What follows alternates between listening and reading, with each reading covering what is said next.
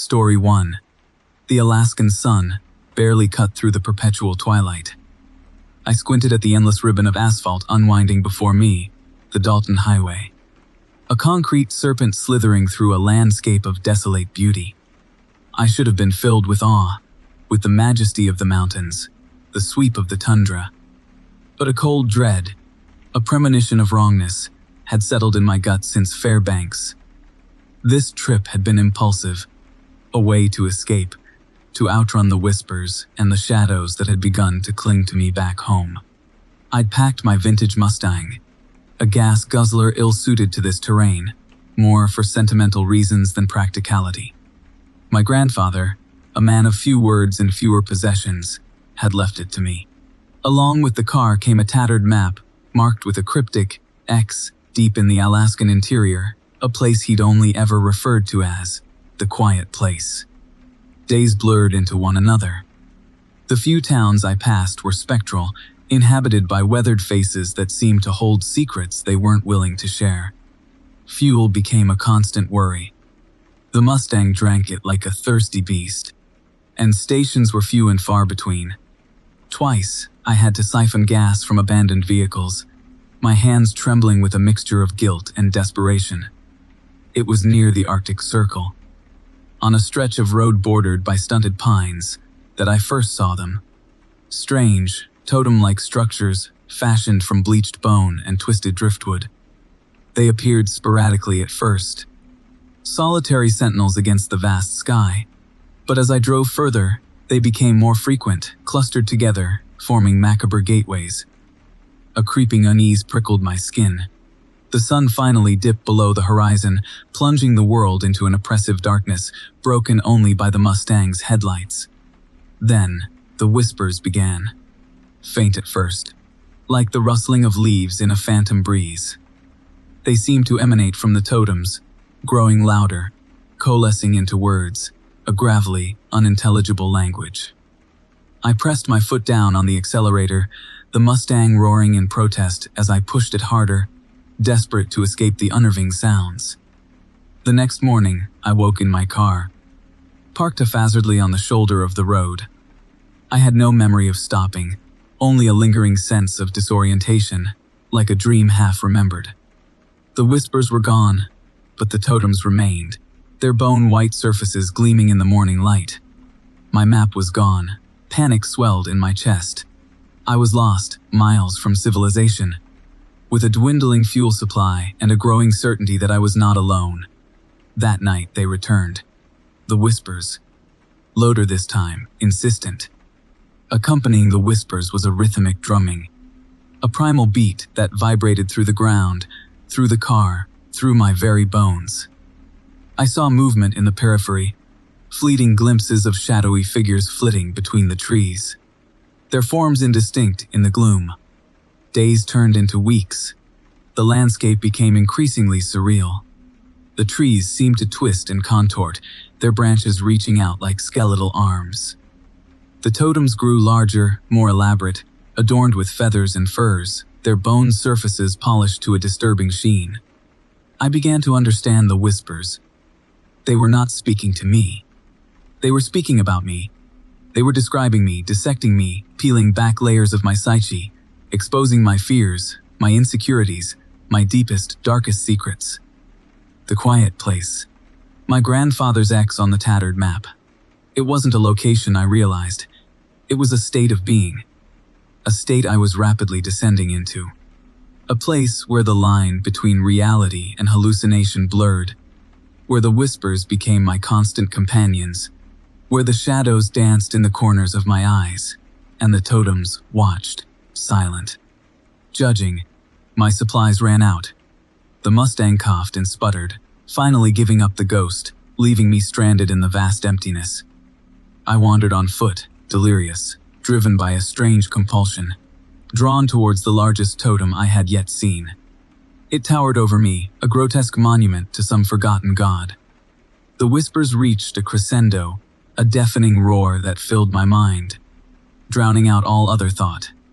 The shadows solidified, taking shape. They were not human, not entirely. Their bodies were elongated, their limbs too long, their heads small and bird-like. Their eyes, large and luminous, burned with an unsettling intelligence. They circled me, chanting in their gravelly tongue, their whispers now a tangible force, pressing against me, suffocating me. One of them, taller than the rest, stepped forward. It held out a hand, its fingers long and skeletal. On its palm lay a small, intricately carved wooden box. Inside, nestled on a bed of dried moss, was my grandfather's map. The X was no longer a simple mark. It was a photograph, a faded image. It was a picture of me standing before the totem, surrounded by the shadows, my eyes vacant, my face a mask of serene acceptance. I understood then. The quiet place wasn't a place I was going to. It was a place I was becoming. It was a place I had always been meant to be. The shadows closed in, their whispers finally silent, replaced by a chilling, bone-deep understanding. This was my inheritance. This was my destiny. This was my quiet place. Story 2. My great-aunt Tilly, bless her hoarding heart, left me her prized possession, a canary yellow 1972 Volkswagen bus she dubbed Sunshine. It was more rust than vehicle, frankly, but Tilly swore it had a soul. I, a struggling botanist with a PhD and no job prospects, saw it as my ticket to Alaska, a place I'd dreamt of since childhood, filled with rare alpine flora just waiting to be cataloged. So, I packed Sunshine with Tilly's moth-eaten blankets, mismatched cookware, and enough instant ramen to feed a small army, and pointed her north. Weeks later, I found myself rumbling through the Yukon, the landscape growing increasingly stark. The endless expanse of spruce and fir began to thin, replaced by gnarled, wind-beaten trees clinging to the rocky slopes. Small, isolated villages, collections of weathered cabins huddled together, appeared sporadically. In one such village, I stopped to refill Sunshine's perpetually hungry tank and ask for directions. An old woman with eyes like glacial ice warned me about traveling further north. She spoke of creatures that walked between worlds, beings of immense power who could shift their shape. Skinwalkers, she called them, her voice a dry rasp, and cautioned me to respect the old ways. I, a woman of science, dismissed her words as folklore. Still, a seed of unease had been planted. As Sunshine chugged onward, the sun, a pale disk in the vast sky, seemed to watch me. The air grew colder, the silence broken only by the rattling of Sunshine's loose panels. I started seeing things at the periphery of my vision. Flickers of movement in the scrub brush. Shapes that resembled people but weren't quite right. I chalked it up to exhaustion and the strange, hypnotic quality of the landscape. But the feeling of being watched intensified. One evening, I pulled off the main thoroughfare, seeking a place to camp for the night. I found a small clearing near a rushing creek, surrounded by towering rock formations. As I set up my makeshift camp, I noticed strange markings on the rocks. Spiral patterns etched deep into the stone, unlike anything I'd ever seen. They seemed to pulse with a faint inner light. That night, nestled in Tilly's scratchy blankets, I couldn't shake the feeling of dread. Every rustle of leaves, every hoot of an owl, sent shivers down my spine. Then I heard it. A low, gravelly chanting, carried on the wind. It seemed to come from everywhere and nowhere at once. I peeked out of Sunshine's dusty window. In the moonlight, I saw them. Figures, silhouetted against the rocks, their forms shifting and changing. One moment they resembled people, the next, animals. Wolves, bears, birds. Their movements were unnatural, jerky, and unsettling. The chanting grew louder, a rhythmic drone that vibrated in my bones. Terror seized me. I scrambled into the driver's seat, fumbling with the keys. Sunshine's engine sputtered and died. I tried again and again, but she wouldn't start. The chanting grew closer. I could feel their presence, a palpable weight in the air. I locked the doors, huddled on the floor, covering my ears, trying to block out the sound. Through the cracks in the floorboards, I saw their feet. Clawed feet, hoofed feet, bare human feet. They circled Sunshine, their chanting rising to a fever pitch. The bus rocked, as if something large were pushing against it. The windows rattled. I squeezed my eyes shut, praying for morning. The chanting abruptly stopped. Silence descended, thick and heavy. I held my breath, afraid to move. Minutes ticked by. Finally, cautiously, I raised my head and peeked through the window. They were gone. The clearing was empty, bathed in the ethereal glow of the rising sun. The markings on the rocks seemed to shimmer, their patterns shifting before my eyes. Trembling, I tried the ignition again. Sunshine roared to life. I didn't hesitate. I threw the bus into gear and sped away, leaving the clearing and its unsettling secrets behind. I drove until the sun was high in the sky, until the landscape changed from jagged peaks to rolling hills. Even now, years later, I can still hear the chanting in my dreams. I can still see the shifting shapes, the strange markings on the rocks. I never returned to Alaska. My herbarium is filled with specimens from around the world, but none from the Alaskan wilderness. Some places, I've learned, are best left undisturbed, some knowledge best left unpursued.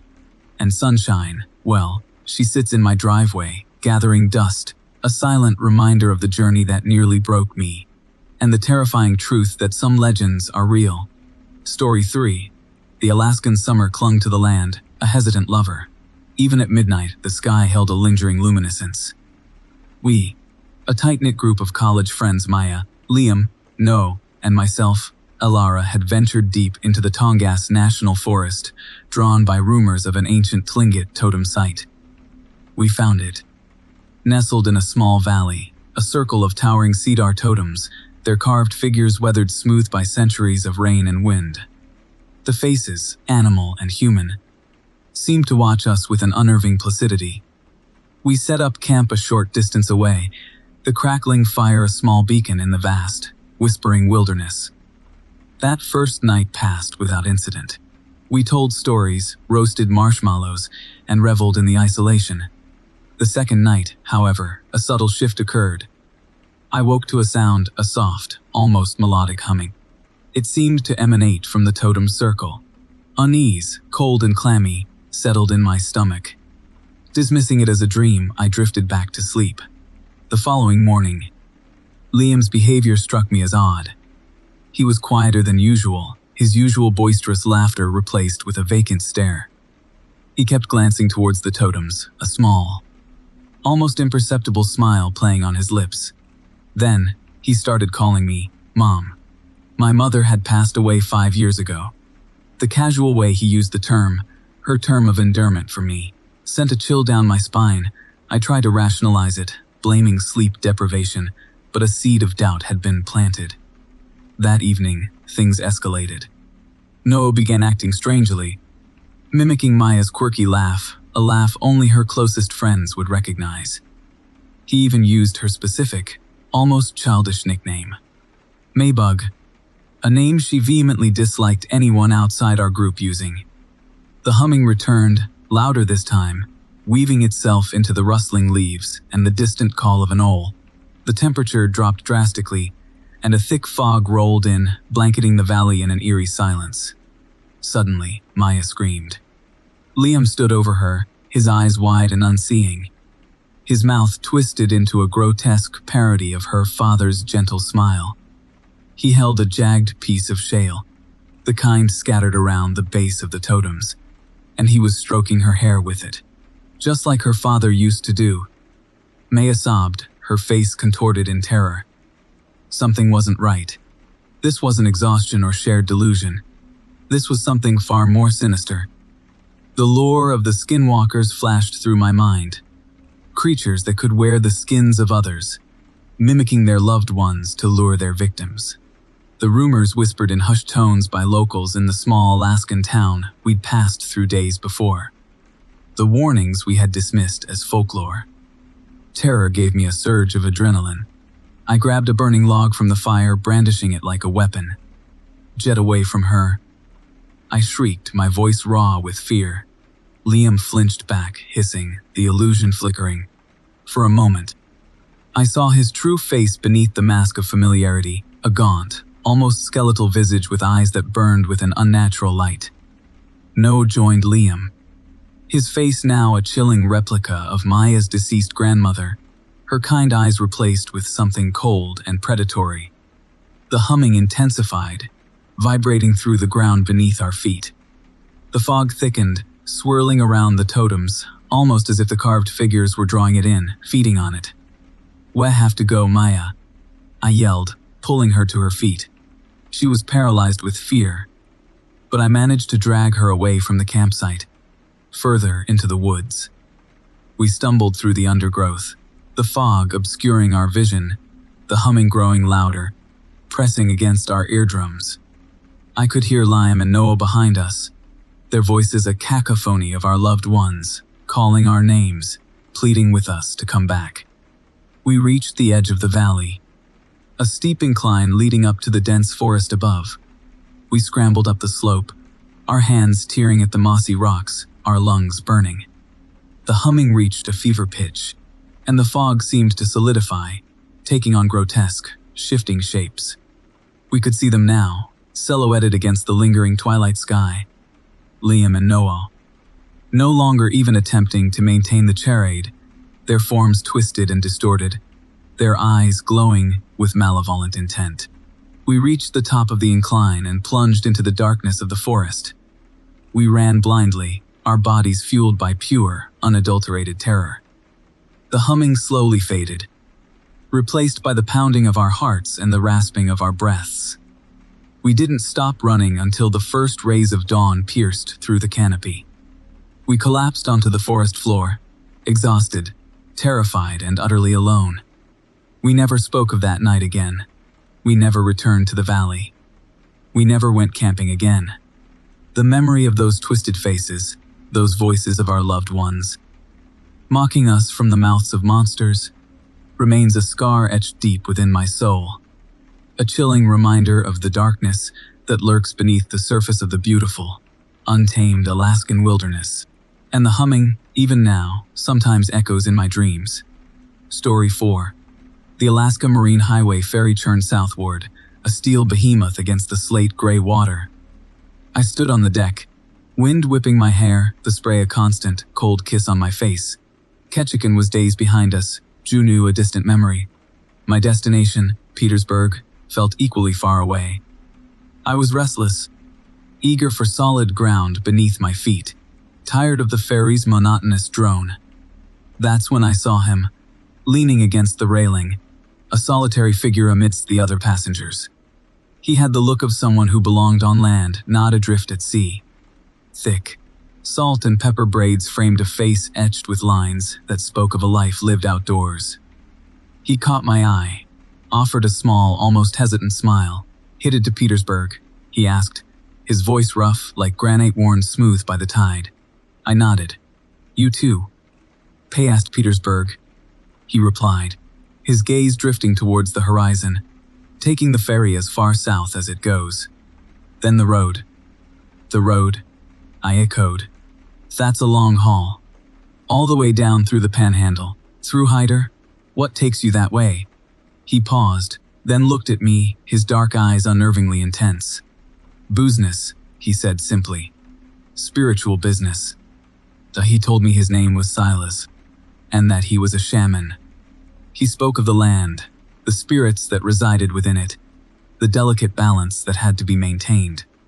He mentioned a particular stretch of road outside of Hyder, a place he called the Whispering Pass. "Be wary there," he cautioned, his voice low. "There's an old spirit, angry and vengeful, tied to that land. It seeks a vessel." I listened, captivated by his stories, even as a part of me dismissed them as folklore, the ramblings of a lonely traveler. Still, a seed of unease had been planted. Days melted into one another. The ferry docked, passengers disembarked. I rented a small, nondescript car in Prince Rupert. I drove east, then south, the scenery transforming from bustling port town to dense, primeval rainforest. The road wound its way through valleys carved by ancient glaciers, alongside rivers teeming with salmon. Days later, I found myself approaching Hyder, the last outpost before the Alaskan border. I thought of Silas, his warning about the Whispering Pass. It was a foolish thought, I chided myself. Superstition. But I couldn't shake the image of his intense gaze, the gravity in his voice. Just outside of Hyder, a sign indicated the Whispering Pass. A narrow, winding road snaked upward, disappearing into the thick foliage. I hesitated. The sun was already beginning to set, painting the sky in hues of orange and violet. Perhaps I should wait until morning, I thought. Find a place to stay in Hyder.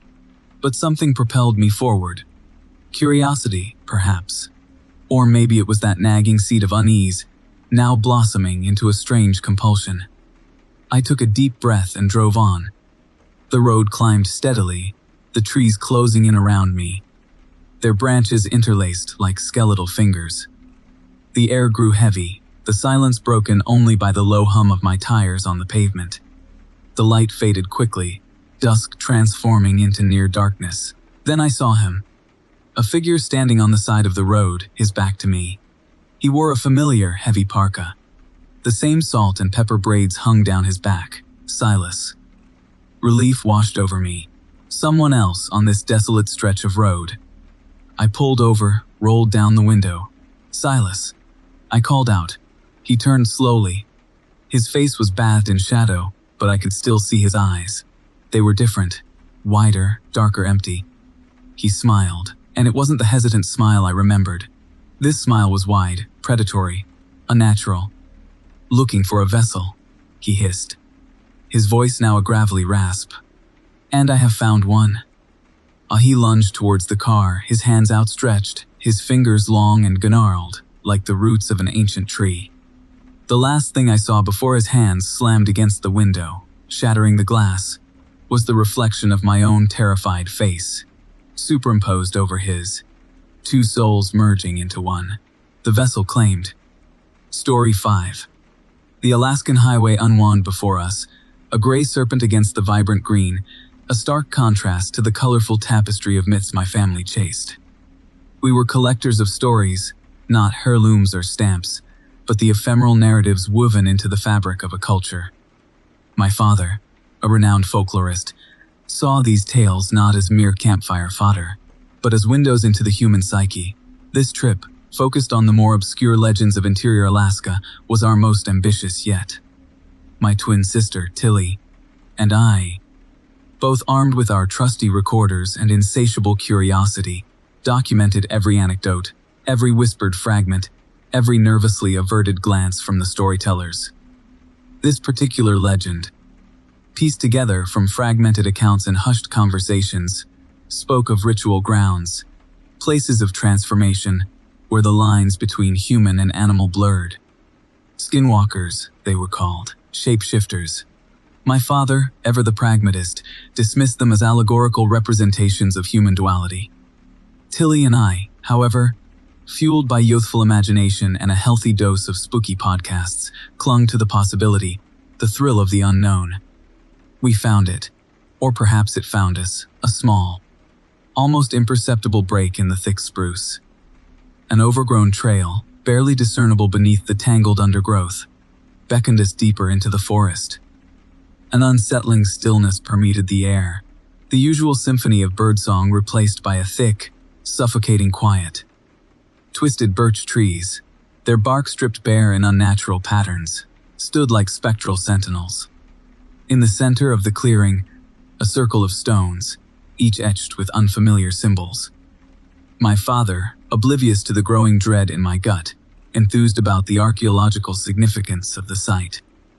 Tilly, ever sensitive to subtle shifts in atmosphere, gripped my arm, her fingers digging into my skin.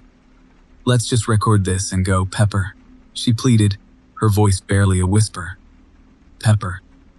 A childhood nickname stemming from my unfortunate tendency to sneeze around anything remotely dusty had stuck with me through the years. As my father meticulously documented the stones, I noticed movement at the edge of the clearing.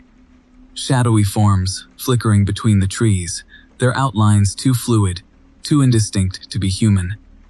I pointed them out to Tilly, but she shook her head, her eyes wide with a mixture of fear and disbelief.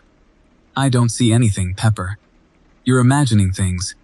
But the figures multiplied, their movements becoming bolder, more purposeful. A low, rhythmic chanting, guttural and unsettling, began to echo through the trees. The symbols on the stones seemed to glow with an unnatural luminescence, their patterns pulsating in time with the chanting. The air crackled with a palpable energy, a tangible force that pressed against my chest, making it hard to breathe. My father, finally noticing our distress, turned to us, a puzzled frown etched on his face. But before he could speak, the chanting intensified, the figures coalescing into distinct shapes. Their forms were human-like, yet distorted, their limbs elongated and contorted, their heads small and misshapen. They wore the skins of animals, draped over their bodies like grotesque cloaks. Terror, raw and unadulterated, seized me. I grabbed Tilly's hand and pulled her towards the trail, screaming for my father to follow. He hesitated, momentarily captivated by the spectacle unfolding before him. But as the figures began to advance, their movements swift and predatory, he snapped out of his scholarly trance and stumbled after us. We ran blindly through the undergrowth, the chanting growing louder, the ground beneath our feet seeming to vibrate with the force of their pursuit. Branches tore at our clothes. Thorns ripped at our skin, but we didn't stop. We couldn't stop. The thought of those twisted figures, their eyes burning with a malevolent intensity, propelled us forward. We burst out of the forest and onto the highway. The sudden transition from the oppressive darkness of the trees to the relative brightness of the open road momentarily blinding. We stumbled across the asphalt, collapsing on the gravel shoulder, our lungs burning, our hearts pounding in our chests. My father, pale and shaken, scanned the tree line, but the figures were gone. The chanting had ceased. Only the eerie silence of the Alaskan wilderness remained. We never spoke of that day again. The recorders, filled with the chilling sounds of the ritual, remain locked away in a box in my attic, a grim reminder of the day we stumbled into a world we were never meant to see. The academic detachment, the intellectual curiosity that had always driven my father, shattered. He retired shortly after, retreating into a world of books and quiet contemplation. Tilly, once vibrant and outgoing, became withdrawn and fearful, her laughter replaced by a nervous silence. And me, Pepper, the collector of stories, I now find myself haunted by the one story I can never tell. The memory of those shadowy figures, their twisted forms, their unnatural movements, forever etched into the deepest recesses of my mind.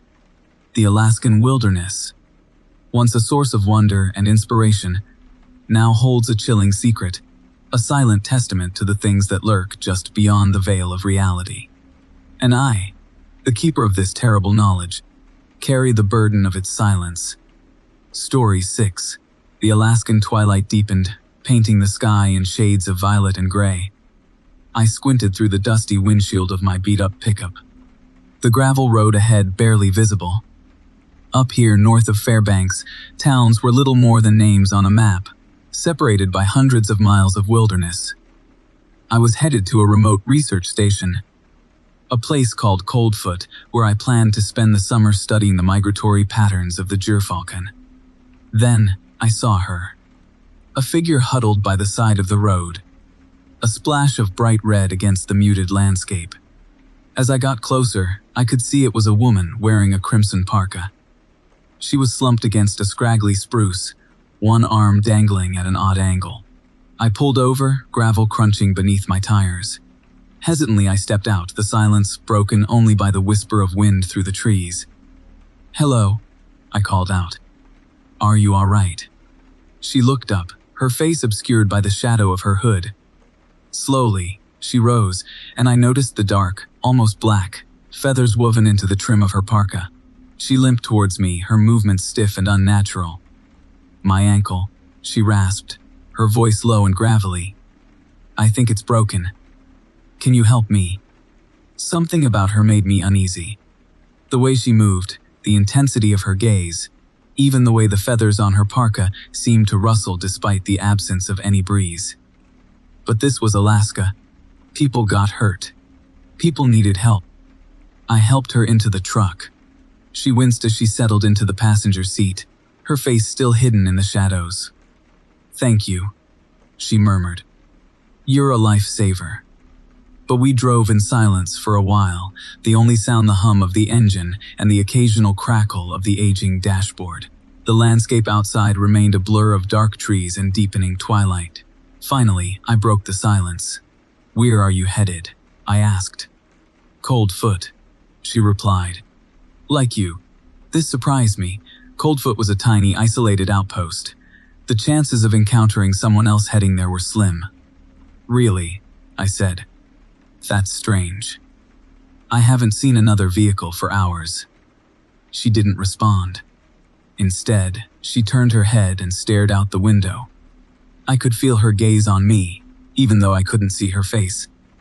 As the darkness outside pressed in, the atmosphere inside the truck grew increasingly tense. I found myself gripping the steering wheel, my knuckles white. The woman remained motionless, her silence unnerving. Then, it started, a low, gravelly clicking sound emanating from the passenger seat. I glanced at her, but she still stared out the window. The clicking grew louder, faster, morphing into a rhythmic clacking. I swallowed hard, my heart pounding in my chest. Something was wrong, very wrong. The clacking intensified, accompanied by a low, rustling sound, like feathers being ruffled. Finally, she turned. The hood of her parka fell back, revealing her face. It wasn't human. Her skin was dark and leathery, stretched taut over sharp, angular bones. Her eyes glowed with an eerie, yellow light, and her nose had elongated into a sharp, beak-like projection. Black feathers sprouted from her cheeks and forehead, rustling and shifting in the confined space of the truck. She smiled, revealing rows of needle-sharp teeth. The clicking and rustling reached a fever pitch. She lunged at me, her clawed hands outstretched. I swerved violently, the truck skidding on the loose gravel. She slammed against the door, a gravelly shriek ripping from her throat. I fought to regain control of the vehicle, my mind racing. This wasn't real. It couldn't be. The truck careened off the road, crashing through the underbrush. The world spun, and then everything went black. I awoke to a throbbing headache and the smell of pine needles. The truck was on its side, the windshield shattered. The passenger door was open. She was gone. I stumbled out of the wreckage, my legs shaking. The forest was silent, the only sound the pounding of my own heart. The sky was beginning to lighten, revealing the devastation around me. And then, I saw it. A single black feather, caught on a branch of a twisted spruce. It rustled gently in the twilight breeze, a chilling reminder of the nightmare I had just experienced. I turned and ran, not stopping until I reached the distant lights of Coldfoot, the image of that grotesque, crow-like face forever etched in my memory. Story 7. The chipped, canary yellow paint of my 1970s VBU bus, affectionately nicknamed Sunshine, reflected the muted Alaskan sky. I, a renowned collector of bizarre roadside attractions, was on a quest for the truly unique. My dashboard hula girl swayed rhythmically with each bump in the gravel, a silent witness to my eccentric adventures. This time my target wasn't a giant ball of twine or a museum of bananas. No. This time I was hunting for skinwalkers. I knew, logically, that skinwalkers were the stuff of Navajo legend, shape-shifting witches cloaked in the hides of animals. But, fueled by a cryptic handwritten note found tucked inside a vintage postcard at a flea market, I'd convinced myself that a pocket of this belief, this practice, had migrated north. The note mentioned a village hidden somewhere in the Alaskan interior, a place where the lines between human and animal blurred. Sunshine grumbled as I navigated a barely discernible track branching off the main road, the vegetation becoming denser welder. The air, thick with the scent of pine, and something subtly, unsettlingly different, grew colder. Finally, nestled in a small hollow, I saw it. The village, crude log cabins, their roofs caved in, stood silent. An unnatural quiet blanketed the area. devoid of even the chirp of insects. But it wasn't the decay that made my breath catch in my throat. It was the effigies. Positioned outside each dwelling, as if standing guard, were figures crafted from wood and animal hides.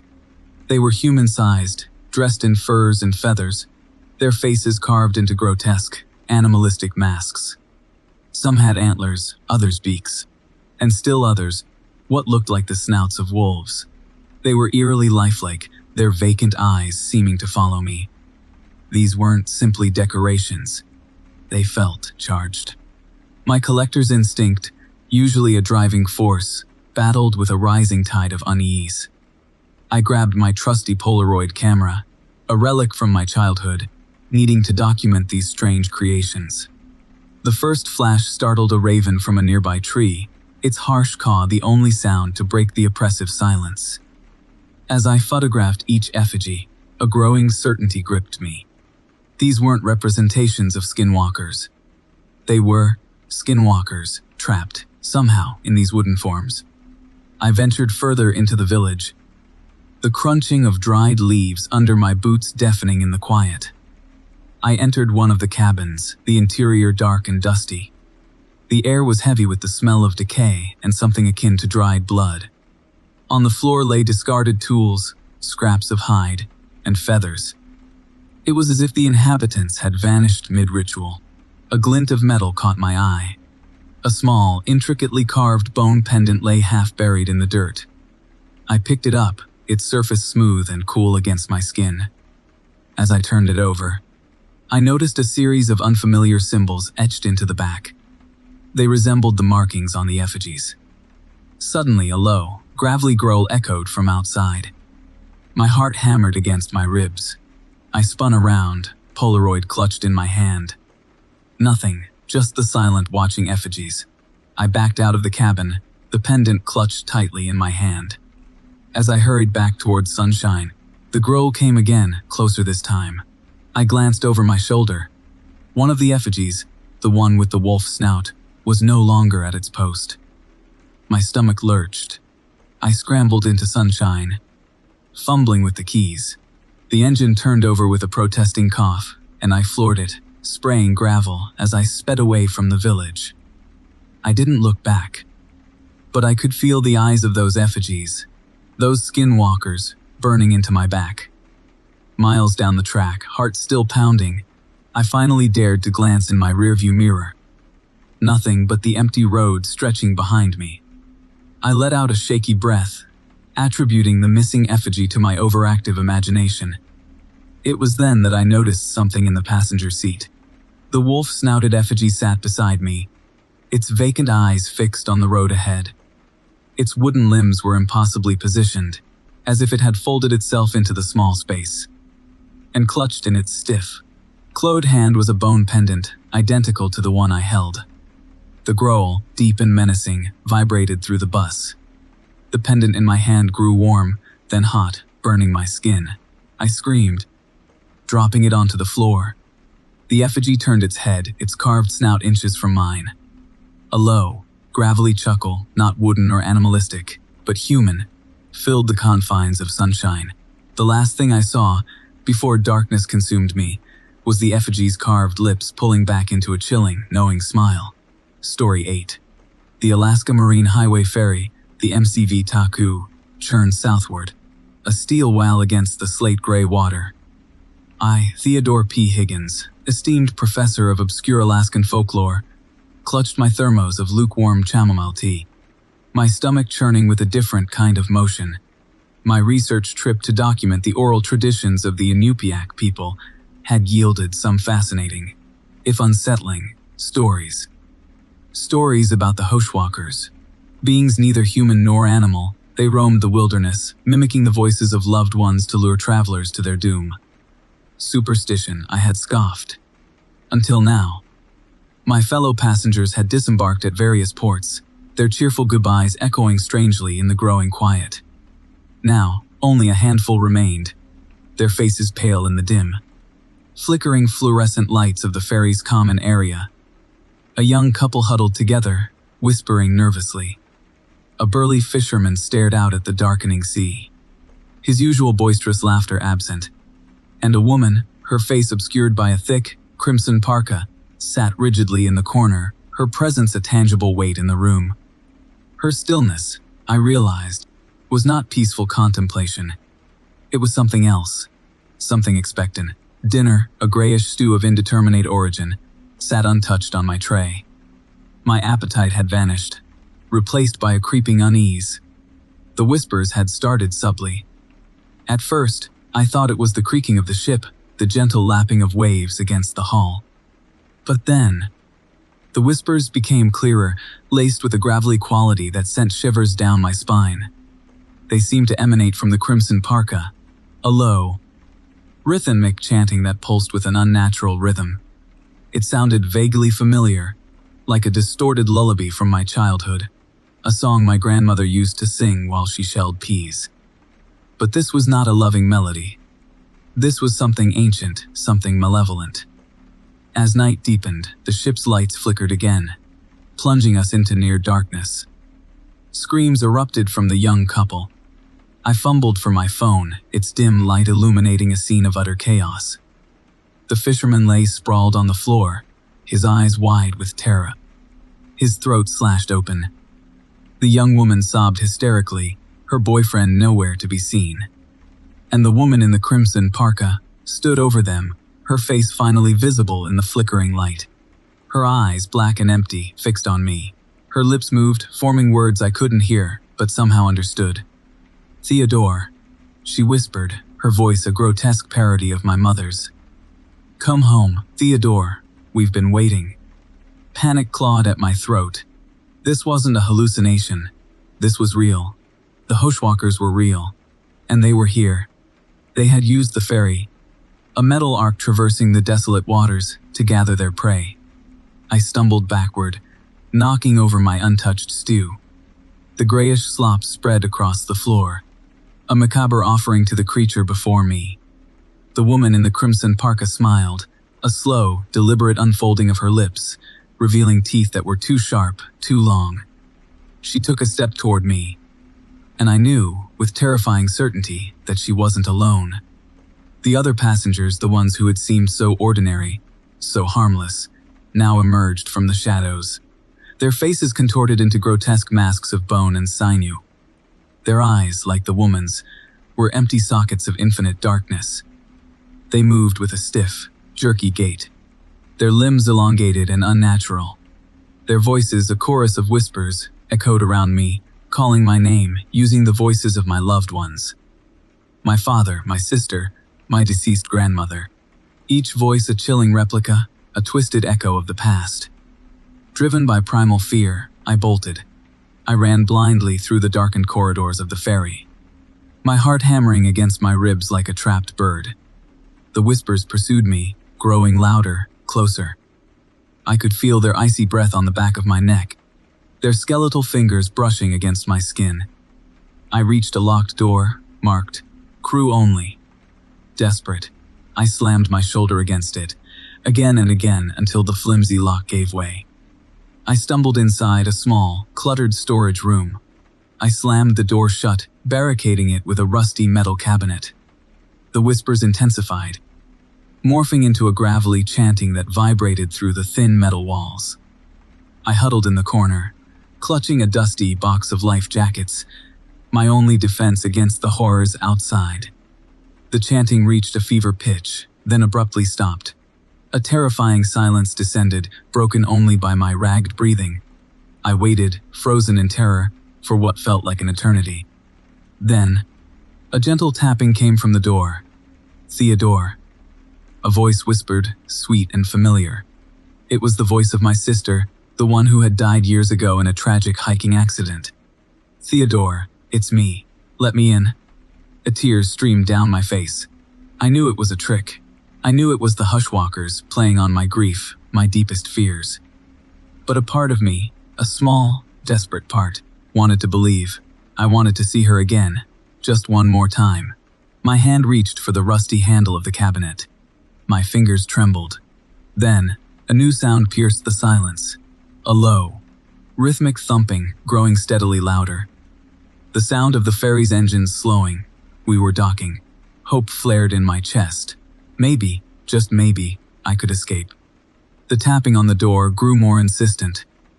"Theodore, please," the voice pleaded. "It's cold out here." I took a deep breath, steeling myself against the siren call of the Skinwalkers. I wouldn't fall for their trick. I wouldn't open the door. The ferry lurched, the metal groaning against the dock. The door rattled violently. The whispers turned to screams of rage. And then, silence. I waited, my heart pounding, until the first rays of dawn filtered through the grimy porthole. Cautiously, I removed the barricade and opened the door. The storage room was empty. The ferry was deserted. The only sign of the horrors of the night was a single crimson parka, discarded on the floor, its faint inner light extinguished. I stumbled out onto the deck, blinking in the weak Alaskan sunshine. The dock was empty, the small coastal town silent and still. The Skinwalkers were gone, but their whispers remained, forever etched in my memory. A chilling reminder of the darkness that lurks beneath the surface of the Alaskan wilderness. I, Theodore P. Higgins, esteemed professor of obscure Alaskan folklore, had become a story myself. A survivor, a silent witness, and a believer. Story 9. The gravel crunched beneath the tires of my beat-up Subaru, the sound oddly comforting in the encroaching silence of the Alaskan wilderness. Tilly, my ever-optimistic girlfriend, hummed along to a local radio station. We were hours into our road trip, miles beyond cell service, and finally nearing our destination. A remote cabin Tilly had booked as a surprise. She, bless her heart, had envisioned a romantic getaway. I, however, felt a prickle of unease, a growing sense of isolation that the vibrant greens and endless blues of the Alaskan landscape couldn't quite dispel. The cabin, when we finally found it, nestled at the end of a barely there track, looked less charming, more derelict. Faded yellow paint peeled from the wood siding. A single, grimy window stared out like a vacant eye. But Tilly was already out of the car, her braids bouncing with enthusiasm, a small, chipped teacup in her hand. "Look," she enthused, holding it up. "I found this by the steps. Isn't it quaint?" The teacup, a delicate porcelain white with a faded floral pattern, seemed strangely out of place. It looked new. Certainly not something that belonged to a dilapidated cabin in the middle of nowhere. Inside, the cabin was dusty and smelled of damp earth and something else, something faintly metallic, that I couldn't identify. Tilly, undeterred, was already exploring, her cheerful voice echoing through the small space. "There's only one bedroom," she called out. "But the view. Oh, the view." I followed her into the single room. The view was indeed breathtaking, a vista of rolling hills and dense forest stretching as far as the eye could see. But my gaze was drawn to something else, something far more disturbing. Scrawled on the wall in what looked like dried blood were strange symbols, angular and sharp, unlike anything I'd ever seen. "What?" I asked, my voice hushed. Tilly, oblivious, shrugged. "Probably some old graffiti. Kids, you know." She picked up a dusty photo album from a small table. "Look at this," she said, flipping through the yellowed pages. Pictures of the previous owners, I guess. The photos, faded and blurry, depicted a group of people, their faces eerily blank. In one photo, they were gathered around a bonfire, their bodies draped in what looked like animal hides. In another, they were standing in a circle, holding hands, their heads bowed. And in every photo, each person clutched a small, white teacup, identical to the one Tilly had found. My unease intensified. "Tilly," I said, my voice tight, "I think we should leave."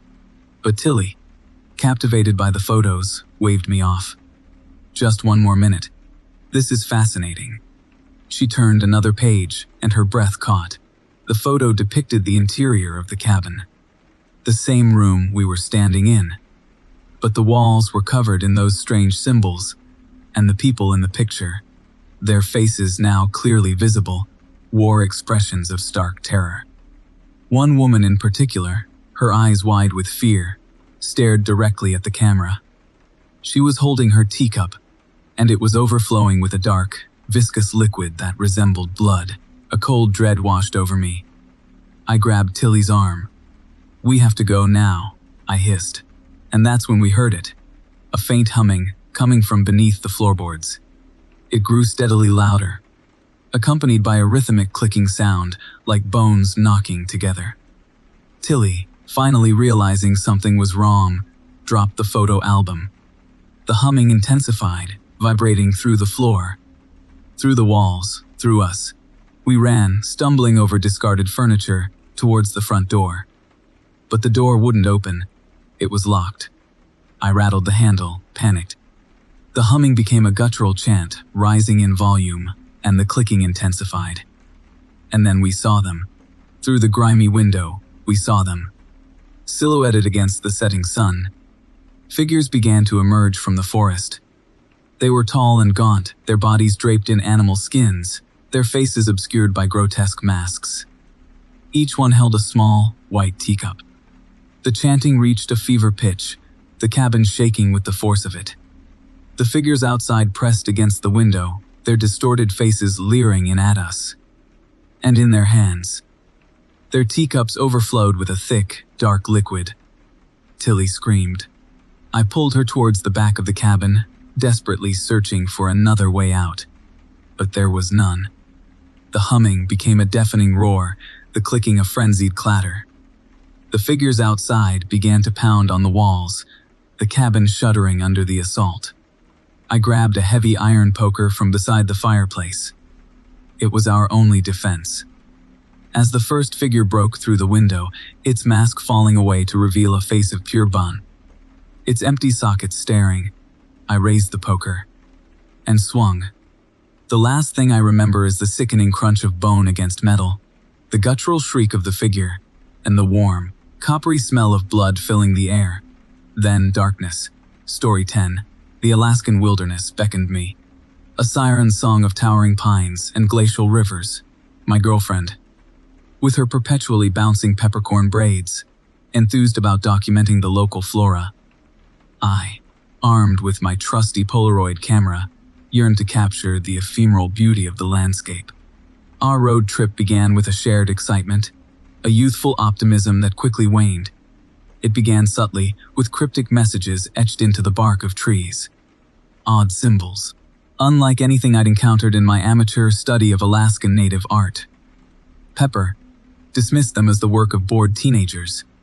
I, however, felt a prickle of unease, a creeping certainty that something lurked beneath the surface of this pristine wilderness.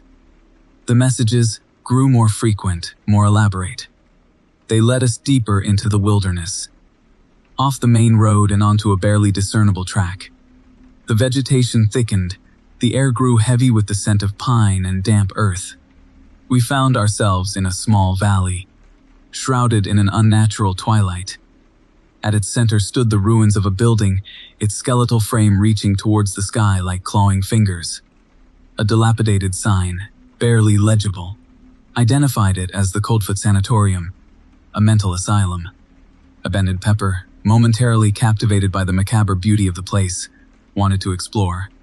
I felt a growing dread, a sense of foreboding so strong it made my stomach churn. My reluctance was overridden by Pepper's intellectual curiosity. She saw a story waiting to be uncovered. I saw a nightmare unfolding. The interior of the asylum was a testament to decay. Peeling paint, shattered glass, and discarded furniture littered the halls. A thick layer of dust coated everything, giving the air a stale, metallic tang. We found patient records, yellowed with age, detailing bizarre delusions and violent outbursts. One recurring theme emerged. The patients spoke of figures in the woods, whispering voices and strange rituals. They described beings neither human nor animal, shape-shifting entities that walked between worlds. Skinwalkers. As we delved deeper into the asylum's history, the atmosphere grew heavier, the silence more unnerving. I started hearing things, a faint humming, a rhythmic clicking, like bones knocking together. Pepper attributed it to the wind whistling through the broken windows. I wasn't convinced. The humming intensified, The clicking grew louder, more insistent. Then, we saw them. Silhouetted against the fading light in a doorway at the end of a long corridor stood a figure. Tall and gaunt, draped in what looked like animal hides. Its head was abnormally small, almost skeletal. It stood motionless, its presence radiating a malevolent intensity. Then, it moved. With unnatural speed, it glided towards us, its movement stiff and jerky. Terror seized me. I grabbed Pepper's hand, and we ran. We ran blindly through the decaying corridors, the humming and clicking pursuing us, growing louder with every step. We stumbled out of the asylum and into the deepening twilight. The figures were there, waiting for us. A cluster of them, their forms twisted and grotesque, their faces obscured by animalistic masks. They began to chant. A low, gravelly sound that vibrated through the very ground beneath our feet. We fled into the woods, the chanting echoing behind us, the figures pursuing us relentlessly. The forest, once a place of serene beauty, had become a terrifying labyrinth. The trees seemed to close in around us, their branches reaching out like skeletal fingers. The shadows danced, forming macabre gateways through which the figures flitted, their movements swift and silent. We ran until our lungs burned, until our legs were sore, until we collapsed, gasping for breath, at the base of a towering cedar totem. It stood like a silent sentinel against the encroaching darkness, its carved figures weathered smooth by time and the elements. The chanting stopped. The figures closed in.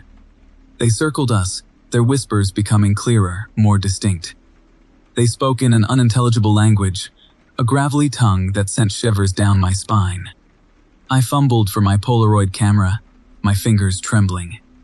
I snapped a picture, hoping to capture some evidence of this nightmare, some proof that we weren't hallucinating. The flash momentarily illuminated the figures, their distorted faces leering at us, their eyes gleaming with an unsettling intelligence. Then, darkness. I woke up to the sound of Pepper screaming.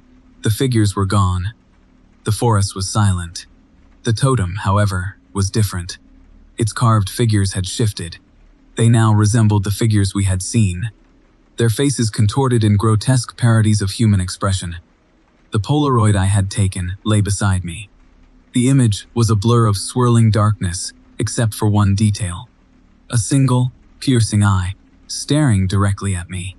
We stumbled back to the car, our minds reeling, our bodies exhausted. We drove in silence, the oppressive darkness of the Alaskan wilderness pressing in on us. The humming started again, faint at first, then growing steadily louder, more insistent. We never spoke of what we saw that night. We never returned to that desolate valley. But the whispers remain. They follow me still, echoing in the deepest recesses of my mind, a chilling reminder of the horrors that lurk beneath the surface of the Alaskan wilderness. The figures in the woods, they are still out there, waiting, whispering. Story 11. My trusty, beat-up Subaru Forester, affectionately nicknamed the Moose, rumbled down the Glen Highway. Tilly, my ever-optimistic girlfriend, navigated while Dalton, his perpetual frown etched deep, fiddled with his vintage Polaroid camera.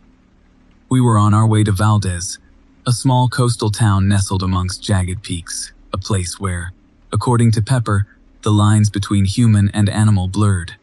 Our fourth companion, a hitchhiker we'd picked up outside of Palmer, introduced himself only as Silas. He was tall, gaunt, his face hidden beneath a thick layer of tangled, dark hair. He spoke little, offering only a quiet nod or a gravelly grunt in response to our cheerful banter. He clutched a worn, leather-bound book filled with strange symbols I couldn't decipher. There was a disturbing sheen in his pale eyes, a vacant stare that made me uneasy. Still, I chided myself for judging. Alaska's full of eccentrics. Silas, however, proved to be more than just eccentric. He began speaking, at first in hushed tones, then with growing fervor, about the beings Pepper described. Beings neither human nor animal. Skinwalkers, he called them. His voice, rough with disease, resonated with a terrifying certainty. He spoke of ancient rituals, of sacrifices made to appease these entities, of shape-shifting witches cloaked in animal hides. He knew things, specific details, that sent shivers down my spine. He knew the names of isolated villages, of forgotten ritual grounds. He spoke of their gravelly tongue, of their unnatural movements. His words painted a vivid, horrifying tapestry of Alaskan folklore that went far beyond the tourist brochures and campfire stories. As Silas spoke, the landscape outside seemed to shift, to darken. The vibrant greens of the Alaskan summer clung to the mountainsides, but the shadows seemed deeper, the silence heavier. The air grew cold, despite the summer sunshine. I found myself gripping the steering wheel tighter, my knuckles white. We stopped for the night at a small, deserted campground near the Matanuska Glacier. Silas wandered off into the woods, his heavy parka disappearing into the deepening twilight. We built a small fire, the flames licking at the damp wood, providing little warmth.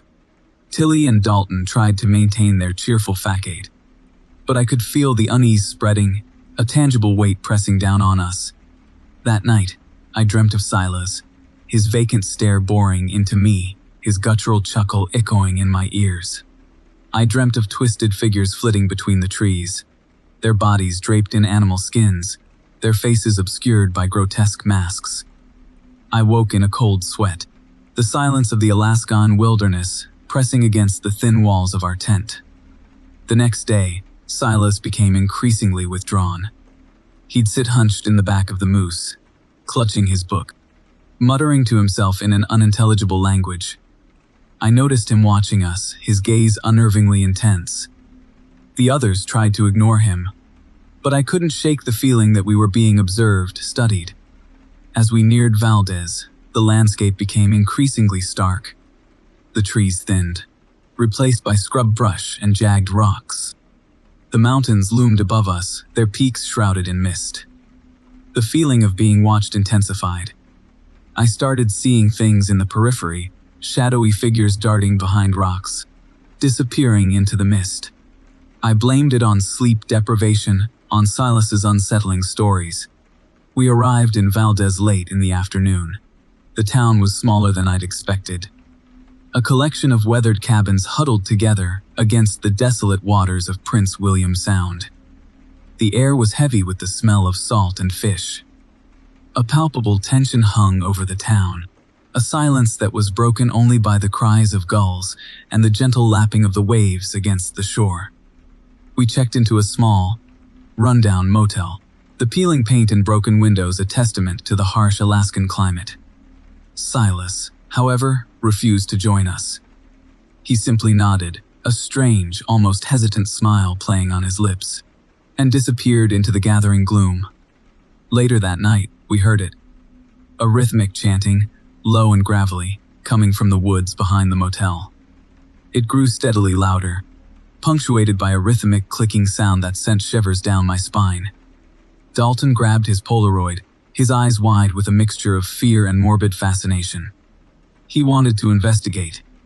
Tilly, her face pale, pleaded with him to stay. I agreed with Tilly. We should leave. Now. But before we could even pack our bags, the chanting stopped. An eerie silence descended, broken only by our ragged breathing. Then a blood-curdling scream erupted from the darkness. It was Pepper. I grabbed a flashlight and ran outside, Dalton and Tilly close behind. We found Pepper huddled on the ground, her eyes wide with terror, her peppercorn braids bouncing wildly. She pointed towards the woods, her voice barely a whisper. "Silas," she stammered. He's changed." The beam of my flashlight illuminated a figure standing at the edge of the trees. It was Silas, but different. His parka was gone, revealing his gaunt frame. His skin was pale, almost translucent.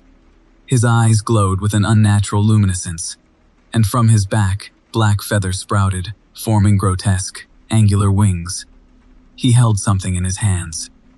Something that glinted in the faint light. It was Dalton's Polaroid camera. Another scream ripped through the night. This time it was Tilly.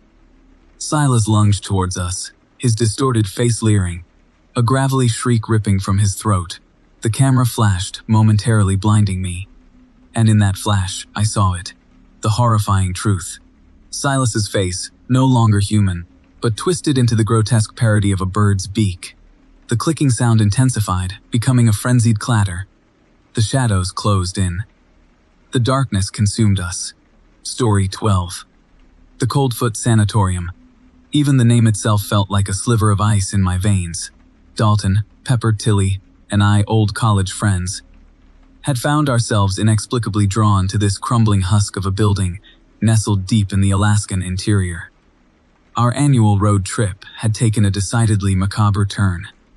We'd been enthralled by local legends, whispers of strange rituals practiced by a secluded sect, stories that seemed to cling to the jagged, snow-capped peaks surrounding us. Coldfoot, a forgotten town whose name seemed to echo its fate, was the focal point of these tales. The sanatorium stood like a gaunt skeleton against the muted Alaskan landscape, its faded yellow paint peeling like sunburnt skin. Broken windows stared out like empty sockets, a silent testament to the decay within. Pepper, with her perpetually bouncing peppercorn braids, chattered excitedly about documenting the place, her trusty Polaroid camera already clicking. Tilly, more hesitant, clutched my arm, her usual boisterous laughter absent. Dalton, ever the pragmatist, simply nodded, his academic detachment a stark contrast to Pepper's enthusiasm. Inside, dust motes danced in the slivers of light that pierced through the grimy portholes. The air was thick with the smell of decay, a musty blend of mildew and something faintly metallic. Discarded furniture littered the decaying corridors, remnants of lives abruptly ended. We explored the skeletal remains of the building, each room a morbid tableau. Operating theaters stood frozen in time, surgical tools scattered as if mid-procedure. Patient rooms contained rusted bed frames and chipped teacups, silent reminders of the individuals who had once resided within these walls. In a cluttered storage room, we found what we had been subconsciously searching for: patient records and journals. Yellowed pages, filled with spidery handwriting, detailed not just illnesses, but horrifying experiments. The journals spoke of a doctor obsessed with the human psyche, pushing its boundaries through unethical procedures, his subjects becoming less patients, more experiments. The details were disturbing. A descent into madness meticulously documented. One recurring theme emerged, a strange symbol repeatedly sketched in the margins, a spiral within a circle, unlike anything I'd ever seen. As we delved deeper into the journals, a subtle shift occurred in the atmosphere. The silence became heavier, punctuated by the rhythmic clicking of Pepper's Polaroid.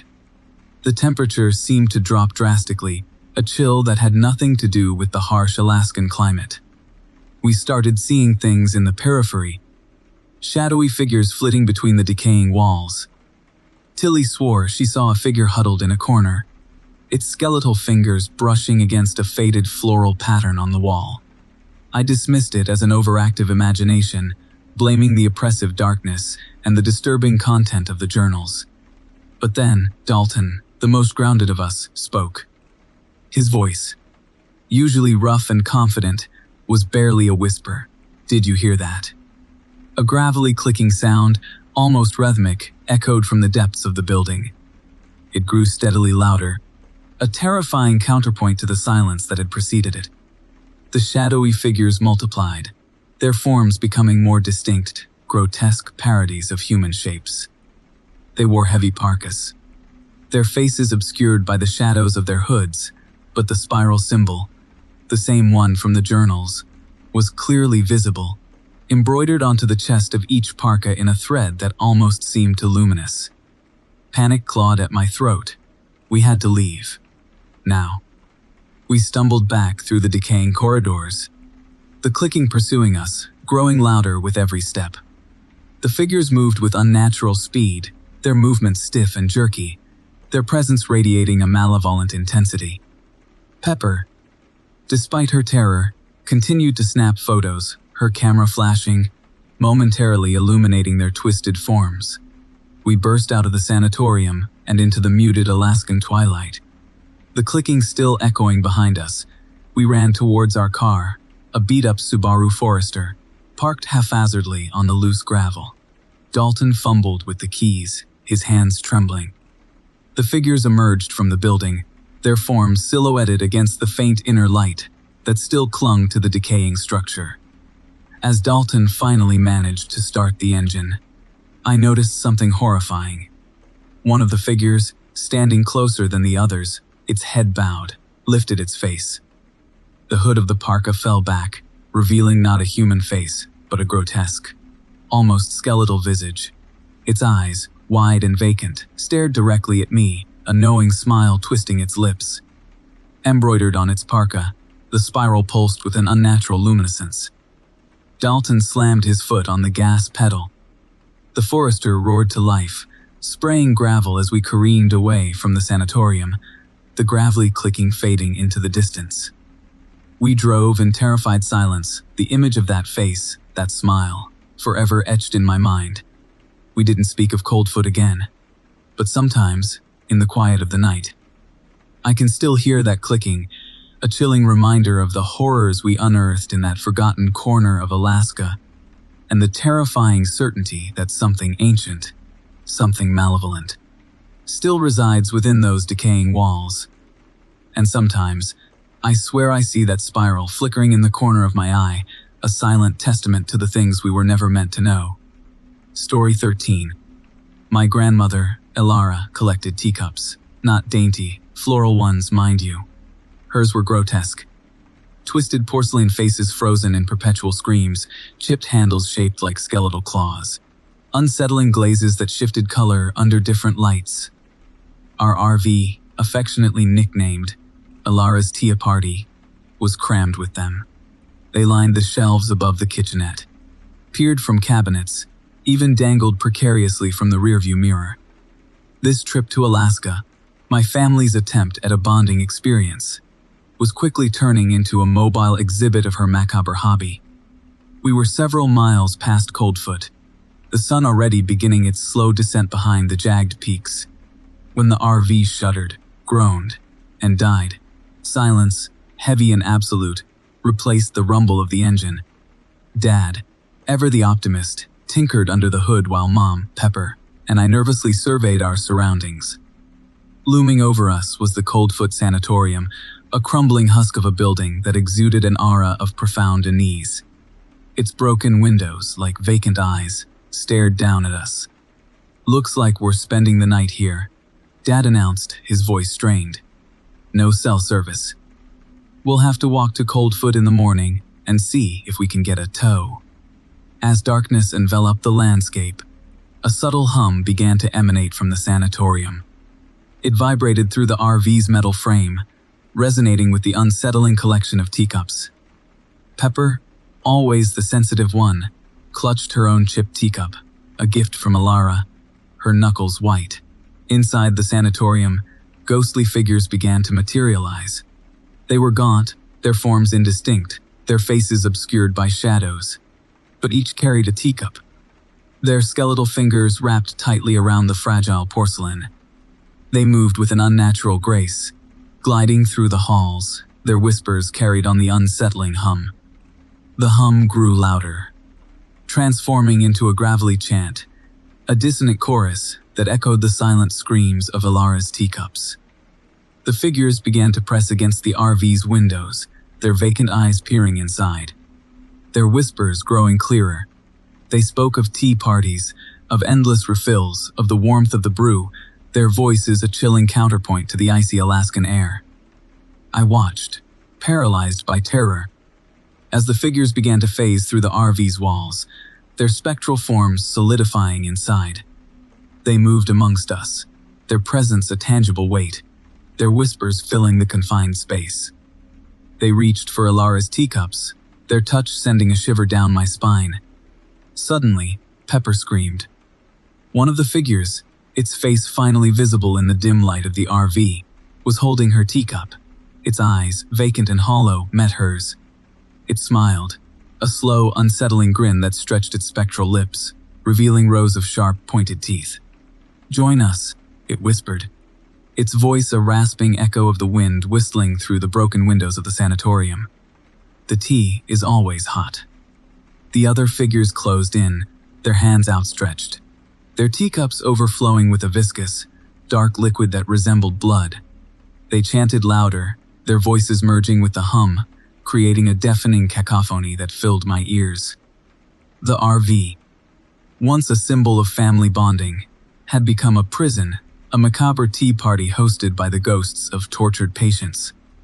The figures surrounded us, their skeletal fingers brushing against our skin. I closed my eyes, bracing myself for the inevitable. But then, a strange thing happened. The chanting stopped. The figures froze, their vacant eyes fixed on something behind me. I turned slowly, my heart pounding in my chest. Standing in the doorway of the RV was my grandmother, Ilara. She was dressed in her usual eccentric attire, a crimson parka and mismatched gloves, a knowing smile playing on her lips. In her hands, she held a teacup, its porcelain face twisted in a grotesque parody of delight. "Don't be rude," she chided, her voice surprisingly strong. "Offer our guests some refreshments." The figures turned their attention back to us, their smiles widening. They reached for their teacups, their skeletal fingers trembling with anticipation. As they raised the cups to their lips, I understood. This wasn't their tea party. It was Alara's. And we were the guests of honor. Story 14. My fingers, slick with something I desperately hoped was only mud, traced the strange spiral carved into the totem's weathered face. The humming, a dissonant chorus of gravelly whispers, vibrated through the wood and into my bones. The totems, dozens of them, loomed over us, silent sentinels against the bruised purple sky of the Alaskan twilight. Tilly's whimpers, barely audible above the whispering, tore through me. Dalton, our self-proclaimed protector, stood frozen, his face a mask of stark terror. I knew, with a sickening certainty, we wouldn't survive the night. How we ended up surrounded by these monstrosities in a forgotten clearing somewhere off the Dalton Highway, I still can't fully comprehend. It started innocently enough, a post-graduation road trip. Me, Tilly, Dalton, and Pepper, armed with a map, an overstuffed Subaru, and an insatiable appetite for adventure.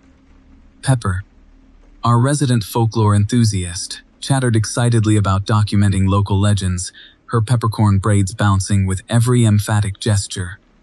Her enthusiasm, infectious as always, masked a certain morbid curiosity that I found both intriguing and unnerving. Our first stop was Coldfoot, a remote outpost clinging to the edge of the Arctic Circle. The Coldfoot Sanatorium, abandoned and decaying, stood as a silent monument to forgotten horrors. Pepper, naturally, insisted we explore. Despite the pervasive chill, the decaying corridors held a strange allure. We found patient records, detailing bizarre delusions, strange symbols repeatedly sketched. The whispers started subtly there, a low thrum beneath the wind whistling through broken windows.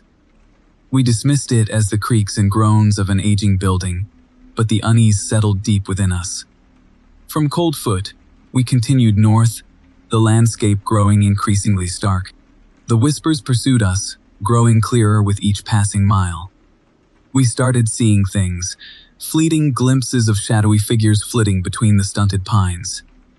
We blamed sleep deprivation, overactive imaginations, anything but the terrifying truth unfolding before us. Then came the totems. We stumbled upon the clearing by chance, a barely discernible track branching off the main road. Drawn by a morbid curiosity, we followed it, the Subaru protesting with every jolt and lurch. The clearing was bathed in an unnatural luminescence, the air thick with the smell of damp earth and something faintly metallic. The totems, grotesque parodies of human and animal forms, stood clustered together, their surfaces polished smooth despite the harsh Alaskan climate. The humming intensified, a guttural chant that seemed to emanate from the wood itself. And then the figures emerged, draped in animal skins, their faces obscured by grotesque masks. They moved with an unnatural grace, their forms shifting and blurring at the edges of our vision. Dalton, finally snapping out of his stupor, slammed the Subaru into reverse. The tires spun uselessly in the mud. Panic clawed at my throat. I grabbed Pepper's hand, her skin clammy and cold. Tilly screamed, a high-pitched wail that was swallowed by the chanting. The figures closed in, their whispers becoming words, a dissonant chorus of forgotten rituals. They reached for us, their hands, long and skeletal, outstretched. The first touch sent a searing pain through my arm. I saw Pepper's face contorted in a silent scream as a figure wrapped its skeletal fingers around her throat. Dalton, his eyes wide with terror, fumbled for the door handle. He managed to scramble out, only to be tackled by two of the figures, their guttural growls echoing through the clearing. Then, they turned their attention to me, their whispers filling my ears, their hands reaching, their touch promising not death, but something far worse. The last thing I saw before the darkness consumed me was the spiral, etched into the totem's face, pulsing with an unholy light. It was then I understood. This was no ordinary place. This was a gateway, and we had just stepped through. Story 15. The Alaskan wilderness, they said, calls to the wild at heart. Mine, however, felt more like a trapped bird, fluttering frantically against its cage as we bumped along a barely discernible track. Dalton, forever the optimist, hummed along to some forgotten folk tune, his hands loose on the steering wheel of his battered Jeep. Pepper, her peppercorn braids bouncing with every jolt, chattered excitedly about Bigfoot, Sasquatch, anything remotely cryptid. Tilly, my ever-practical girlfriend, quietly read a dog-eared copy of Alaskan Flora and Fauna, occasionally pointing out a particularly vibrant lichen or a hawk circling high above. I, sealess, gripped my vintage Polaroid camera, a nervous knot tightening in my stomach. This expedition, my brain reminded me unhelpfully, was my idea. We were several days into our cryptozoological quest, chasing whispers and shadows, our initial enthusiasm slowly curdling into a pervasive sense of unease. The forest, once a place of peaceful contemplation, now felt watchful, its silence heavy with unspoken secrets. The trees, twisted and gnarled, seemed to lean inwards, their branches interlaced like skeletal fingers, forming macabre gateways. Birdsong had been replaced by a low, rhythmic thrumming, almost imperceptible at first, but growing steadily more insistent. It was Pepper who first noticed the totems. Not the grand, intricately carved totems found in tourist shops, but crude, unsettling effigies fashioned from driftwood and bone. They appeared sporadically, clustered at the base of particularly ancient trees, their surfaces polished smooth by unknown forces. Their faces, barely more than suggestions carved into the wood, seemed to follow us with vacant stares. Pepper, initially delighted, enthused about documenting these authentic folk art pieces. Tilly, however, found them disturbing, a sentiment I wholeheartedly shared. The thrumming intensified. The air grew thick, heavy, making it difficult to breathe. The sunlight, usually so vibrant in the Alaskan summer, seemed to dim, as if filtered through a grimy lens. We stopped for the night, setting up camp in a small clearing dominated by a massive cedar totem, its carved snout inches from our campfire. The flames flickered nervously, casting long, dancing shadows that mimicked the twisted forms of the surrounding trees. Sleep evaded me. The thrumming vibrated through my bones, a dissonant lullaby. I could feel the eyes of the totem upon me, its silent scrutiny more terrifying than any guttural roar. The next morning, Dalton's usual boisterous laughter was absent, replaced by a nervous silence. Even Pepper's boundless enthusiasm seemed to have waned. As we packed up, I noticed something new. Small, black feathers were woven into the hair of the totem, clinging to its smooth surface like morbid decorations. A shiver ran down my spine. These weren't simply decorations. These were offerings. We pressed onward, the landscape growing increasingly surreal. The trees became denser, their branches reaching out like grasping claws. The ground beneath our feet felt spongy, yielding with every step. The thrumming was now a constant companion, a relentless pulse echoing through the valleys. Then, we found them. The source of the feathers. The source of the thrumming. They weren't Bigfoot. They were something far worse. Humanoid in shape, but impossibly thin, their limbs elongated and grotesquely contorted.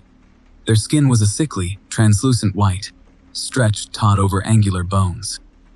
They wore cloaks of feathers and bone, their faces obscured by grotesque masks carved from driftwood. They moved with an unnatural grace, flitting silently between the trees, their presence radiating an unsettling intelligence. They didn't speak. They clicked. A rhythmic, gravelly clicking that resonated deep within my skull, a sound that would forever be etched into my nightmares. Terror seized me, cold and paralyzing. I fumbled for my camera, the familiar clicking of the shutter a pathetic defense against the encroaching horror. The flash momentarily illuminated their forms, their vacant eyes reflecting the artificial light with an unsettling intensity. They didn't react to the flash. They didn't flinch. They simply continued their clicking, their movements becoming bolder, their circle tightening. Dalton slammed his foot on the accelerator, the Jeep roaring to life. We careened through the forest, branches whipping against the windshield, the gravelly clicking pursuing us like a pack of ravenous wolves. The trees seemed to close in, their branches reaching out like grasping claws, trying to snag us, to pull us into their silent embrace. We drove for what felt like an eternity, the landscape blurring into a terrifying tapestry of twisted trees and fleeting glimpses of those white, skeletal forms. The clicking intensified, filling the Jeep, drowning out the roar of the engine, a deafening cacophony that threatened to shatter my sanity. Then, just as suddenly as it began, the chase ended. The forest thinned. The clicking faded. The thrumming subsided. We emerged into a small clearing, the setting sun casting long shadows across the ravaged landscape. We were safe. For now. But the silence that descended was more terrifying than the clicking. It was the silence of something waiting, something watching. The Alaskan wilderness had shown us its teeth, and I knew, with a sickening certainty, that we would never truly escape its gaze. The totems, I realized, were not offerings. They were warnings. And we, in our foolish pursuit of the unknown, had stumbled into a place where humans were not meant to tread. We had awakened something ancient, something powerful. And it was not done with us. The clicking I knew would return. Story 16. The morning air, crisp and clean, belied the horror we awoke to. Our meticulously organized supplies lay scattered, torn open, ravaged. Flour dusted the torn nylon of our tent. Beans, rice, even the sealed bags of trail mix, all ripped apart. But it wasn't the mess that froze the blood in my veins. It was the footprints, huge, three-toed prints, surrounding our tent, imprinted deeply in the soft earth. They belonged to nothing I had ever seen, nothing I had ever read about. Pepper, my eternally optimistic girlfriend, initially blamed Beers. But even she fell silent, staring at those impossible tracks, her peppercorn braids bouncing nervously. Dalton, our resident folklore enthusiast, spouted theories about Alaskan cryptids. His usual boisterous laughter was gone, replaced by a hushed, almost reverent tone. Tilly, Pepper's younger sister, just clung to her, face pale, eyes wide with terror. We packed quickly, a nervous energy propelling us.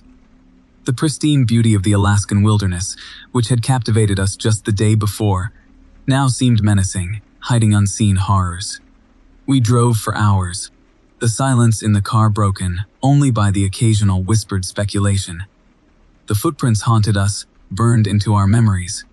We needed answers, and Dalton, fueled by a morbid curiosity, believed he knew where to find them. He spoke of a small, isolated village, nestled deep in the Alaskan interior, a place where ancient traditions still held sway, where stories whispered of beings that walk between worlds, beings with 3 toes. The village, when we finally reached it, was smaller than I had imagined. A collection of weathered wooden houses, huddled around a central clearing. A towering totem pole, carved with intricate animal figures, dominated the space, Its presence was both awe-inspiring and unsettling. The villagers, few in number, watched us with wary eyes. They spoke little, their faces etched with a stoicism that bordered on hostility. Dalton, undeterred, approached an elder, a woman with a face as weathered as the totem pole. He showed her a sketch of the footprint, his voice trembling with a mixture of fear and excitement. The elder's reaction was not what we expected. She didn't recoil in horror or dismiss it as a bare track. She simply nodded, a flicker of recognition in her ancient eyes. She led us to a small, dimly lit hut.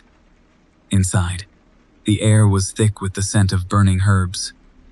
The walls were lined with strange artifacts, animal skulls, and intricately carved wooden masks. The elder gestured to a worn leather-bound book, its pages filled with faded symbols and drawings. She pointed to an image, a crude depiction of a creature, tall and gaunt, with 3 long toes. The drawing was accompanied by a story, written in a language none of us understood. The elder began to translate, her voice low and melodic. She spoke of beings that walked the land before humans, guardians of the wilderness. Beings with immense power, capable of shifting their shape, of walking between the worlds of the living and the dead. Beings who demanded respect, who punished those who dared to trespass on their sacred grounds. We had stumbled onto their hunting ground, she explained.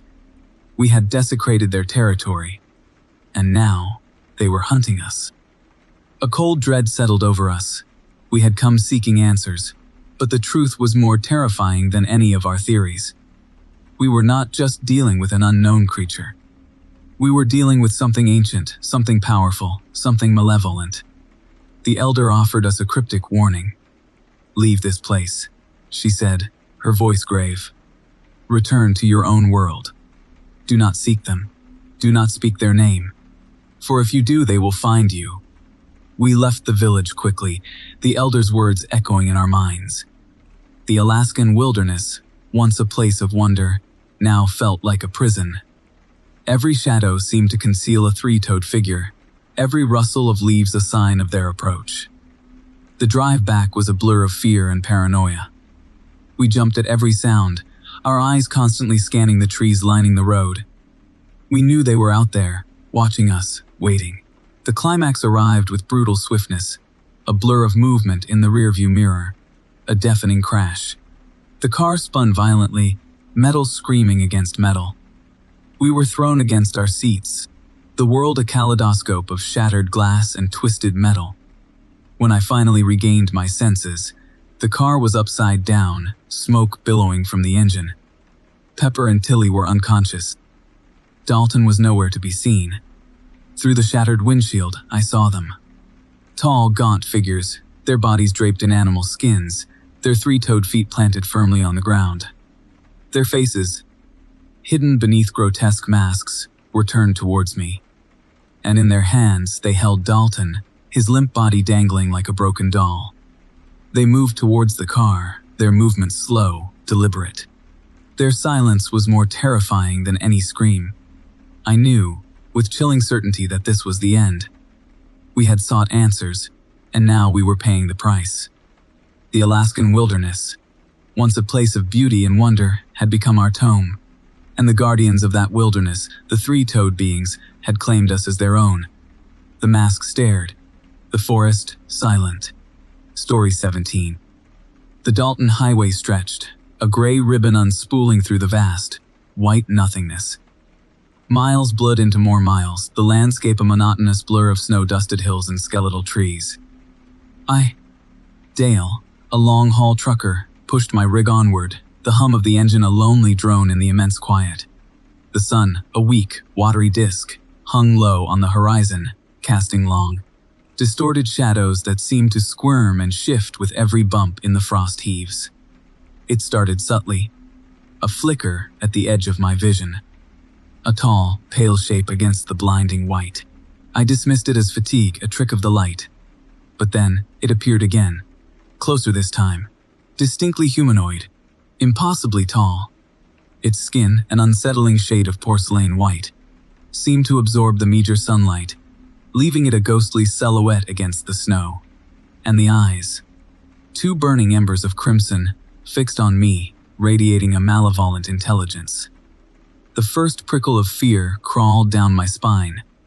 I pressed the accelerator, the engine roaring against the silence, desperate to put distance between myself and whatever I had just witnessed. But the image of that towering figure, those burning red eyes, remained etched in my mind. Over the next few hours, I saw it several more times. Always at the periphery, always watching. It never seemed to move, yet it always appeared closer. The fear, initially a prickle, blossomed into full-blown terror.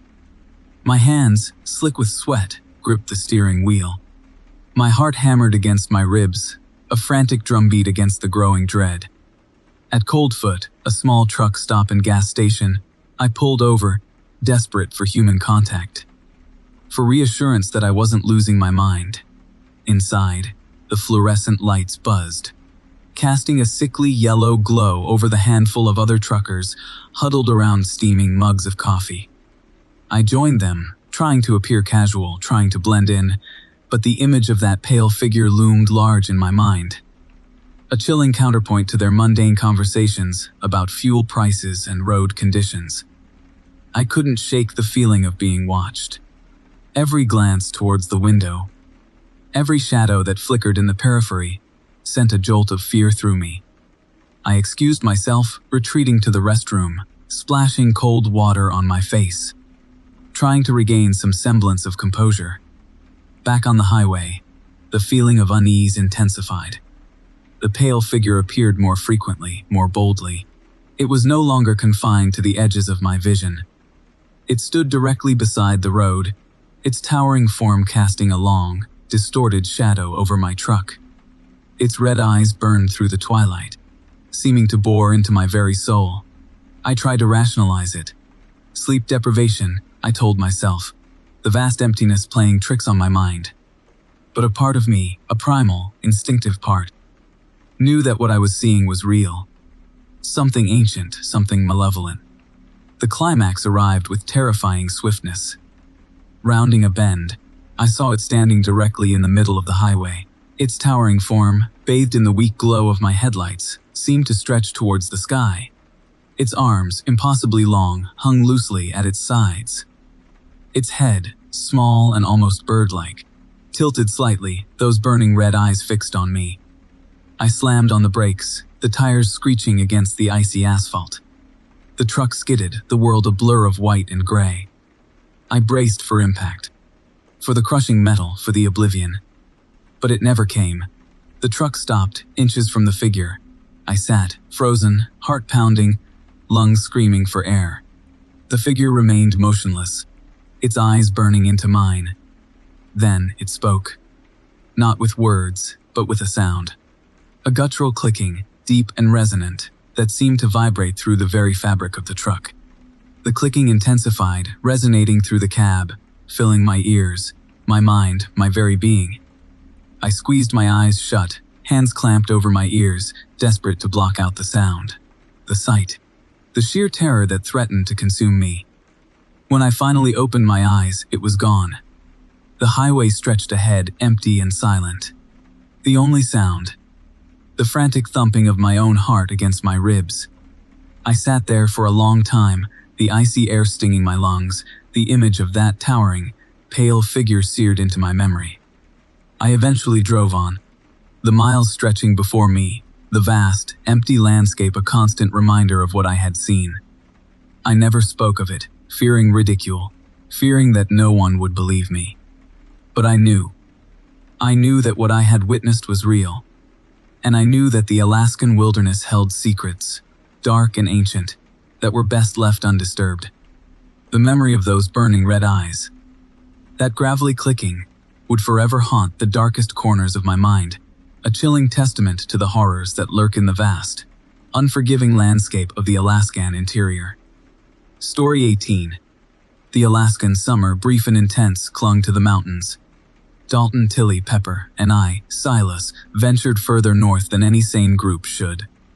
Pepper, with her perpetually bouncing peppercorn braids and infectious enthusiasm, spouted theories about Alaskan cryptids. We, her friends since college, indulged her. Initially, the barely discernible track branching off the Dalton Highway promised adventure. Pepper, our resident folklore enthusiast, chattered excitedly about a lost valley, a place where ancient traditions still thrived, untouched by the modern world. I, armed with my trusty Polaroid camera, documented every lichen-covered rock, every twisted birch, every nervously averted glance from my companions. The initial enthusiasm slowly curdled into a creeping unease. The trees became denser, their branches interlaced, forming a canopy that choked the meager sunlight. The air grew heavy, thick with the scent of damp earth and something else, something vaguely metallic. We found the valley at twilight. A small, almost perfectly circular hollow ringed by impossibly tall cedars. In the center, a towering totem, unlike anything I'd seen before, dominated the clearing. Its surface, smooth despite the harsh Alaskan climate, was etched with strange symbols. Angular, almost bird-like figures spiraled upwards, their vacant eyes seeming to follow our every move. A faint humming, rhythmic and unsettling, resonated from the totem. We set up camp, the silence unnerving. The usual boisterous laughter that accompanied our trips was absent, replaced by hushed conversations and occasional whispered speculation. Something about this place felt wrong. That night, the humming intensified. A gravelly chanting, low and rhythmic, joined the unsettling drone. I peeked out of the tent.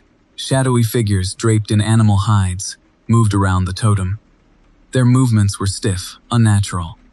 The chanting grew louder, punctuated by a rhythmic clicking sound like bones knocking together.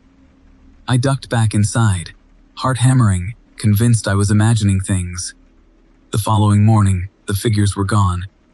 Only the totem, silent and menacing, remained. Pepper, however, was more enthused than ever. She saw the chanting, the figures, as confirmation of her theories.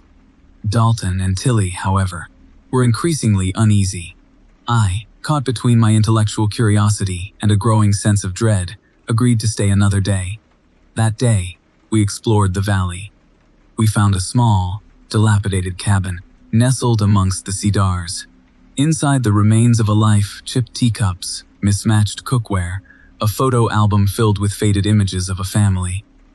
The last photo, disturbingly, showed the family standing before the totem, their faces obscured by grotesque, bird-like masks. The ethical dilemma hit us then. Do we leave this place, this lost tribe, undisturbed? Or do we try to make contact, potentially exposing them to a world they clearly sought to avoid? Pepper, ever the adventurer, voted for contact. Dalton and Tilly, understandably, wanted to leave. I, torn, delayed the decision, suggesting we wait until morning.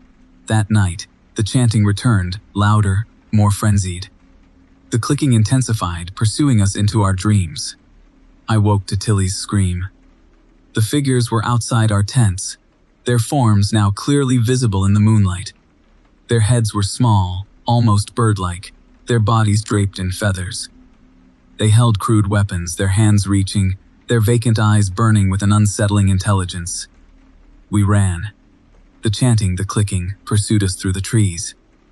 The figures, impossibly fast, flitted between the shadows. Dalton grabbed Tilly, I grabbed Pepper, and we scrambled up the steep incline leading out of the valley. The figures closed in, their gravelly growls echoing through the trees.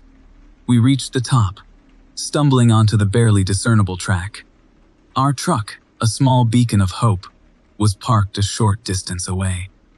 We scrambled inside, Dalton fumbling with the ignition. The truck roared to life. We careened down the track, the gravelly clicking pursuing us, the shadowy figures flitting between the trees. We didn't stop driving until we reached the Dalton Highway. Even then, the humming, faint but persistent, seemed to vibrate through the truck, a constant reminder of the valley, the totem, the bird-like figures. We never spoke of the valley again. But sometimes, in the quiet of the night, I hear the clicking, the chanting, and I see those vacant eyes staring at me from the darkness. And I know, with a chilling certainty, that we didn't escape. We merely postponed the inevitable. The valley, the totem, the bird people, they remain, a silent, terrifying testament to the things that lurk in the forgotten corners of the world. And they are waiting. Story 19. The chipped porcelain doll, its vacant blue eyes staring ahead, sat perched on the dashboard. Tilly's grandmother had given it to her, a supposed good luck charm for our Alaskan adventure. It seemed to mock us now, a silent witness to the unraveling of our sanity. We were filming a documentary, chasing myths, you see. Alaskan legends. We thought we were prepared. We weren't. It started at Tuscumana Lake.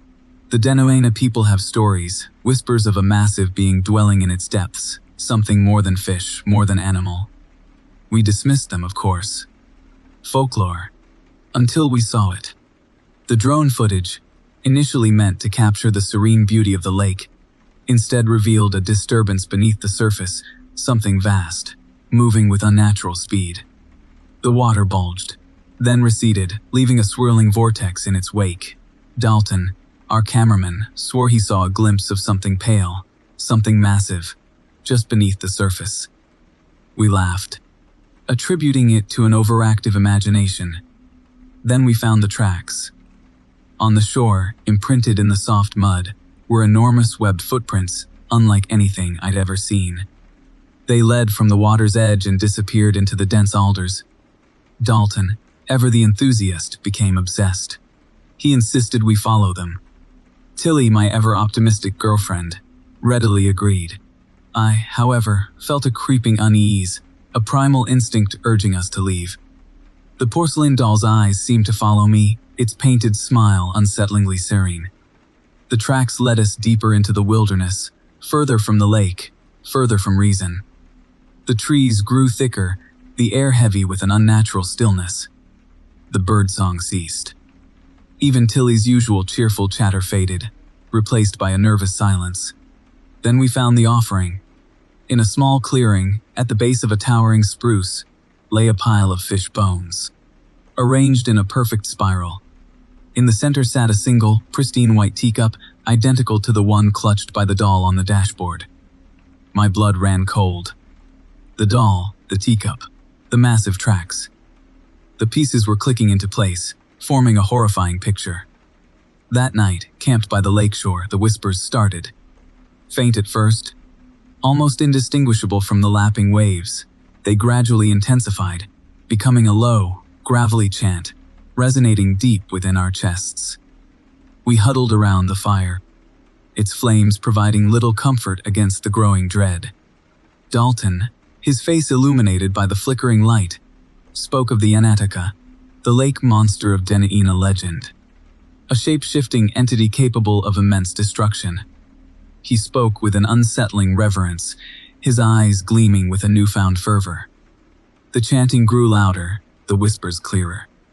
We could almost discern words, syllables in a language we didn't understand, yet somehow felt deep within our bones. The porcelain doll seemed to vibrate, its painted smile twisting into something almost malevolent. Then the ground began to tremble. A low, gravelly growl echoed across the lake, a sound that resonated in the very core of my being.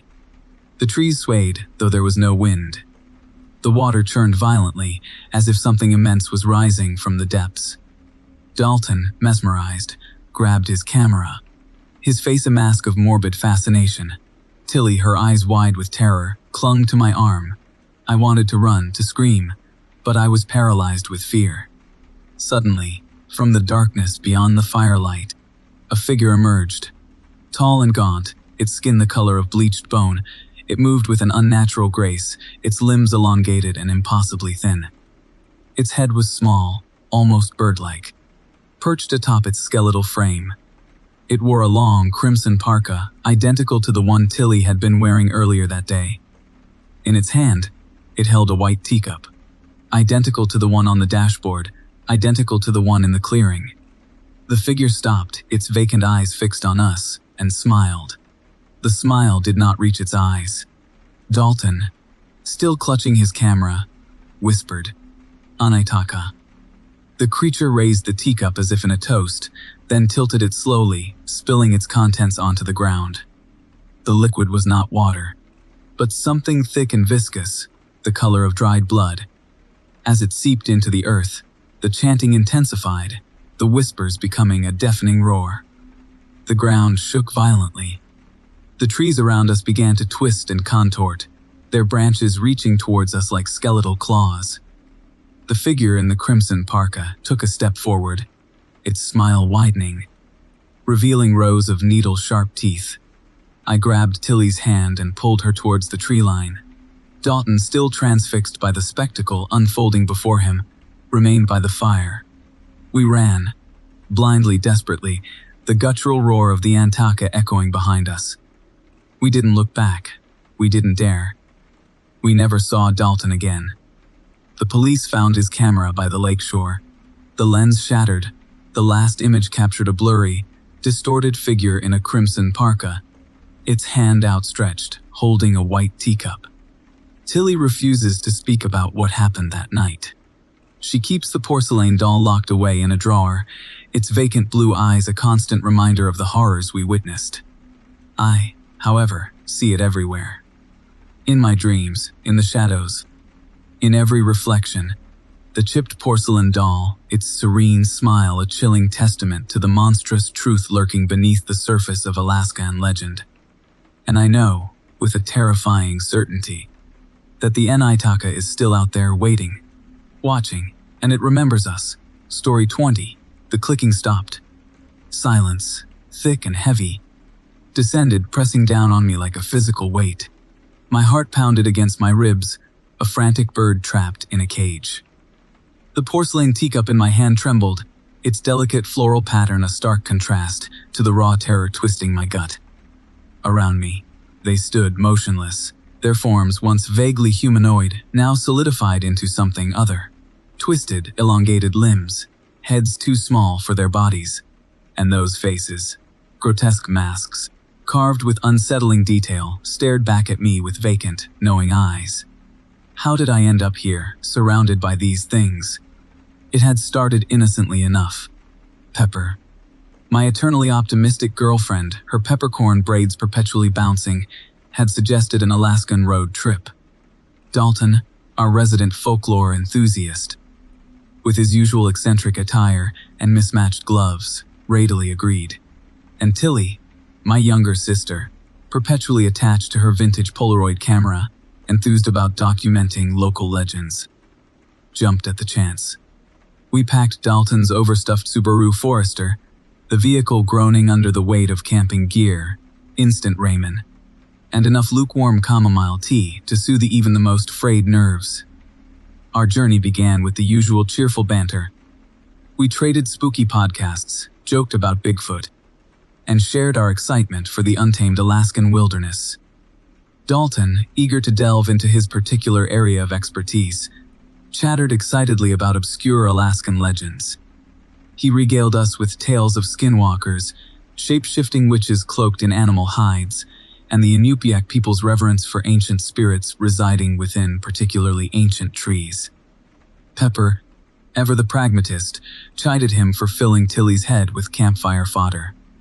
Tilly, however, wholeheartedly shared Dalton's enthusiasm, her trusty Polaroid camera already clicking, documenting every vibrant lichen and towering cedar totem we passed. Our first night, spent in a desolate campground near Valdez, passed without incident. The second, however, marked a subtle shift.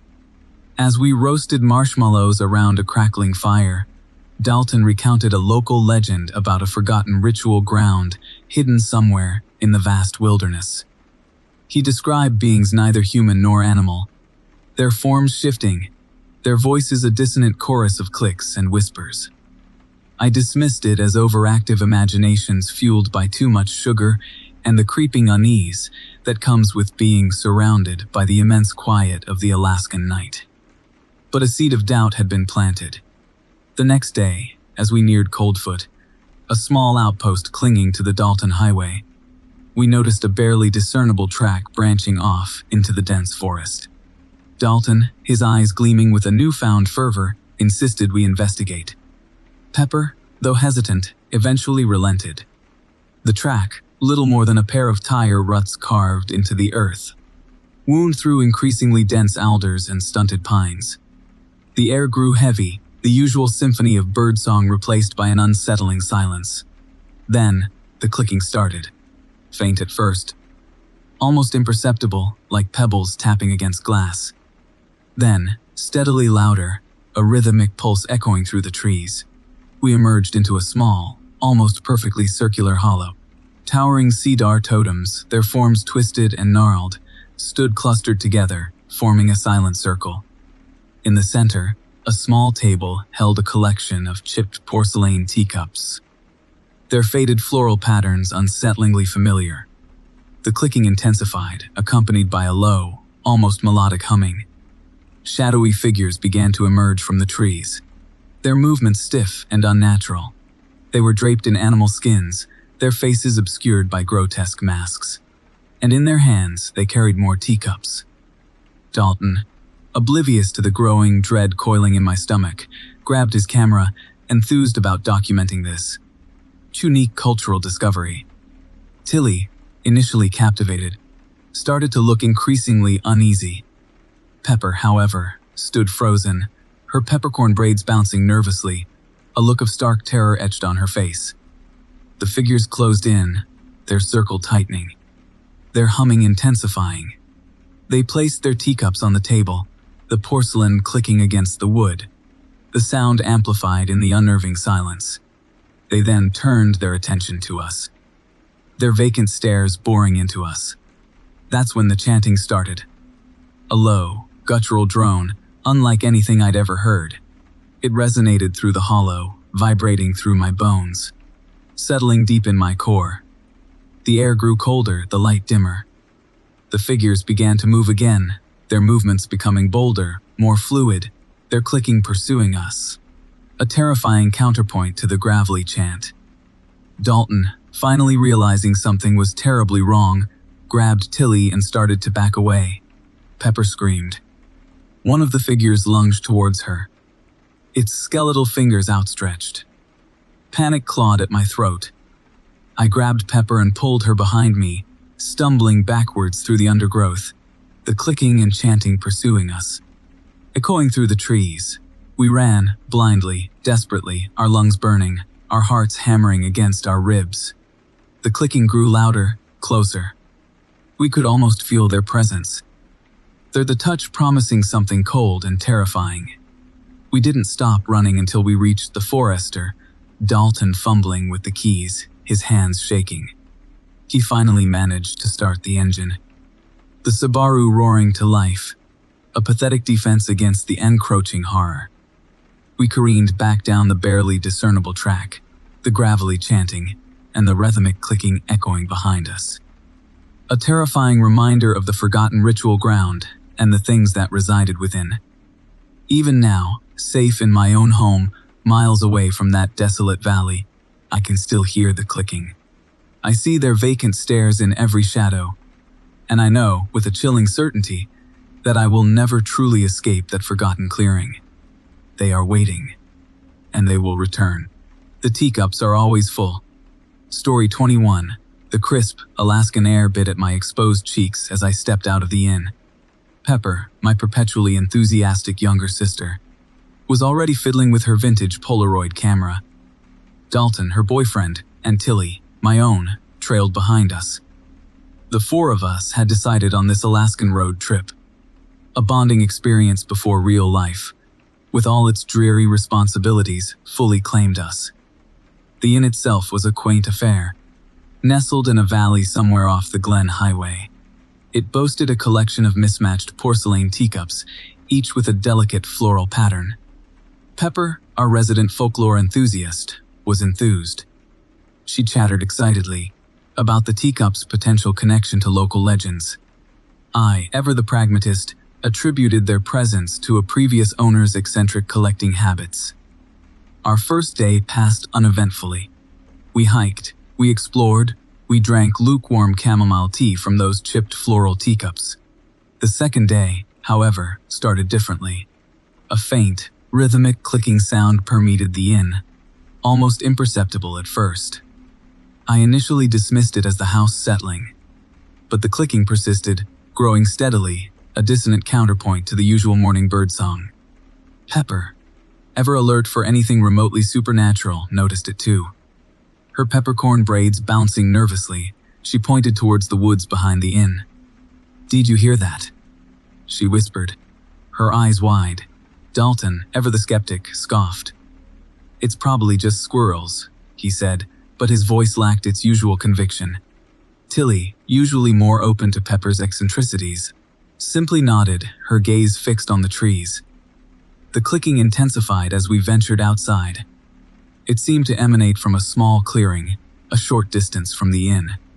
The clearing was almost perfectly circular, dominated by a towering cedar totem. Around the totem's base were arranged dozens of white, porcelain teacups, identical to those inside the inn, overflowing with some dark, viscous liquid. The clicking, we realized with a collective shudder, wasn't squirrels. It was coming from the teacups. Or, more accurately, from the figures standing around them. They resembled people, at first glance. But something was profoundly, unsettlingly wrong. Their limbs were elongated, their movements stiff and jerky. Their heads were abnormally small, almost bird-like, and their faces were obscured by what appeared to be grotesque, animalistic masks. The figures stood in a silent circle, their hands outstretched towards the totem. As we watched, horrified, they began to sway rhythmically, their clicking intensifying, merging into a low, gravelly chant. Panic clawed at me.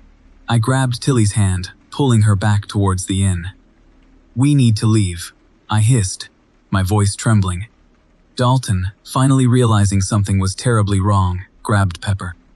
We stumbled back inside, slamming the door shut. But the chanting, the clicking, pursued us. It vibrated through the wooden walls, through the floorboards, through our very bones. We huddled together in the small common room, our breath catching in our throats. The figures outside pressed against the windows, their distorted faces leering through the glass. Their clicking filled the room, a terrifying counterpoint to the frantic thumping of our hearts. Dalton fumbled with his phone, desperately searching for a signal. "No service," he choked out, his face pale. Pepper, her eyes wide with a strange mixture of fear and fascination, grabbed her Polaroid camera. "I need to document this," she whispered, her voice strangely calm. Before I could stop her, she snapped a photo. The flash momentarily illuminated the figures outside, their twisted forms etched against the glass. The photo developed quickly, revealing not the grotesque masks we had seen, but eerily blank, porcelain white faces. Another scream ripped through the room. "Tilly." She pointed towards the photo, her voice barely a whisper. "The teacups," she gasped. "They're overflowing." In the photo, the teacups around the totem overflowed, not with the dark liquid we had seen, but with something thick, crimson, and undeniably resembling blood. The figures outside began to pound against the walls, the wood groaning under the assault. The chanting reached a fever pitch, the clicking a deafening cacophony. I knew, with a sickening certainty, that we were trapped. Dalton grabbed Tilly, pulling her towards the back of the inn. "There has to be another way out," he said, his voice strained. I grabbed Pepper, her camera still clutched tightly in her hand. We followed Dalton and Tilly through the narrow hallway, stumbling over discarded furniture. The inn's quaint charm replaced by a pervasive sense of decay. The figures outside broke through the windows, their elongated limbs reaching towards us. Their clicking intensified, their chanting rising to a gravelly shriek. We scrambled through the back door, into the dense forest behind the inn. The figures pursued us, their movements swift and unnatural. We ran blindly through the trees, our lungs burning, the clicking pursuing us, a relentless pulse echoing through the woods. I tripped, falling heavily to the ground. Pepper, still clutching her camera, fell beside me. The figures closed in, their grotesque masks looming over us. Their clicking stopped. An eerie silence descended.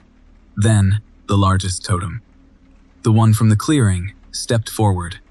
It raised a long, skeletal finger, pointing towards Pepper's camera, and in a voice that resonated with an ancient, malevolent power, it spoke. "More teacups," it said. The last thing I saw before darkness consumed me was Pepper's horrified face, reflected in the smooth, porcelain white surface of her camera lens. Story 22. The porcelain clicked. Rhythmic, precise. Almost a heartbeat, but hollow.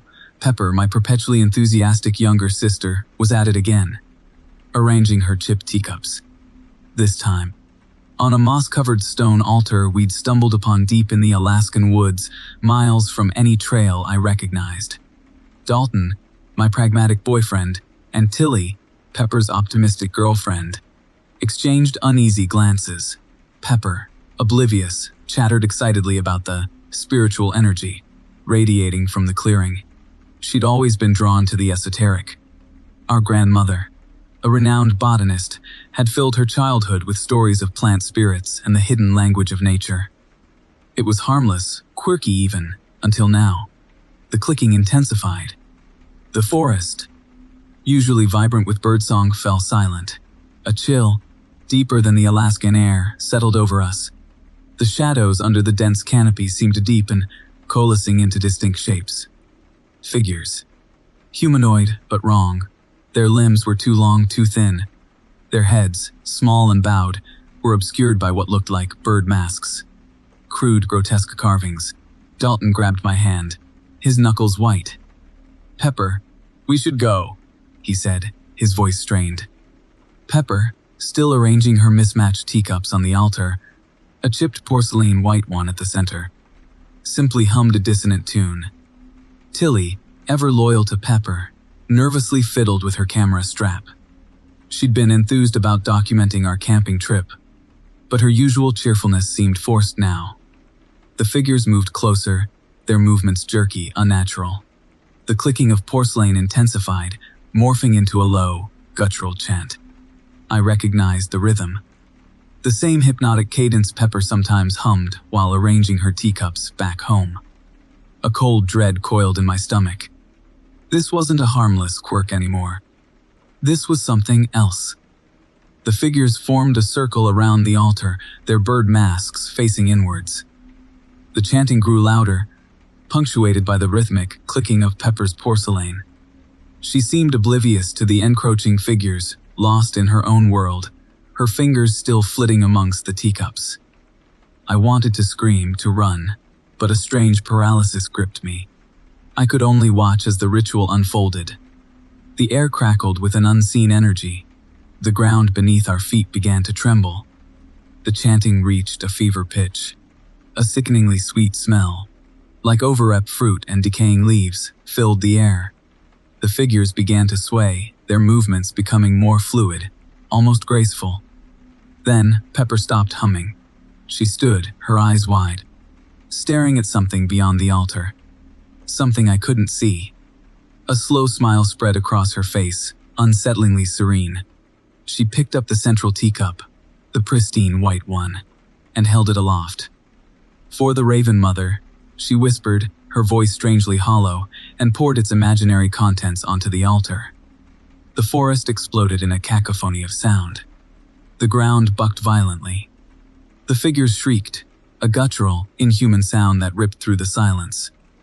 A blinding white light erupted from the altar, engulfing everything. When the light subsided, the clearing was empty. The figures, the altar, Pepper, Dalton, Tilly all gone. Only the faint smell of decay and the scattered fragments of porcelain remained. I stood alone, surrounded by the silent trees, the horrifying image of Pepper's serene smile seared into my mind. The clicking started again, faint but distinct, coming from the woods behind me. I knew, with a terrifying certainty, that they were coming back. And this time, they weren't coming for tea. Story 23. The chill seeped through my thermal layers, a constant reminder of Alaska's unforgiving embrace. My breath plumed before me as I descended deeper into the abandoned copper mine near McCarthy. The beam of my headlamp danced across the crumbling timbers and rusting machinery, a silent testament to a bygone era. Dalton, Ever the adventurer forged ahead, his enthusiasm infectious. Tilly, my ever-optimistic girlfriend, trailed close behind, her peppercorn braids bouncing with each step. And then, there was Pepper, Tilly's younger sister. Pepper, with her mismatched socks, and perpetually bouncing peppercorn braids, and an almost unsettling fascination with the macabre.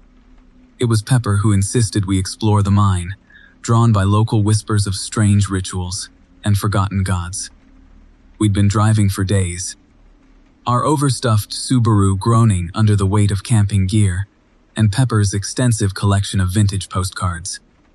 This trip, initially conceived as a scenic tour of the Wrangell Mountains, had quickly morphed into a cryptozoological quest, fueled by Pepper's insatiable curiosity and Dalton's eagerness to indulge her. The mine, according to Pepper, was a place where ancient traditions still clung to the earth, a place where the veil between worlds was thin. The air grew heavy, the deeper we ventured, the metallic tang of copper thick on my tongue. The silence, broken only by the drip, drip, drip of water, seemed to press in on us, a tangible weight. Then, Pepper stopped. She held up a hand, her eyes wide, her usual cheerful chatter replaced by a hushed whisper. "Listen," she said. A faint, rhythmic clicking echoed through the cavernous space. It sounded almost organic, like thousands of tiny bones knocking together. Dalton, ever the pragmatist, dismissed it as the settling of the mine. Tilly, though hesitant, agreed. But I felt a prickle of unease, a creeping dread coiling in my gut. The clicking intensified, accompanied now by a low, gravelly drone that vibrated through the very rock beneath our feet. We rounded a bend, our headlamps illuminating a vast chamber. And that's when we saw it. In the center of the chamber, a circle of stones, each etched with strange, spiraling symbols. In the middle of the circle, a stone altar stained a dark, rusty brown, and surrounding the altar, dozens of chipped, mismatched porcelain teacups, each filled with a viscous, dark liquid that shimmered in the lamplight. The clicking seemed to emanate from the teacups themselves, the gravelly drone growing louder, resonating with an unsettling power. Pepper, in her element, chattered excitedly about ancient rituals and forgotten deities. Dalton, though clearly unnerved, maintained his facet of casual interest. Tilly, however, was pale, her hand gripping mine tightly. "We should leave," she whispered, her voice trembling. But Pepper, oblivious to our growing fear, was already circling the stone altar, her fingers flitting amongst the teacups, her eyes gleaming with a feverish intensity. The drone intensified, becoming a guttural chant, the clicking rising to a frenzied clatter. The shadows, in the corners of the chamber, seemed to deepen, to coalesce. And then, we saw them. Figures, cloaked in shadows, their forms indistinct, emerging from the darkness.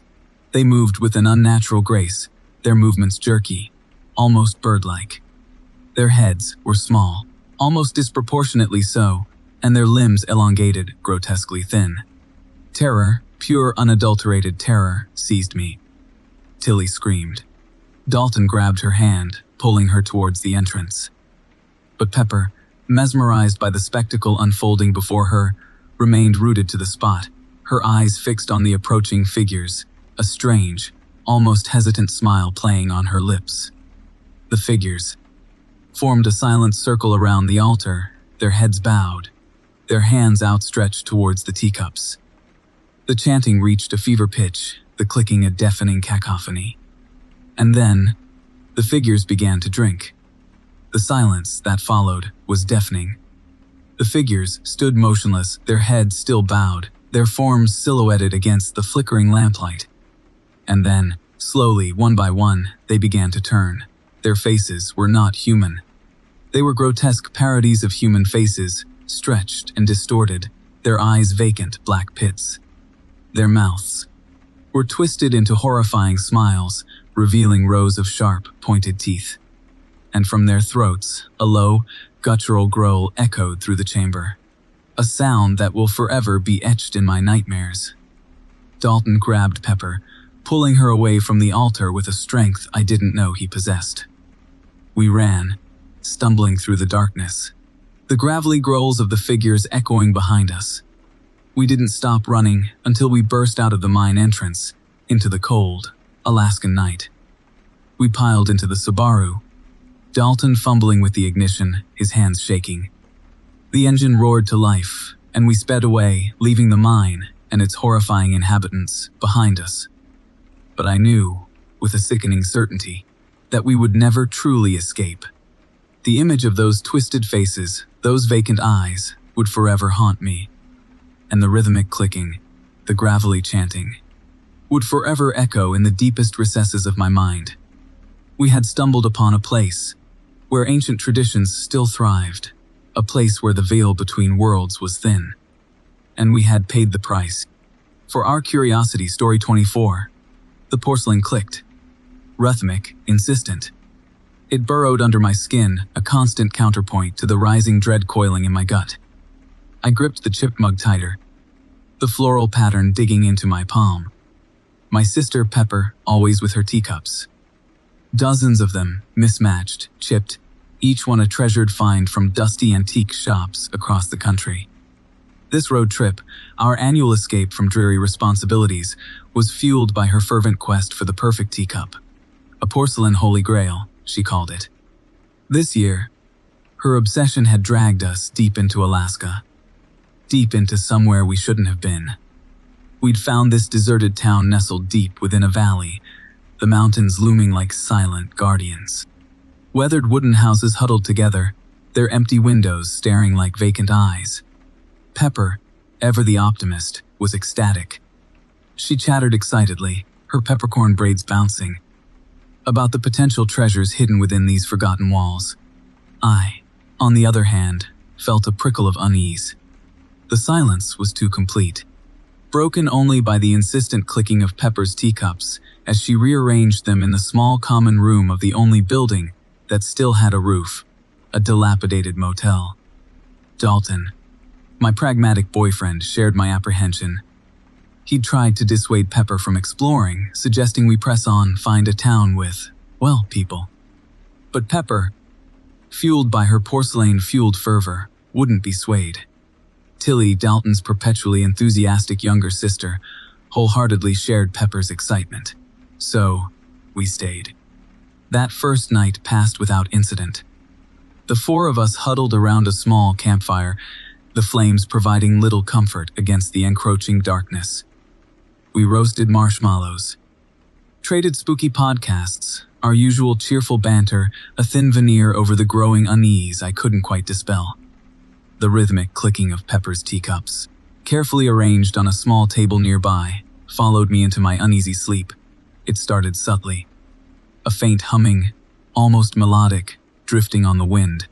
I initially dismissed it as the wind whistling through the broken windows of the abandoned buildings. But it intensified. It became a constant thrumming that vibrated through the very ground beneath us. The second night, the humming returned, stronger this time, accompanied by a guttural clicking that echoed the rhythm of Pepper's porcelain collection. Then, the figures. I saw them first, flitting between the buildings, their forms indistinct in the fading twilight. I told myself it was sleep deprivation, the vast emptiness of the Alaskan landscape playing tricks on my mind. But the others started seeing them too. Shadowy forms, almost bird-like, their movements stiff and jerky. They carried things, white things, gleaming in the dim light, teacups. Pepper, oblivious to our growing terror, was delighted. She chattered excitedly about documenting this unique cultural discovery. Her trusty Polaroid camera clicked and whirred, a frantic counterpoint to the guttural clicking that now seemed to be coming from everywhere. Things escalated quickly. The figures grew bolder, their movements becoming more fluid, almost graceful. They emerged from the shadows, their forms becoming clearer, terrifyingly so. They weren't human. Their heads were small, almost bird-like, perched atop elongated, skeletal bodies. Their hands, long and skeletal, clutched porcelain-white teacups overflowing with a viscous, dark liquid. And their faces, Oh, those faces. Porcelain white, smooth, expressionless. Except for the smiles. Wide, painted smiles, frozen in a grotesque parody of human expression. We tried to leave. Dalton grabbed Tilly, I grabbed Pepper, her Polaroid still clutched tightly in her hand. We scrambled into our overstuffed Subaru, the engine roaring against the oppressive silence. But the figures were already there, surrounding us, their clicking intensifying, their porcelain faces leering through the shattered windshield. Dalton slammed the gas pedal, the Subaru protesting, tires screeching against the loose gravel. We careened through the deserted town, the figures pursuing us, their clicking a terrifying counterpoint to the roar of the engine. But we couldn't outrun them. They were everywhere, their white faces gleaming in the headlights, their teacups overflowing. The car swerved violently, metal screaming against metal. We'd hit something, a large, smooth, white object. A teacup. The car flipped. I remember a sickening crunch.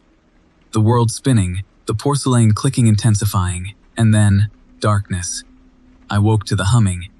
It was louder now, vibrating through my broken bones. I was lying on the ground. The overturned Subaru, a twisted metal frame beside me. Dalton, Tilly, Pepper. Gone.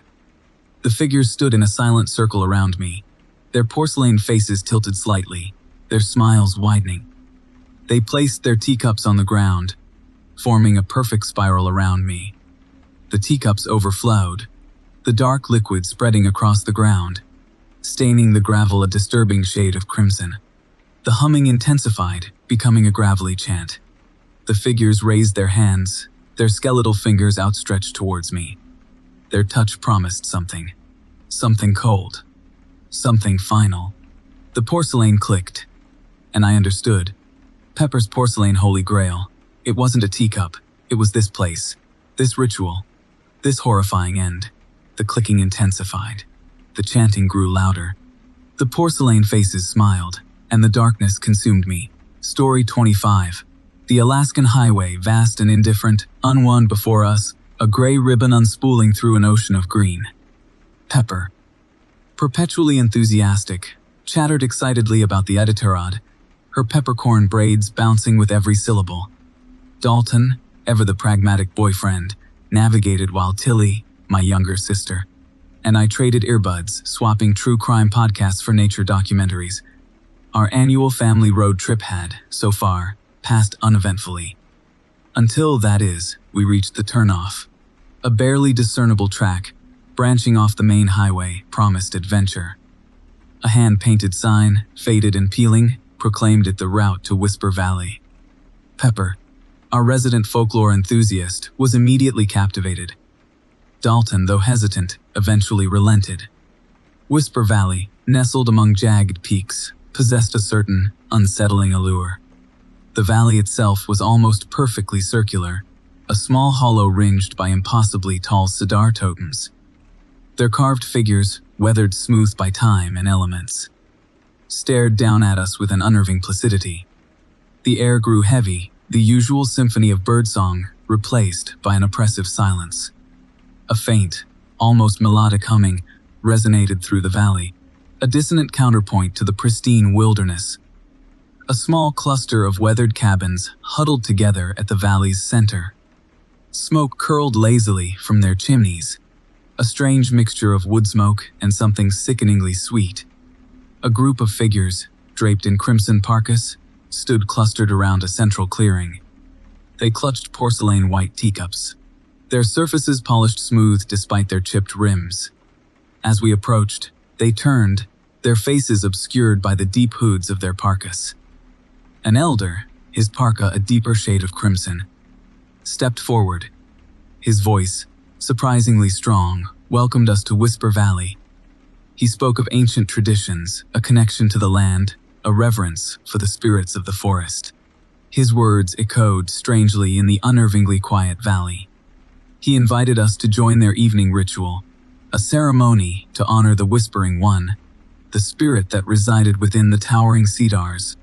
Initially captivated, we agreed.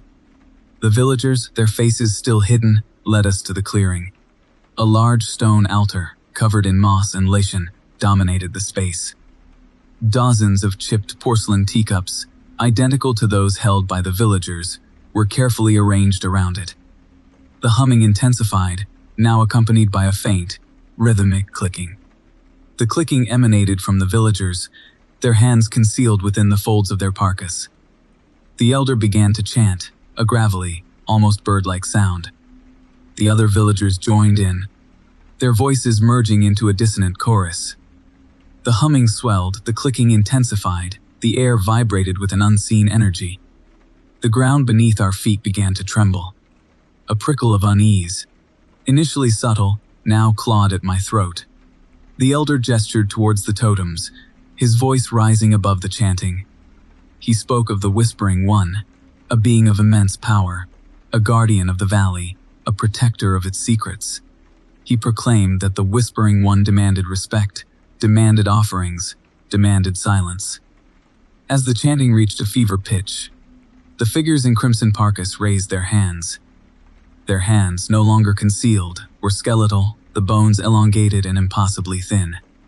The porcelain teacups, still clutched tightly in their skeletal fingers, overflowed with a viscous, dark liquid. The liquid, spreading across the stone altar, resembled blood. Terror, pure and unadulterated, seized me. I grabbed Tilly, pulling her away from the horrifying spectacle. Dalton, equally horrified, grabbed Pepper. We turned to flee, the guttural chanting echoing behind us, pursuing us like a malevolent entity.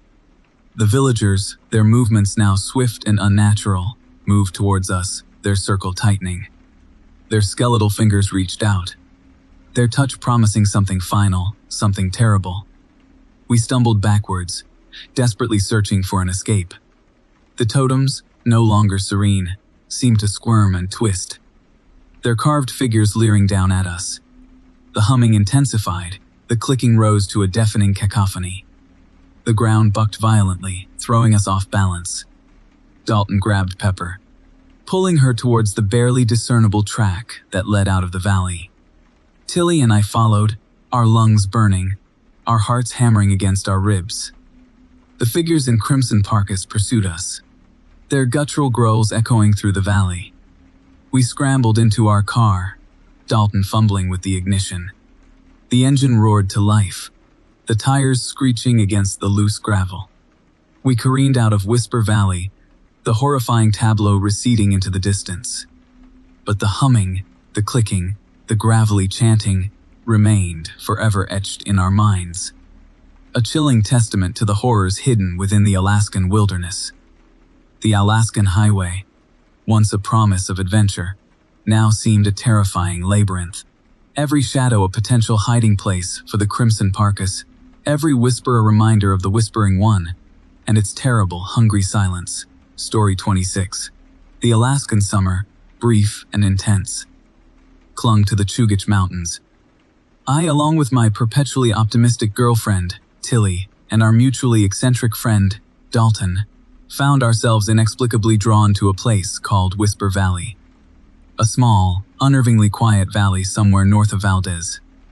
Dalton, our resident folklore enthusiast, chattered excitedly about the local legends. Whispers of a forgotten ritual ground hidden somewhere within the valley. He clutched a worn, leather-bound journal, its pages filled with faded images and cryptic handwritten accounts. His newfound fervor, a strange mixture of intellectual curiosity and a certain morbid fascination, fueled our journey. The first night passed without incident. We roasted marshmallows around a small campfire, the flames providing little comfort against the growing chill. Dalton recounted fragmented accounts of the valley's history, stories about the Inupiaq people and their ancient traditions, their reverence for the spirits residing within the mountains. He spoke of strange rituals practiced to appease these entities, his voice hushed, his eyes wide with an unsettling intensity. The second night, the landscape changed. The air grew heavy, the silence heavier. The usual symphony of crickets and frogs was replaced by an unsettling stillness. A faint, almost melodic humming permeated the air, a rhythmic clicking sound accompanying it. Tilly swore she saw shadowy figures flitting between the trees, their forms indistinct in the deepening twilight. I, initially, dismissed it as an overactive imagination fueled by Dalton's stories and sleep deprivation. The third night, things escalated. The humming intensified, the clicking rising to a fever pitch. The shadowy figures became clearer. Gaunt, almost skeletal forms, their bodies draped in what looked like crimson parkas. They moved amongst the trees, their movements stiff, unnatural.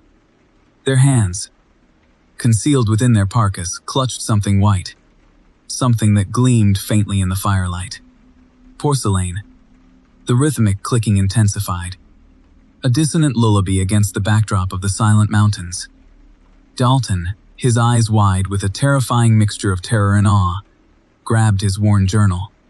He flipped frantically through the pages, his fingers trembling, desperately searching for answers. He finally found a faded sketch, a crude depiction of figures gathered around a towering cedar totem. They held porcelain white teacups, their surfaces polished smooth, their faces obscured by grotesque, bird-like masks. The caption beneath the sketch, barely legible in the firelight, read, "Thee demand offerings." The figures outside pressed against the edge of the firelight. Their clicking intensified, their forms becoming clearer. Their crimson parkas seemed to shift and shimmer, their outlines blurring against the darkness, their heads bowed, their faces still hidden. They stood in a silent circle around our small campfire. Dalton, his voice barely above a whisper, grabbed a half-eaten marshmallow and tossed it towards the figures. It landed at their feet. The clicking stopped. An eerie silence descended, broken only by the crackling fire and our ragged breathing. Then, the figures raised their hands. The firelight momentarily illuminated what they held. Dozens, maybe hundreds, of chipped porcelain white teacups. Their surfaces polished smooth despite their broken edges. Each teacup overflowed with a viscous, dark liquid. A liquid that, in the flickering firelight, resembled blood. The figures formed a silent circle around us, their clicking starting again, softer now, almost rhythmic. A gravelly chant began, low and melodic, rising and falling with the clicking of their teacups. The air grew colder, the humming vibrating through the ground. The trees around us seemed to sway, though there was no wind. The shadows deepened, the figures outside our small circle of firelight becoming almost indistinguishable from the darkness. Tilly screamed. A high, piercing sound that was quickly swallowed by the chanting and the clicking. Dalton grabbed Tilly's hand, his eyes wide with stark terror. He pulled her towards the edge of the firelight, towards the figures. He placed a chipped, porcelain white teacup, one he had inexplicably brought with him, at the feet of the nearest figure. The figure reached down, its skeletal fingers brushing against Dalton's hand. A jolt, like static electricity, passed between them. Dalton gasped, his eyes rolling back in his head.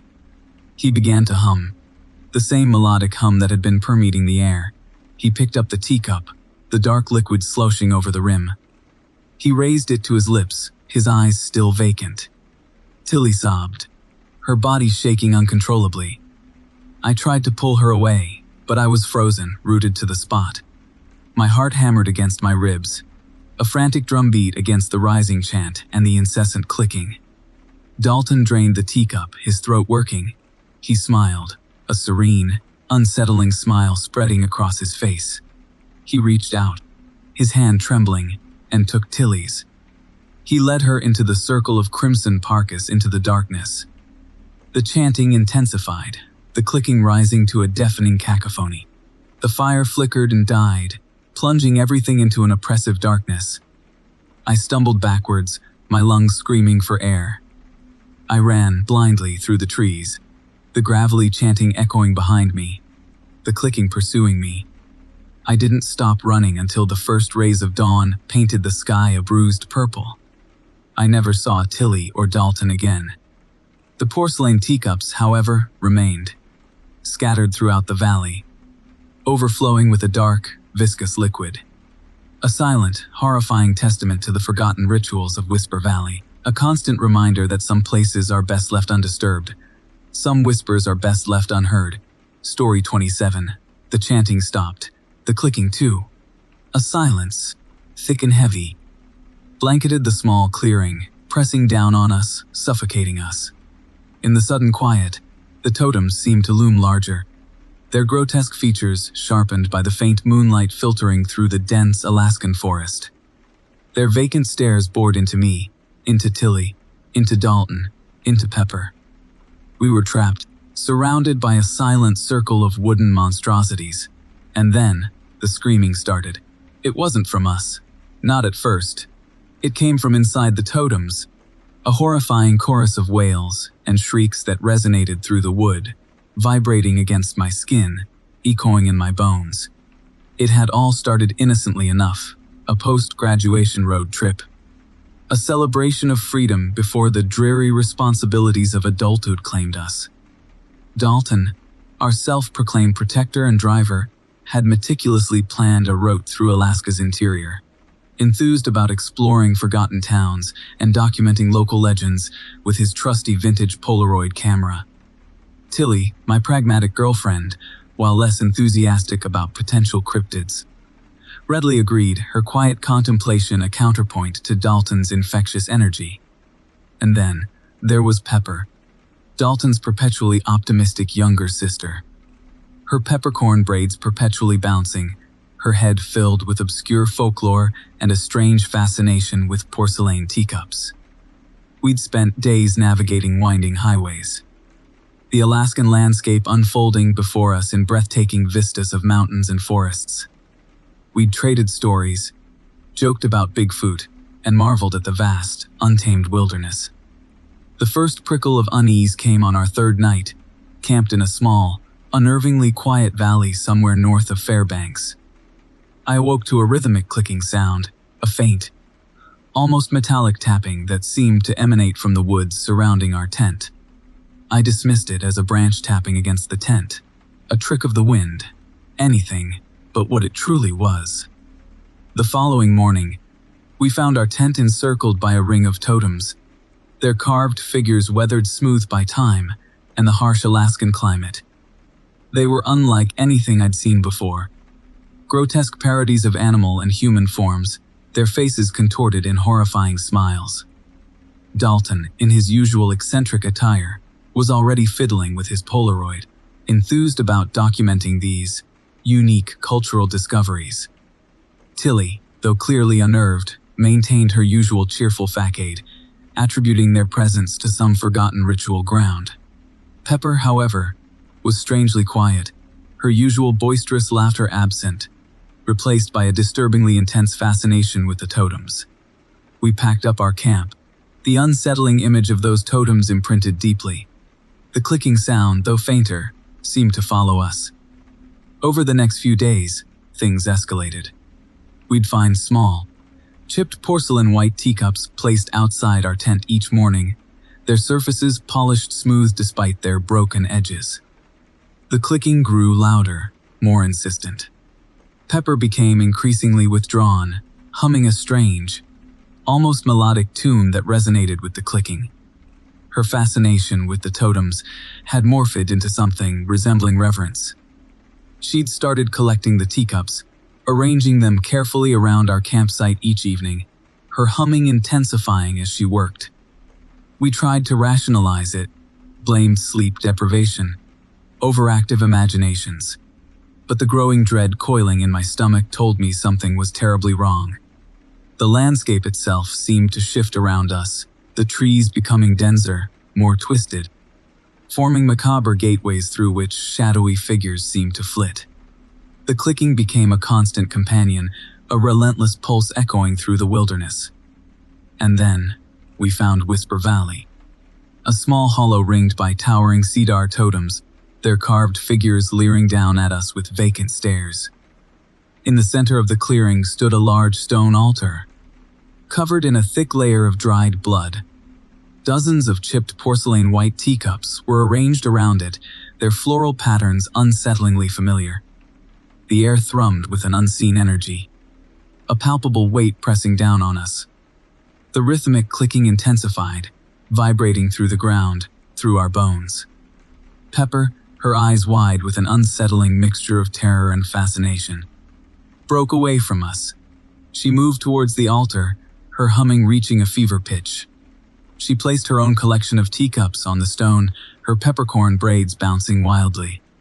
And then, she started to chant, her voice rising above the clicking, the words in an unknown language yet somehow understood.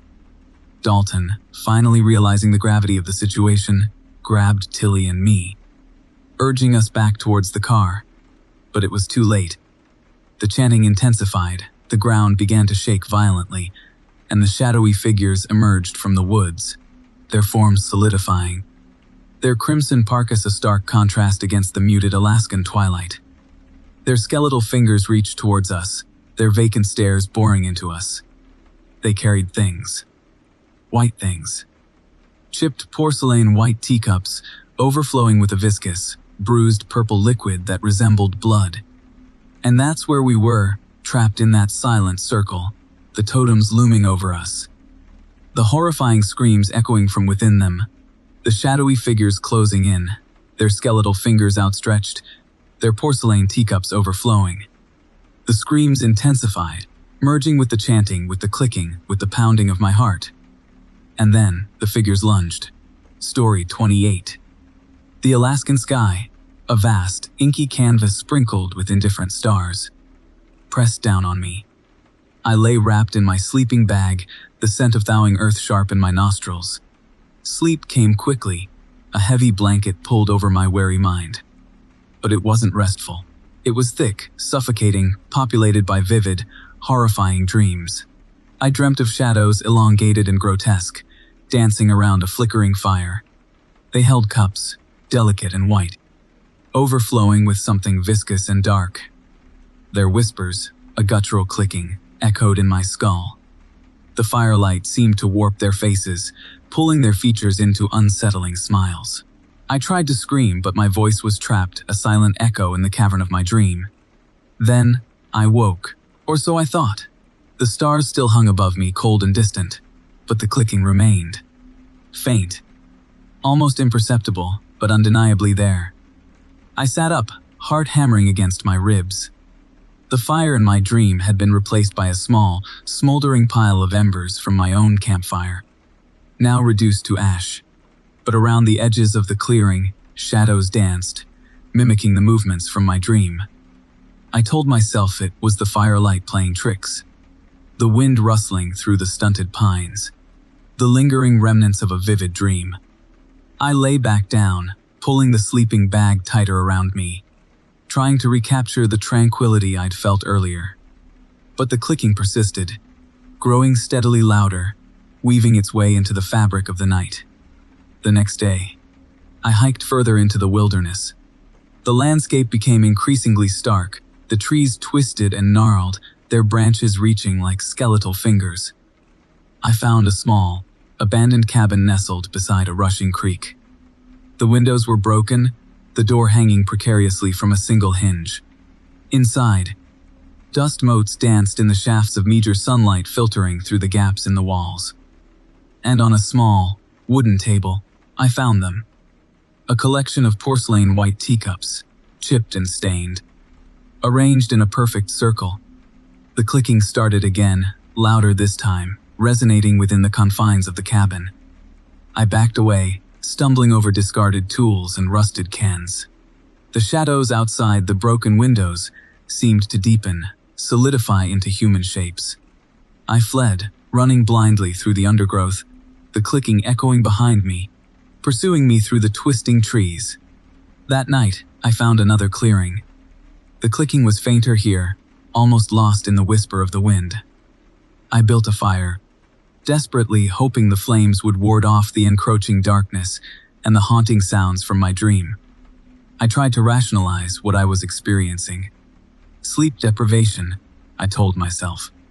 The isolation of the Alaskan wilderness playing tricks on my mind. But a knot of dread tightened in my stomach. I knew, with a chilling certainty, that something was terribly wrong. As the flames died down, the clicking returned, accompanied by a low, guttural chanting. I looked up, and through the smoke, I saw them. Figures, draped in dark cloaks, emerged from the trees. They moved with an unnatural grace, their forms blurring against the firelight. They carried the cups, their porcelain-white surfaces gleaming in the darkness. Their heads were bowed, their faces obscured by shadows, but I could feel their gaze, a palpable weight pressing down on me. The chanting grew louder, more insistent, weaving itself into the clicking, forming a dissonant lullaby. The figures formed a circle around me, their movements slow and deliberate. The clicking intensified, resonating within my skull, a physical vibration that shook me to my core. Terror seized me. I scrambled to my feet, backing away, tripping over a fallen branch. I fell, the back of my head hitting a rock. The world spun, the chanting and clicking merging into a deafening cacophony. I woke again, or thought I did. I was lying on the ground, the fire reduced to embers. The figures were gone. The chanting had stopped. Only the clicking remained, fainter now, almost a whisper. I pushed myself up, my head throbbing. My hand brushed against something smooth and cold. I looked down. In my hand, I held a porcelain-white teacup, chipped and stained, overflowing with a thick, dark liquid. The clicking intensified, vibrating through my hand, up my arm, into my very being. Then, I saw them again. Standing at the edge of the clearing, their forms silhouetted against the first faint light of dawn. They were closer now, their faces finally visible. Their features were elongated, grotesque, twisted into horrifying smiles. And in their hands they held more cups, dozens of them, all overflowing with the same viscous, dark liquid. The clicking reached a fever pitch, a deafening clatter that filled the air. The figures moved towards me, their shadows stretching across the ground, engulfing me in their silent embrace. Their hands, skeletal and gnarled, reached out, their touch promising something final, something inescapable. The clicking became a roar, a torrent of sound that drowned out all other thought. And then silence. A terrifying, absolute silence, broken only by the gentle lapping of the creek against the rocks. I looked down at the cup in my hand. It was empty. The dark liquid was gone. So were the figures, but the clicking remained. Faint, almost imperceptible.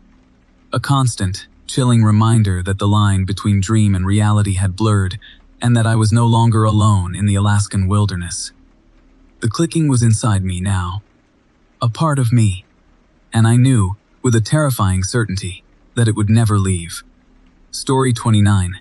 We found the clearing by accident, a pocket of mossy earth ringed by towering Sitka spruce. Deep within the Chugach State Park. Dalton, ever the pragmatist, grumbled about deviating from our meticulously planned route. But Pepper, my perpetually optimistic younger sister, with her peppercorn braids bouncing, insisted this was a sign, a mystical nudge towards adventure. Tilly, my pragmatic girlfriend, and Silas, our resident folklore enthusiast, readily agreed, their eyes shining with the thrill of the unexpected. We pitched our tents, the canvas sprinkled with lingering raindrops, a campfire crackling merrily against the encroaching Alaskan dusk. We shared stories, traded earbuds filled with true crime podcasts, and roasted marshmallows, our laughter echoing through the silent trees. The first night passed without incident. But, the following morning, we awoke to a shared, creeping unease. A silence blanketed the clearing, devoid of the usual morning chorus of birds.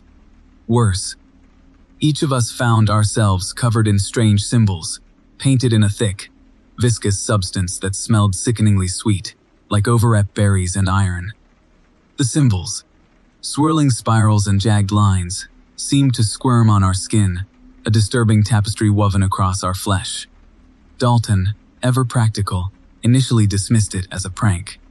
Probably bored teenagers venturing off the nearby Seward Highway. But Pepper, her usual cheerful demeanor replaced by a hushed reverence, insisted the symbols held deeper meaning, a connection to the ancient spirits of the forest. Silas, fueled by his fervent interest in Alaskan native traditions, eagerly agreed, flipping through his worn copy of Spirits of the North, a compendium of local legends and folklore. Tilly, though hesitant, couldn't quite dispel the growing sense of unease. As the day progressed, the whispers started, soft at first, almost indistinguishable from the rustling leaves. We'd glance at each other, nervously, each silently wondering if the others heard it too. The whispers intensified throughout the afternoon, becoming a constant, unsettling drone, as if the forest itself was speaking in a croaky, unknown language. The symbols on our skin seemed to pulse with a faint, internal light. Then the hallucinations began. We all saw them. Figures cloaked in crimson parkas, their faces obscured by grotesque, bird-like masks, flitting between the trees. They carried pristine white teacups, the porcelain gleaming unnaturally in the dappled sunlight. Dalton, ever the skeptic, attributed it to sleep deprivation and overactive imaginations fueled by Silas's enthusiastic storytelling. But even he couldn't quite shake the growing terror. The second night was a torment. The whispers intensified, becoming a rhythmic chant, echoing through the trees, a dissonant lullaby against the backdrop of the crackling fire. The figures in crimson parkas grew bolder, their movements becoming more deliberate, forming a silent circle around our campsite, their porcelain white teacups overflowing with a dark, viscous liquid that resembled blood. We huddled together, terrified, our initial excitement curdling into a primal fear. The third night, the climax arrived. The chanting reached a fever pitch. The ground began to shake violently. The figures closed in, their movements no longer hesitant, but swift and predatory. Their whispers became words, though still in a language none of us understood. Their voices merging into a horrifying chorus. The central teacup, held aloft by the tallest figure, began to glow with an unnatural luminescence. The symbols on our skin burned. The forest around us seemed to twist and contort, the trees becoming grotesque parodies of their former selves. Then, silence. The chanting stopped. The ground stilled. The figures in crimson parkas froze, their grotesque masks turned towards the central teacup. We held our breath, paralyzed by terror, waiting for the inevitable. The tallest figure, the one holding the glowing teacup, turned towards us. The mask shifted, revealing not a grotesque carving, but a human face. Pepper's face. Her eyes, usually sparkling with youthful optimism, were vacant, her smile a terrifying imitation of her usual cheerful expression. She raised the teacup, the viscous liquid within swirling, and spoke, her voice a hollow echo of the chanting. "Join us." The figures in crimson parkas moved as one, their skeletal fingers reaching towards us, their porcelain white teacups overflowing. The horrifying truth slammed into me. This wasn't a hallucination, this wasn't a dream, this was real. And we were trapped. The symbols, the whispers, the figures, they weren't meant to scare us. They were an invitation we couldn't refuse. The forest wanted us, and Pepper, my sweet, perpetually optimistic sister, was already one of them. Story 30. The Alaskan sun, for once, wasn't playing coy. It blazed, a relentless eye in the sky, baking the inside of my rented RV. I'd woken up in a sweat, sheets twisted around my legs like ghostly vines. Outside, the Kenai Peninsula stretched, impossibly green and vast. Beautiful, yes, but a beauty that felt edged with something sharp, something expectant. This road trip was Pepper's idea. Pepper, my perpetually sun-kissed. Even at midnight, best friend since kindergarten. Pepper, who believed wholeheartedly in the magic humming beneath the surface of the world, vibrating just beyond our grasp. She insisted this valley, somewhere north of Seward, held a secret. A place, she'd whispered, where the veil was thin. I, a creature of spreadsheets and carefully curated playlists, had rolled my eyes. But Pepper's enthusiasm was, as always, infectious. So here I was, sweating in a metal box on wheels, miles from civilization, armed with bug spray, and an increasingly potent sense of unease. Last night's dream had been unsettling. A figure, tall and slender, its form woven from the twilight itself, drifting among the trees. It hadn't been menacing exactly. More inviting, beckoning. Its hand long and pale, gestured deeper into the woods. I woke with a gasp, heart hammering, and a strange compulsion to follow. I chalked it up to Pepper's relentless campfire tales of Alaskan folklore. Skinwalkers, Kushtaka, little people. She'd recited them every night, her voice taking on a strange, almost hypnotic cadence, her laughter echoing through the trees. Each story felt like a pebble dropped into the still water of my rational mind, rippling outwards, disturbing the calm. I pulled myself out of bed, the vinyl floor cool beneath my bare feet. The air inside the RV felt thick, stagnant. I needed coffee. Needed the grounding ritual of a French press and a protein bar. Needed to dispel the lingering remnants of the dream. Outside, the morning was deceptively normal. Birds chirped. A squirrel chattered indignantly from a nearby spruce. Pepper was nowhere to be seen. Odd. She usually greeted the sunrise with the enthusiasm of a golden retriever. I brewed my coffee, the familiar aroma a small comfort. As I sipped, I noticed something glinting among the trees. White porcelain. A teacup. Just sitting there on a mossy rock as if placed deliberately. It was pristine, delicate, entirely out of place. I ventured closer, a prickle of unease crawling up my spine. As I reached for it, another teacup appeared. Then another, and another.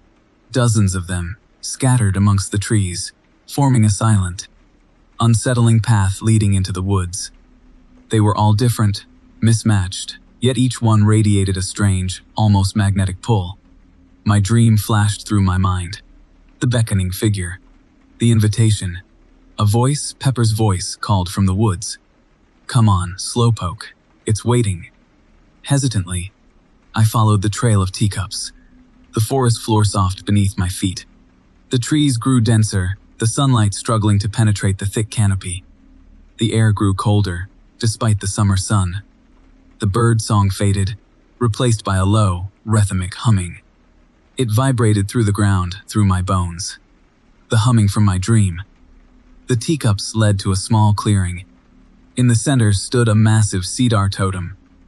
Its surface carved with intricate animal figures. Their eyes, dark and hollow, seemed to follow me. The totem pulsed with the humming, a faint, almost imperceptible vibration. Around the totem, arranged in a perfect circle, stood more teacups, and in the center of the circle, bathed in a strange, ethereal light, Pepper. She stood motionless, her back to me, clutching something white in her hands. Her peppercorn braids, usually bouncing with every movement, hung still. "Pepper." My voice sounded small, thin, swallowed by the humming. She turned slowly. Her face, normally radiant, was pale, her eyes wide and unseeing. In her hands, she held a teacup. It overflowed with a thick, viscous liquid, the color of bruised plums. It pulsed with the same unsettling light as the totem. A low, guttural chant began, emanating from the surrounding trees. Shadowy figures, cloaked in crimson parkas, emerged from the shadows. Their faces were hidden beneath grotesque, bird-like masks. They moved with an unnatural grace, their hands outstretched towards Pepper. The humming intensified. The ground began to tremble. The chant grew louder, the words gravelly, unknown. Pepper raised the teacup to her lips, her eyes still vacant, a serene smile spreading across her face. The figures closed in. The chanting reached a fever pitch, and then, a blinding white light erupted from the teacup, engulfing Pepper, the figures, the totem, the clearing, everything. I screamed. A wordless shriek ripped from my throat. I stumbled backwards, the world spinning, the humming echoing in my ears. I ran blindly through the trees, the teacups shattering beneath my feet. Ran until the forest thinned, until the sunlight broke through, until I stumbled onto the gravel road, the RV a distant beacon of sanity. I never looked back. I never saw Pepper again. But sometimes, in the quiet hours, I hear the humming, and I see the teacups arranged in a perfect circle, waiting for the next offering, waiting for the next soul to be swallowed by the whispering wilderness. Story 31. The Alaskan sun, stubbornly clinging to the horizon, cast long, skeletal shadows across the vast, empty landscape. Inside our rented RV, affectionately nicknamed the Wanderer by my perpetually optimistic younger sister, Pepper, a nervous energy crackled. We were miles from any semblance of civilization, parked beside a nameless, glacial lake reflecting the bruised plum hues of the dying day. The water, unsettlingly still, mirrored the uneasy quiet inside the Wanderer. My pragmatic boyfriend, Dalton, and our mutually skeptical friend, Tilly, shared uneasy glances. They, like me, had been plagued by increasingly vivid nightmares. Nightmares of a shadowy creature, lurking just outside the thin metal walls of our rolling home, watching us from the encroaching darkness. Pepper, oblivious to our growing apprehension, enthused about the intricate birch bark baskets she'd found in a dusty antique shop earlier that day. Her peppercorn braids bounced with every emphatic gesture. She, wholeheartedly, believed we were on the verge of a unique cultural discovery. She saw every rustle in the willows, every ripple on the lake, as a sign of the ancient spirits she fervently believed resided within these forgotten corners of Alaska. I, increasingly, feared she might be right. The first night, the nightmares started subtly, a vague sense of being observed, a shadow in the periphery, easily dismissed as an overactive imagination fueled by too much campfire coffee. The second night, the details sharpened. The shadow solidified, taking on a vaguely humanoid form. Its limbs, elongated and impossibly thin, reached towards the RV, its touch promising something cold and final. By the third night, the nightmares were shared. Dalton woke in a cold sweat, describing a tall, gaunt figure wrapped in a crimson parka, its face obscured by a grotesque bird-like mask. Tilly, her voice trembling, recounted a similar vision. The figure standing outside her window, its skeletal fingers tapping against the glass, the clicking a dissonant lullaby against the quiet wilderness. Pepper, however, slept soundly. She woke each morning, her usual cheerful demeanor replaced by an almost unsettling placidity. A serene smile played on her lips, and her eyes, usually sparkling with youthful enthusiasm, held a distant, almost vacant stare. She hummed a low, rhythmic tune. A tune I couldn't quite place, a tune that resonated uncomfortably with the growing dread coiling in my stomach. Tonight, the ritual began. Pepper, her eyes gleaming with an unnerving intensity, placed a collection of chipped, porcelain-white teacups outside the RV. She arranged them carefully in a small circle around a birch tree. Its stark white bark glowed faintly in the fading twilight. When questioned, Pepper simply hummed her unsettling melody, her smile widening, revealing teeth that seemed, suddenly, too sharp, too pointed. Dalton and Tilly, their faces etched with a mixture of fear and confusion, exchanged worried glances. I, too, felt a prickle of unease. Pepper's behavior had become increasingly erratic. Her fascination with local folklore had morphed into something disturbing, something almost reverent. As darkness deepened, the temperature plummeted. Inside the Wanderer, a palpable tension filled the small space. The silence, broken only by the gentle lapping of the lake against the shore, seemed heavier, more expectant. Dalton nervously fiddled with a deck of cards, while Tilly stared out the window, her knuckles white as she gripped the curtain. Then, the clicking started. A faint, rhythmic tapping emanating from just outside. It grew steadily louder, resonating through the metal walls of the RV. The same clicking Tilly had described in her nightmare. My heart hammered against my ribs, a frantic drumbeat against the encroaching silence. We held our breaths, straining to see through the frosted windows. The darkness outside seemed to press against the glass, a tangible weight. The clicking intensified, becoming a relentless, almost hypnotic pulse. Then a shadow moved. A tall, gaunt figure, draped in a crimson parka, emerged from the darkness.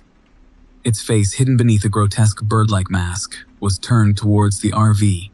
Its long, skeletal fingers reached out, touching the porcelain teacups. The clicking intensified, echoing through the night. Pepper, her eyes wide and vacant, stepped outside. She moved towards the figure, her movements slow and deliberate. She joined the circle of teacups, her humming rising, intertwining with the rhythmic clicking, creating a dissonant lullaby against the vast, silent wilderness.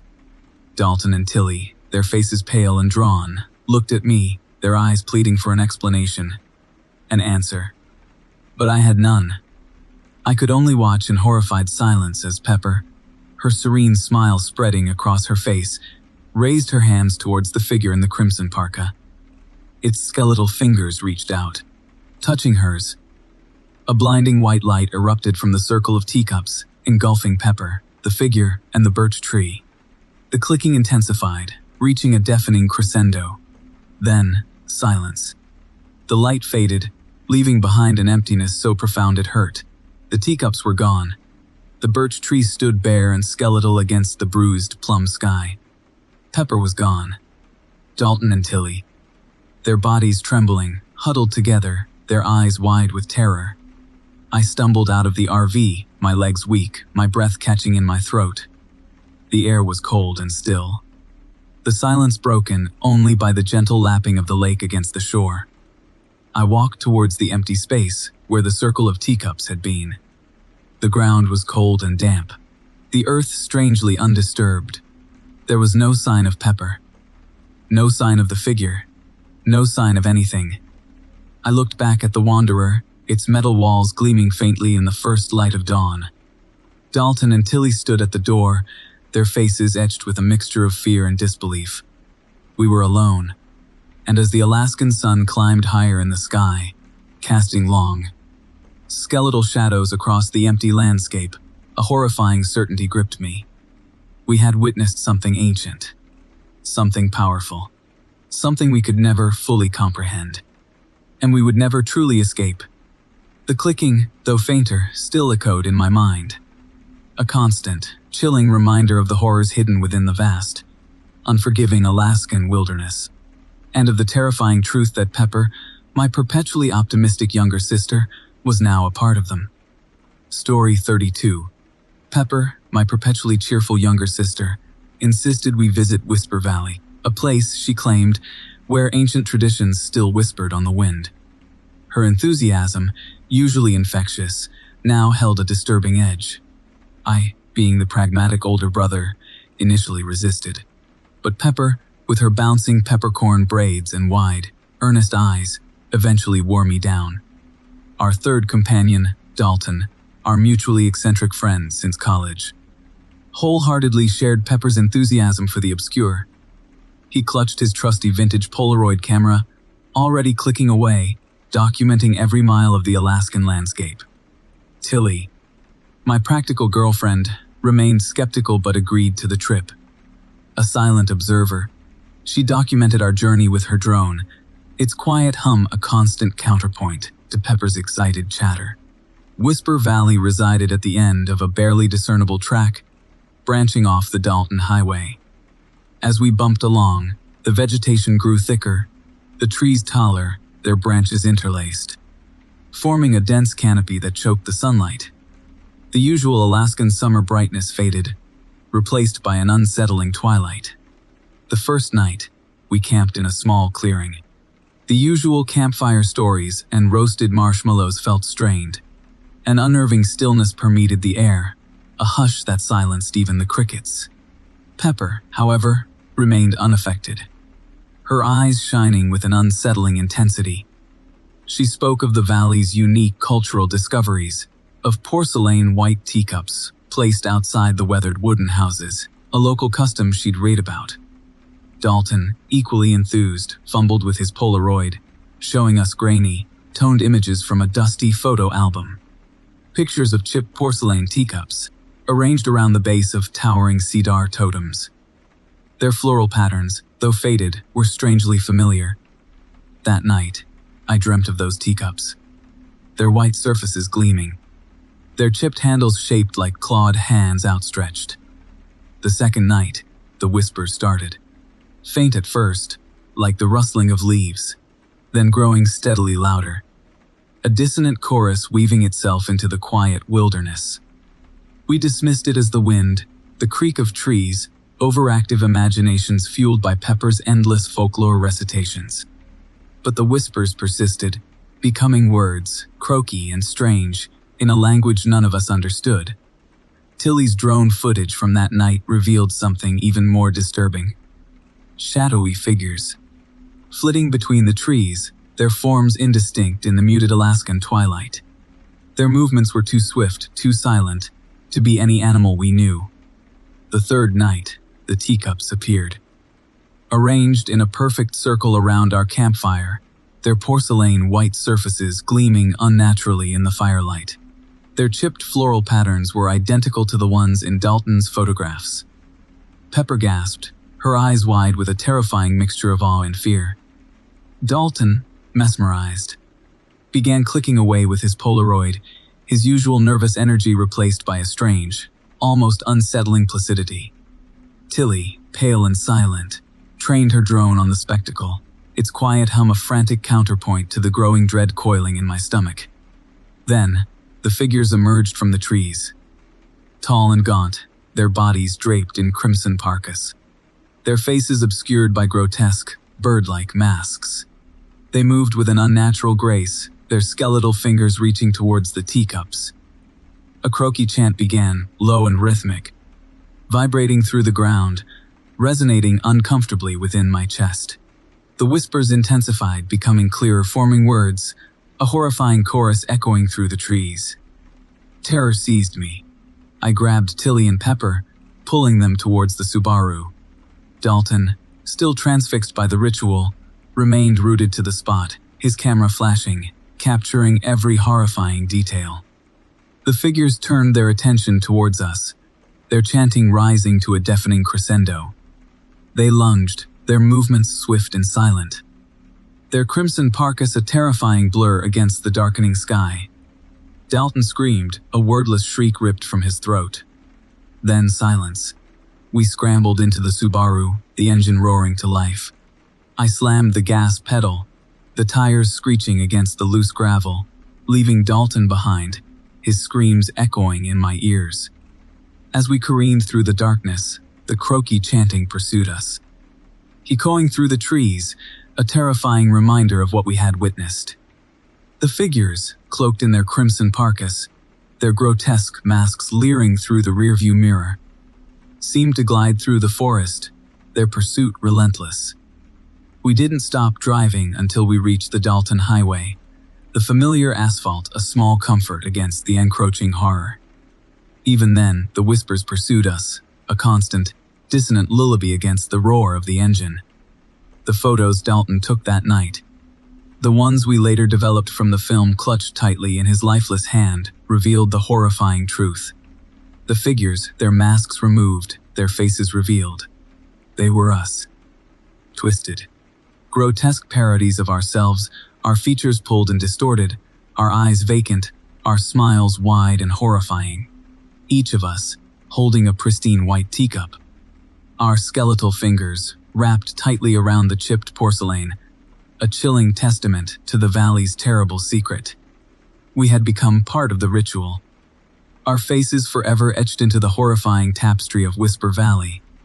And the clicking, the incessant, gravelly clicking of the teacups.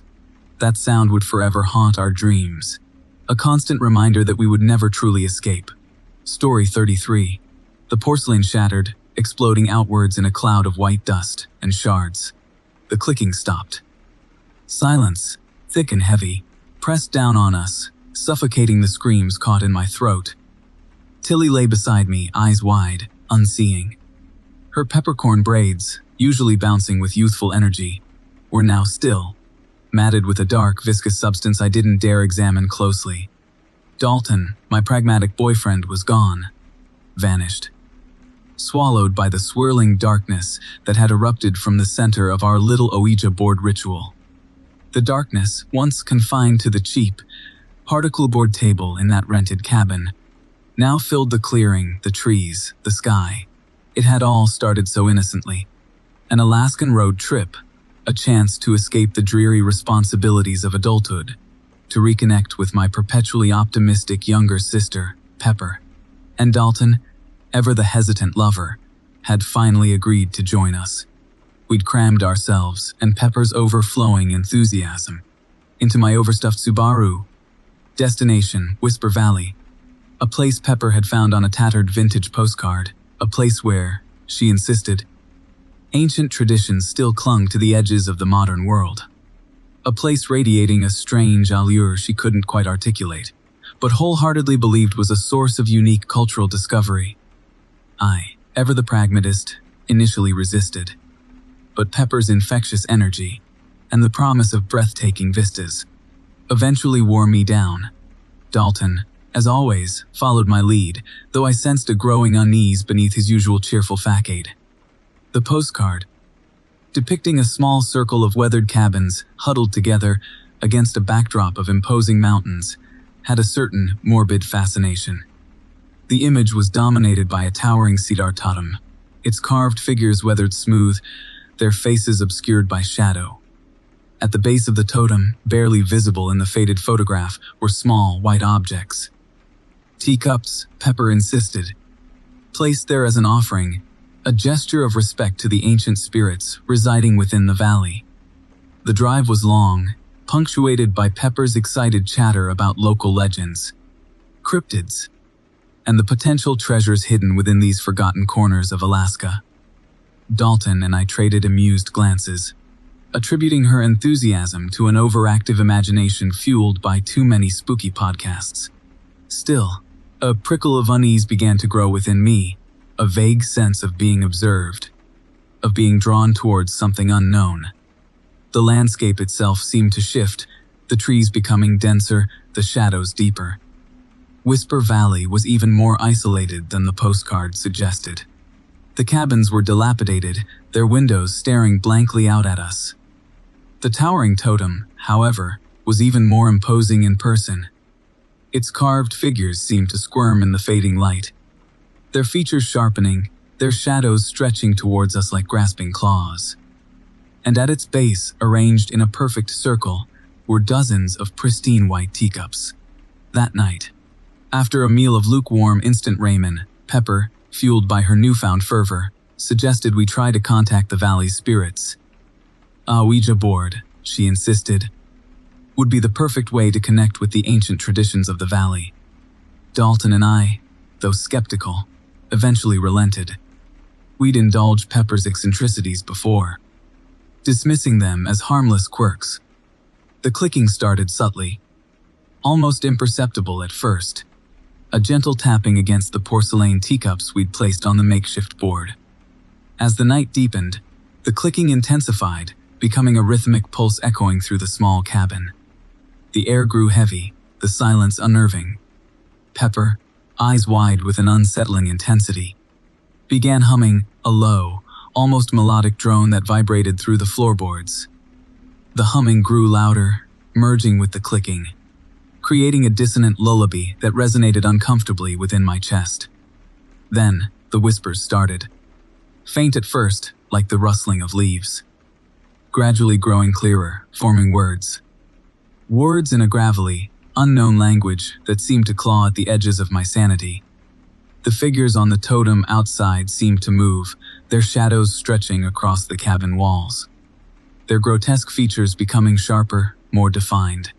Suddenly, the humming stopped. The clicking intensified, becoming a frenzied clatter. The air crackled with an unseen energy. The darkness outside pressed against the cabin walls, the windows rattling violently. And then, from the center of the Ouija board, a swirling vortex of darkness erupted. The darkness spread, engulfing the table, the cabin, the clearing. Dalton screamed. A wordless shriek ripped from his throat as he was pulled towards the swirling void, his hands outstretched, his face contorted in stark terror. I reached for him, but it was too late. He was gone, swallowed by the darkness. The porcelain shattered. The clicking stopped, and I was left with the horrifying certainty that we hadn't connected with the ancient spirits of Whisper Valley. We had opened a door to something far more ancient, far more malevolent. Something that now resided within the Alaskan wilderness, and within the shattered fragments of my sanity. Something that would forever haunt my dreams, and the silent, watching totems of Whisper Valley. Story 34, the Alaskan sun, low and weak, painted the mountains a bruised purple. Elias adjusted the rearview mirror. Tilly, my perpetually cheerful younger sister, dozed in the passenger seat, her peppercorn braids spilling over the worn upholstery. Our annual pilgrimage to Alaska, usually filled with exuberant chatter about hiking trails and wildlife sightings, had taken a decidedly macabre turn this year. Tilly had become fixated on Whisper Valley, a place mentioned in a dusty antique shop pamphlet. It promised forgotten traditions and unique cultural discoveries. But something about the faded ink sketch of a towering cedar totem filled me with a profound unease. I pulled over near a deserted picnic area. The silence, broken only by the distant rush of a glacial river, was unnerving. I woke Tilly gently. She blinked, her usual sparkle replaced with a vacant stare that chilled me. She clutched a pristine white teacup, its delicate floral pattern unsettlingly familiar. I'd seen it in the pamphlet, positioned near the base of the totem. "Where did you get that?" I asked, my voice tight. Tilly simply smiled, a serene, unsettling smile. "They offered it to me," she murmured. "They said it was a gift." A shiver ran down my spine. There was no one else here. No other cars. No sign of any human presence. The journey to Whisper Valley was a blur of deepening shadows and growing apprehension. Tilly, usually a fount of cheerful chatter, remained silent, her fingers tracing the floral pattern on the teacup. The landscape grew increasingly stark. Twisted birch trees clawed at the darkening sky. The air grew heavy, charged with an almost palpable tension. I couldn't shake the feeling that we were being watched. Whisper Valley itself was nestled in a small hollow, ringed by impossibly tall spruce trees. A handful of weathered cabins huddled together, their windows staring blankly out at us. In the center of the clearing stood the totem, even more imposing in person. Around its base, a small circle of figures stood motionless, their faces obscured by grotesque bird-like masks. Each clutched a pristine white teacup, their surfaces gleaming unnaturally in the fading light. Tilly, her eyes wide and unfocused, stepped out of the car, clutching her teacup. A low, rhythmic clicking sound emanated from the circle, almost melodic, but deeply unsettling. Tilly moved towards them, her movement stiff and unnatural. "Tilly, wait," I called out, my voice trembling. She didn't respond. She joined the circle, her teacup raised alongside the others. The clicking intensified, vibrating through the ground, through me. My heart hammered against my ribs. This was wrong, terribly wrong. I stumbled out of the car, desperately trying to reach her. As I approached the circle, the figures turned their attention towards me, their masks leering. The clicking reached a fever pitch, resonating uncomfortably within my skull. I could almost discern words within the clicking. A croaky, chanting language I'd never heard before, yet somehow understood. They were speaking about me, about Tilly, about the teacups. They offered me a teacup, a pristine white teacup, its floral pattern identical to the others. My hand trembled as I reached out. Something compelled me. Some ancient, unsettling power I couldn't resist. I took the teacup. The clicking stopped. An eerie silence descended. The figures lowered their teacups. Tilly turned towards me, her eyes vacant, a serene smile spreading across her face. She raised her teacup. "Join us," she whispered, her voice strangely hollow. "The tea is wonderful, Ba." I raised my teacup, my hand shaking violently. The figures raised their teacups in response. The bruised purple light of the Alaskan twilight deepened, casting long, distorted shadows across the clearing. I could feel the power of the totem pulsing, resonating through the teacup, through me. I was losing myself, becoming one of them. The next few days were a blur of ritualistic chanting and teacup ceremonies. We, the circle, moved through the valley, collecting more teacups, offering them to others, anyone who wandered into Whisper Valley. Tourists, hikers, locals.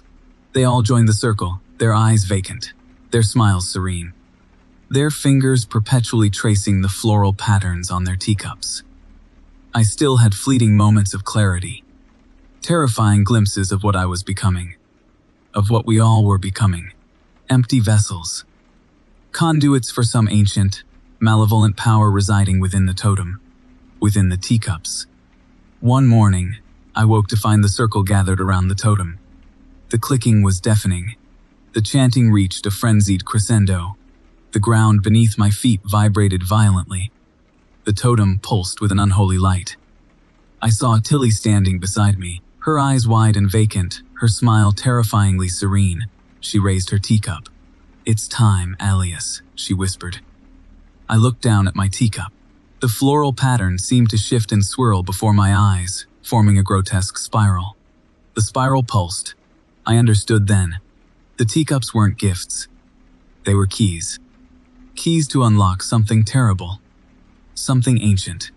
Something that had been trapped within the totem for centuries. I dropped the teacup. It shattered against the ground. The porcelain fragments scattering like shards of bone. The clicking stopped. The chanting ceased. The figures turned their attention towards me, their masks contorted in silent screams.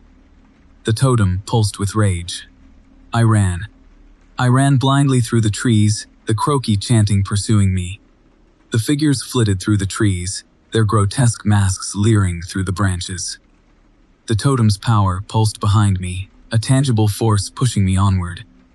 I didn't stop running until I reached the highway. I stumbled onto the asphalt, my lungs burning, my heart pounding against my ribs. I looked back towards Whisper Valley.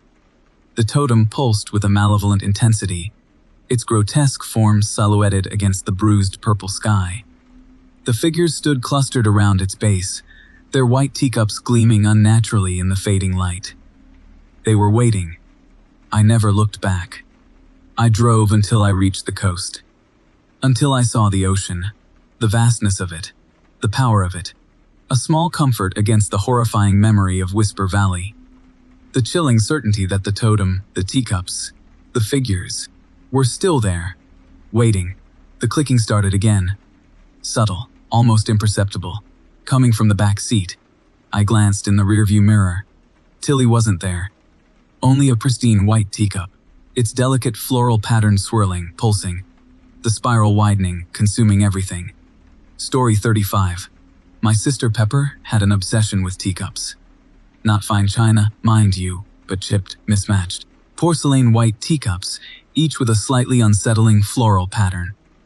She'd find them in antique stores, flea markets, even roadside ditches. Her peppercorn braids bouncing with fervent excitement over each new acquisition. This particular Alaskan road trip, our annual family bonding pilgrimage, had become a fervent quest for the perfect teacup. Dalton, my pragmatic boyfriend, grumbled good-naturedly, while Tilly, my perpetually optimistic girlfriend, wholeheartedly shared Pepper's enthusiasm, her camera already clicking, documenting every dusty shelf and cluttered display. We were somewhere north of Anchorage. The Alaska Marine Highway ferry a distant memory, our overstuffed Subaru Forester groaning under the weight of our camping gear and Pepper's ever-expanding porcelain menagerie. The landscape outside became increasingly desolate. Stunted pines clung precariously to rocky slopes, the few weathered cabins we passed seeming abandoned, their empty windows staring blankly. The usual cheerful chatter inside the car faded, replaced by a hushed quiet. A subtle shift had occurred, a creeping unease prickling at the edges of my awareness. It started subtly, a faint rhythmic clicking sound, almost imperceptible at first. I initially dismissed it as the car, the gravel, anything but what it truly was. But the clicking persisted, growing steadily louder, a dissonant counterpoint to the gentle rush of the nearby creek. Then the whispers started, faint, croaky whispers, seemingly emanating from the woods, from the shadows under the stunted pines. We reached a small valley, unnervingly quiet, a perfect circle of scraggly spruce surrounding a clearing. In the center stood a massive cedar totem, its carved figures weathered smooth, their faces obscured by shadow. Pepper gasped, her peppercorn braids bouncing wildly. "This is it. she whispered, her voice strangely hollow. Whisper Valley. Dalton tried to dissuade her. Pepper, this place gives me the creeps. Let's just keep going. But Pepper, transfixed by the totem, her eyes wide with an unsettling mixture of fear and fascination, was already out of the car, her trusty Polaroid camera clicking. Tilly, ever supportive, trailed close behind, her camera flashing, capturing every detail of the unsettling scene. Dalton and I exchanged uneasy glances, but followed, a growing dread coiling in our stomachs. Pepper placed a pristine white teacup at the base of the totem, its delicate floral pattern swirling under the fading twilight. Then, she began humming a low, almost melodic drone. The clicking intensified, the whispers becoming clearer, a croaky chant echoing through the valley. Shadowy figures began to emerge from the woods, their forms indistinct, their movements stiff and unnatural. They carried porcelain white teacups, their chipped handles shaped like angular bones. The figures formed a silent circle around the totem, their heads bowed, their teacups overflowing with a viscous, bruised purple liquid. The chanting grew louder, a terrifying chorus echoing through the trees. The figures raised their teacups, their skeletal fingers outstretched towards Pepper. A chilling certainty gripped me. These weren't people. These were something else, something ancient, something malevolent. Panic clawed at my throat. I grabbed Tilly, pulling her towards the car. We need to leave. Now. Dalton, already fumbling with the keys, threw open the doors. We scrambled inside, the car groaning under our weight. The engine roared, spraying gravel. As we careened out of the clearing, the guttural chanting pursuing us, the clicking echoing behind. A terrifying reminder of what we had witnessed. The landscape outside seemed to shift and swirl, the trees becoming grotesque parodies of themselves, their branches reaching towards us, grasping claws. The clicking intensified, vibrating through the car, a physical force pushing against us. The whispers became words, guttural and unintelligible, yet somehow, I understood.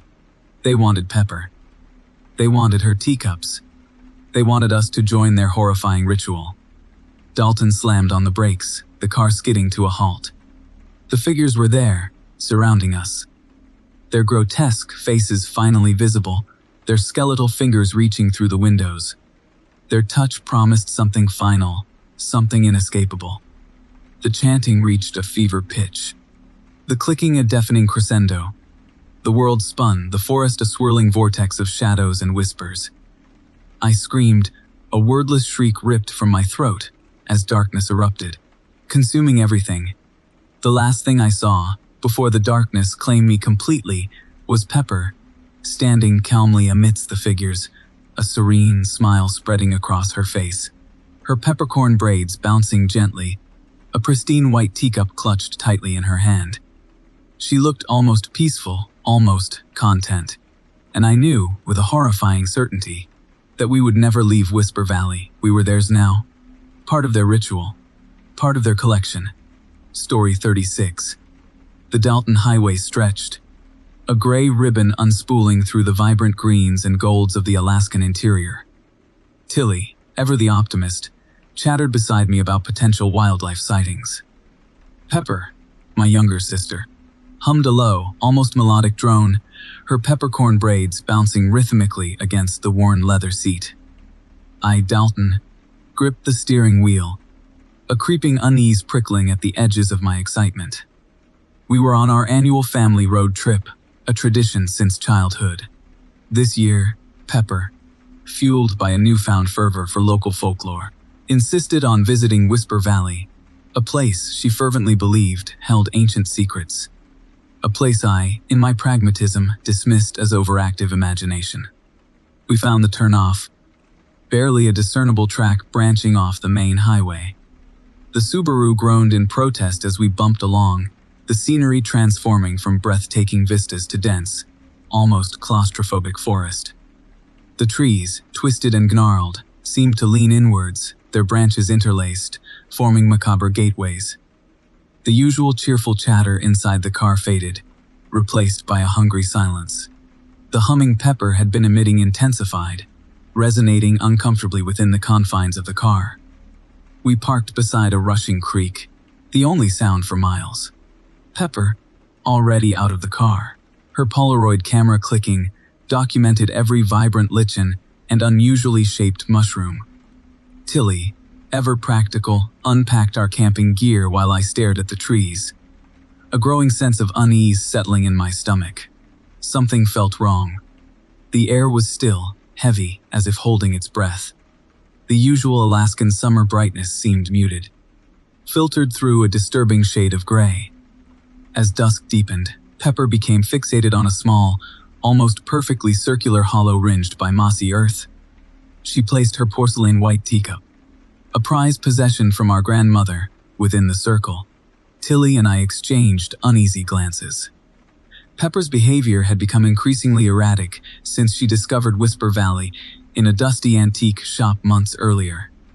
Her porcelain collection, once a harmless quirk, had become an obsession. She carried the teacups everywhere, whispering to them in an unknown language, performing small, private rituals.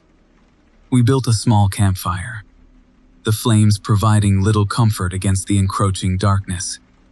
Pepper again began humming, her voice rising above the crackling fire, taking on a croaky quality I had never heard before.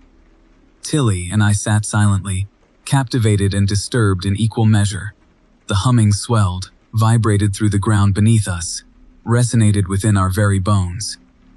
A physical force pushed against me, a tangible weight pressing down, making it hard to breathe. Then, the clicking started, a faint, rhythmic clicking sound emanating from the hollow.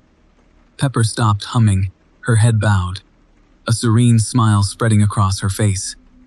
The clicking intensified, accompanied by a low, croaky drone that seemed to claw its way out of the earth.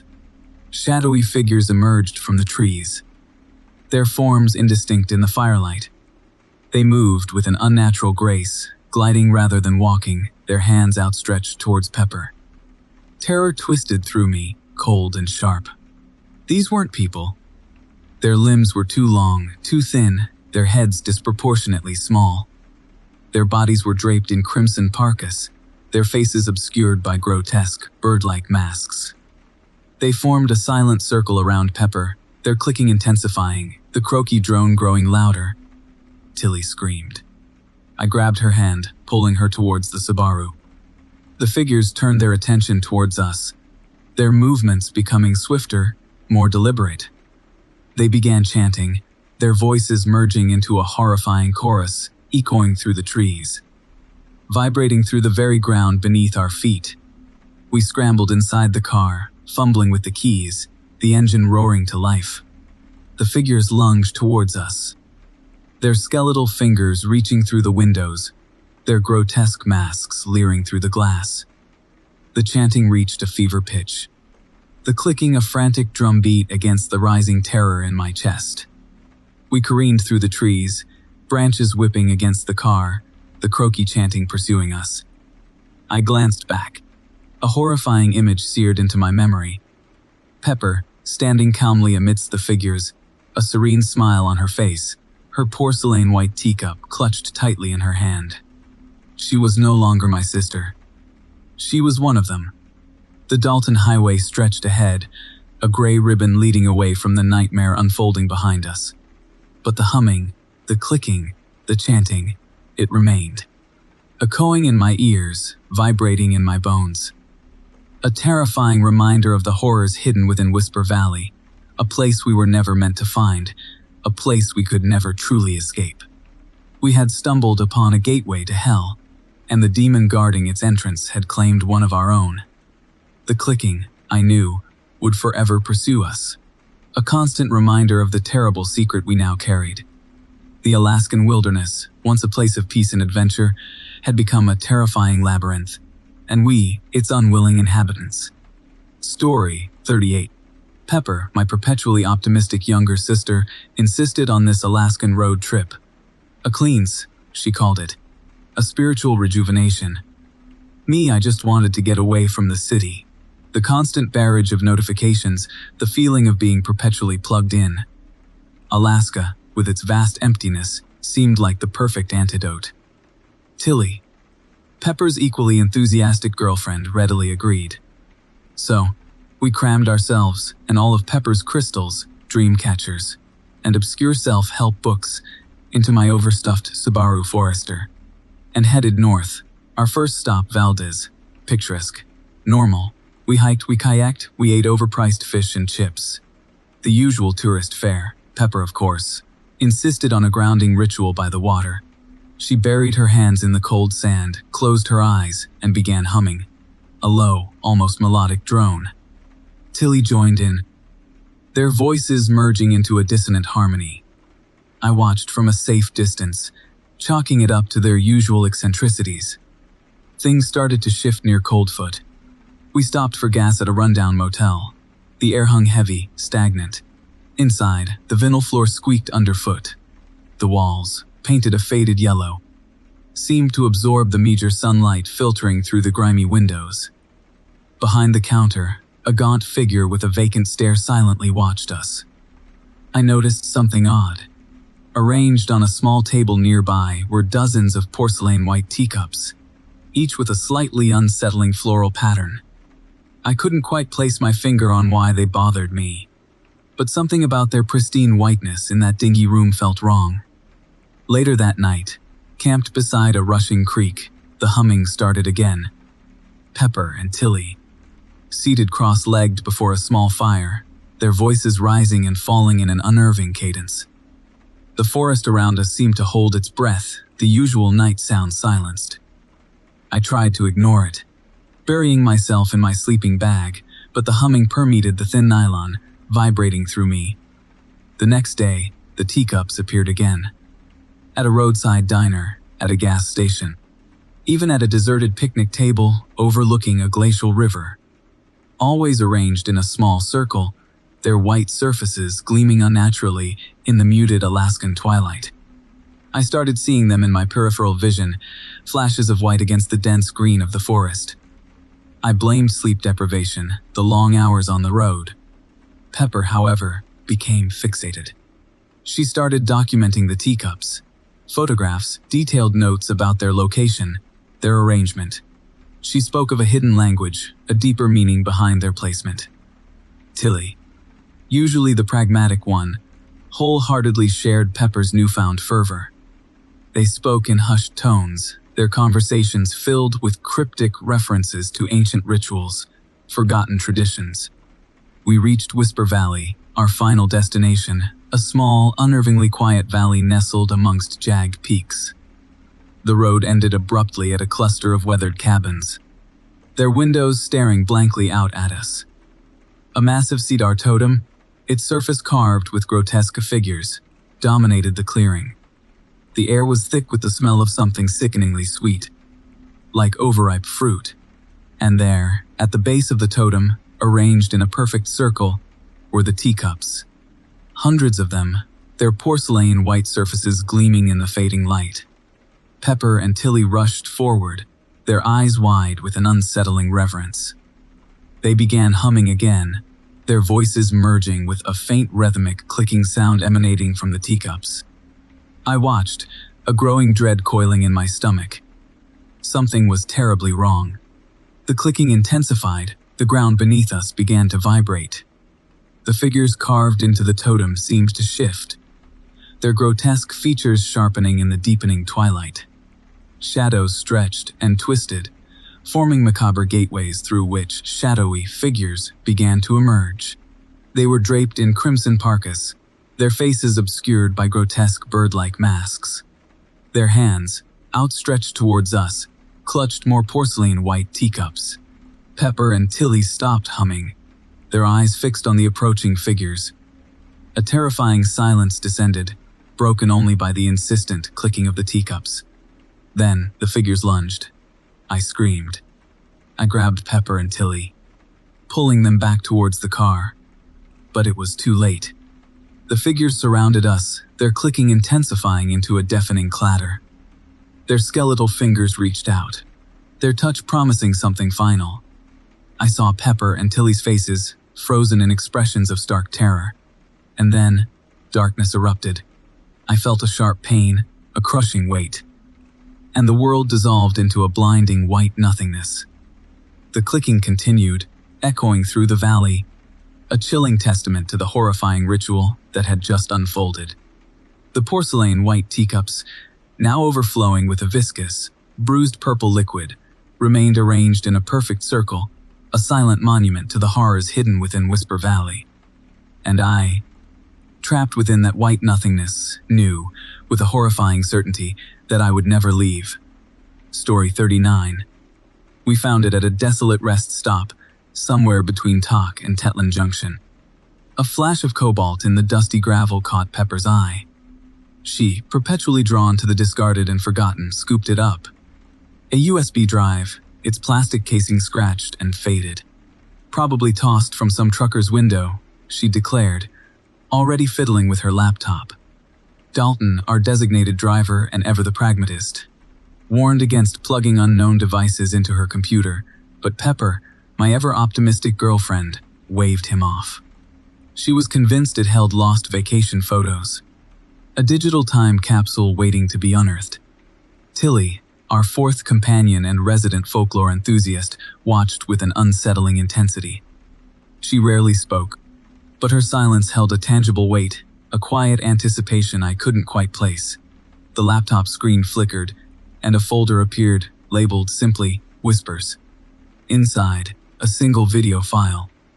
We huddled around the small screen, the dim light of the setting sun casting long shadows across the car's interior. The footage was grainy, shaky, shot in near darkness. Figures, cloaked in crimson parkas, their faces obscured by grotesque bird-like masks, moved in a silent circle. In the center, a smaller figure, their back to the camera, held something white. A porcelain teacup, its delicate floral pattern barely visible in the flickering light. A low, croaky clicking sound permeated the recording, a rhythmic counterpoint to the eerie silence of the figures. The clicking intensified, the figures moving faster, their circle tightening. A guttural chant began, a language none of us recognized. Yet it resonated uncomfortably within us, a primal unease settling deep in our bones. The footage ended abruptly. Silence filled the car, broken only by the whirring of Pepper's laptop. We exchanged uneasy glances, a shared understanding passing between us. This wasn't just some lost vacation video. This was something else entirely. Something disturbing. Something we weren't meant to see. Dalton, ever practical, suggested we format the drive and forget the whole thing. But Pepper, now captivated, was insistent. She needed to know more. She needed to understand. Tilly, for the first time since we'd started the trip, spoke. Whisper Valley, she murmured, her voice barely audible. That's where they are. That's where this happened. Whisper Valley. A small, isolated community tucked away in the Rangel Mountains. A place shrouded in local legends and whispered tales of strange rituals. A place I'd always dismissed as campfire fodder. But now, the grainy footage, the unsettling chanting, the grotesque masks, it all felt terrifyingly real. An ethical dilemma arose. Do we delve into this, potentially exposing ourselves to something dangerous, or do we heed Dalton's advice and walk away? Curiosity, as it always does, won. We drove through the night, the Alaskan landscape unfolding before us, the mountains looming large in the darkness. The usual cheerful chatter inside the car was replaced by a hushed tension. Pepper, fueled by a newfound fervor, researched Whisper Valley on her phone, reading aloud fragmented accounts of strange occurrences and unexplained disappearances. Tilly, usually quiet, became animated, sharing stories passed down through her family, tales of ancient spirits residing within the mountains, of rituals meant to appease these entities. Dalton, though clearly unnerved, continued to drive, his knuckles white against the steering wheel. We reached Whisper Valley just as the first rays of dawn broke over the horizon. The valley was eerily quiet. A small cluster of weathered cabins huddled together against the imposing mountains.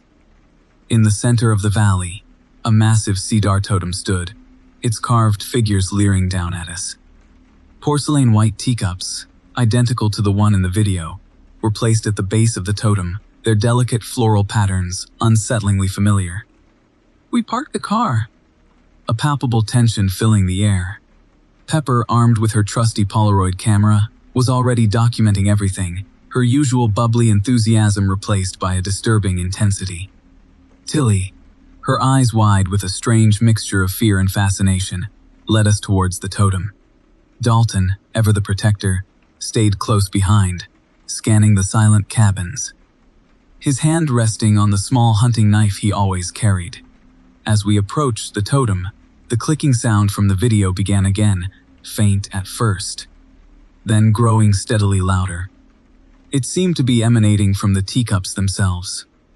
We circled the totem, our hearts pounding in our chests. The carved figures seemed to watch us, their vacant eyes following our every move. Pepper, caught in a trance-like state, reached out and touched one of the teacups. The clicking intensified, the ground beneath our feet began to vibrate.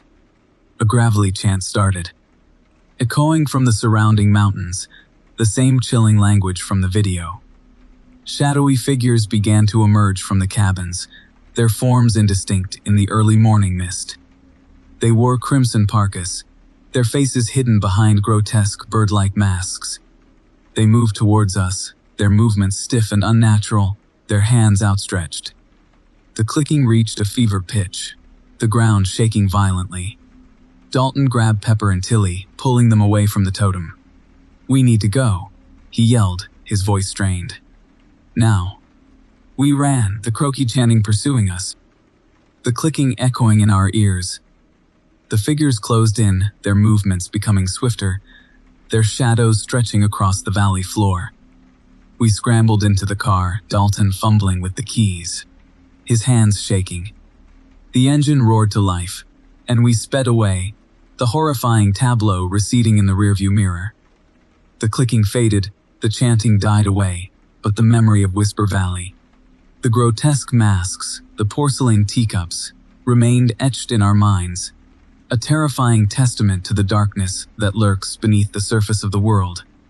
We never spoke of it again, each of us grappling with the ethical dilemma of witnessing something we couldn't comprehend, something we were never meant to see. The USB drive sits in my desk drawer, a silent, chilling reminder of the day we found whispers in the Alaskan wilderness. Story 40. The flickering laptop screen cast a sickly, greenish glow across my face. Another night. Another deep dive into the festering underbelly of the web, the place where whispers became screams and shadows took on lives of their own. I sipped lukewarm coffee, the bitter taste a small comfort against the creeping unease prickling my skin. My current obsession, Whisper Valley, a place tucked away in the vast Alaskan wilderness. A place where ancient traditions supposedly still clung to the thawing earth. Local message boards spoke of strange rituals, unsettling effigies, and an unnerving quiet that blanketed the valley. Perfect, I thought. Perfect campfire fodder for my upcoming Alaskan road trip. My perpetually optimistic younger sister, Tilly, and her equally enthused girlfriend, Pepper, with her perpetually bouncing peppercorn braids, readily agreed. Whisper Valley, they declared, would be the highlight of our journey. The drive north was, initially, uneventful. Tilly navigated. Pepper hummed an almost melodic drone, and I, fueled by copious amounts of caffeine and an overactive imagination, devoured every digital crumb I could find about Whisper Valley. The deeper I delved, the more disturbing the details became. Fragmentary accounts of missing persons, strange symbols carved into ancient totems, and whispered rumors of a being neither human nor animal, a shape-shifting entity capable of unspeakable horrors.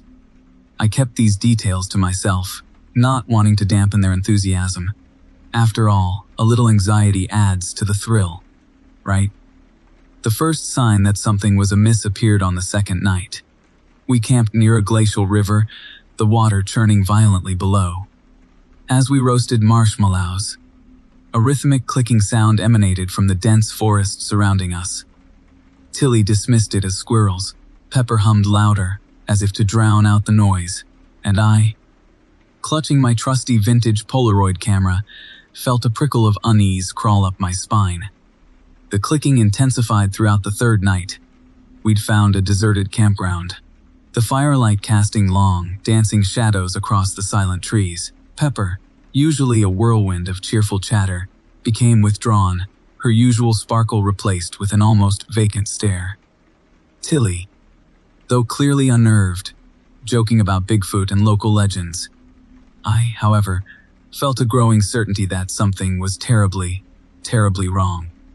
The climax arrived on our fourth night, just miles from Whisper Valley. We'd found a dilapidated motel, the faded yellow paint peeling from its weathered wooden walls.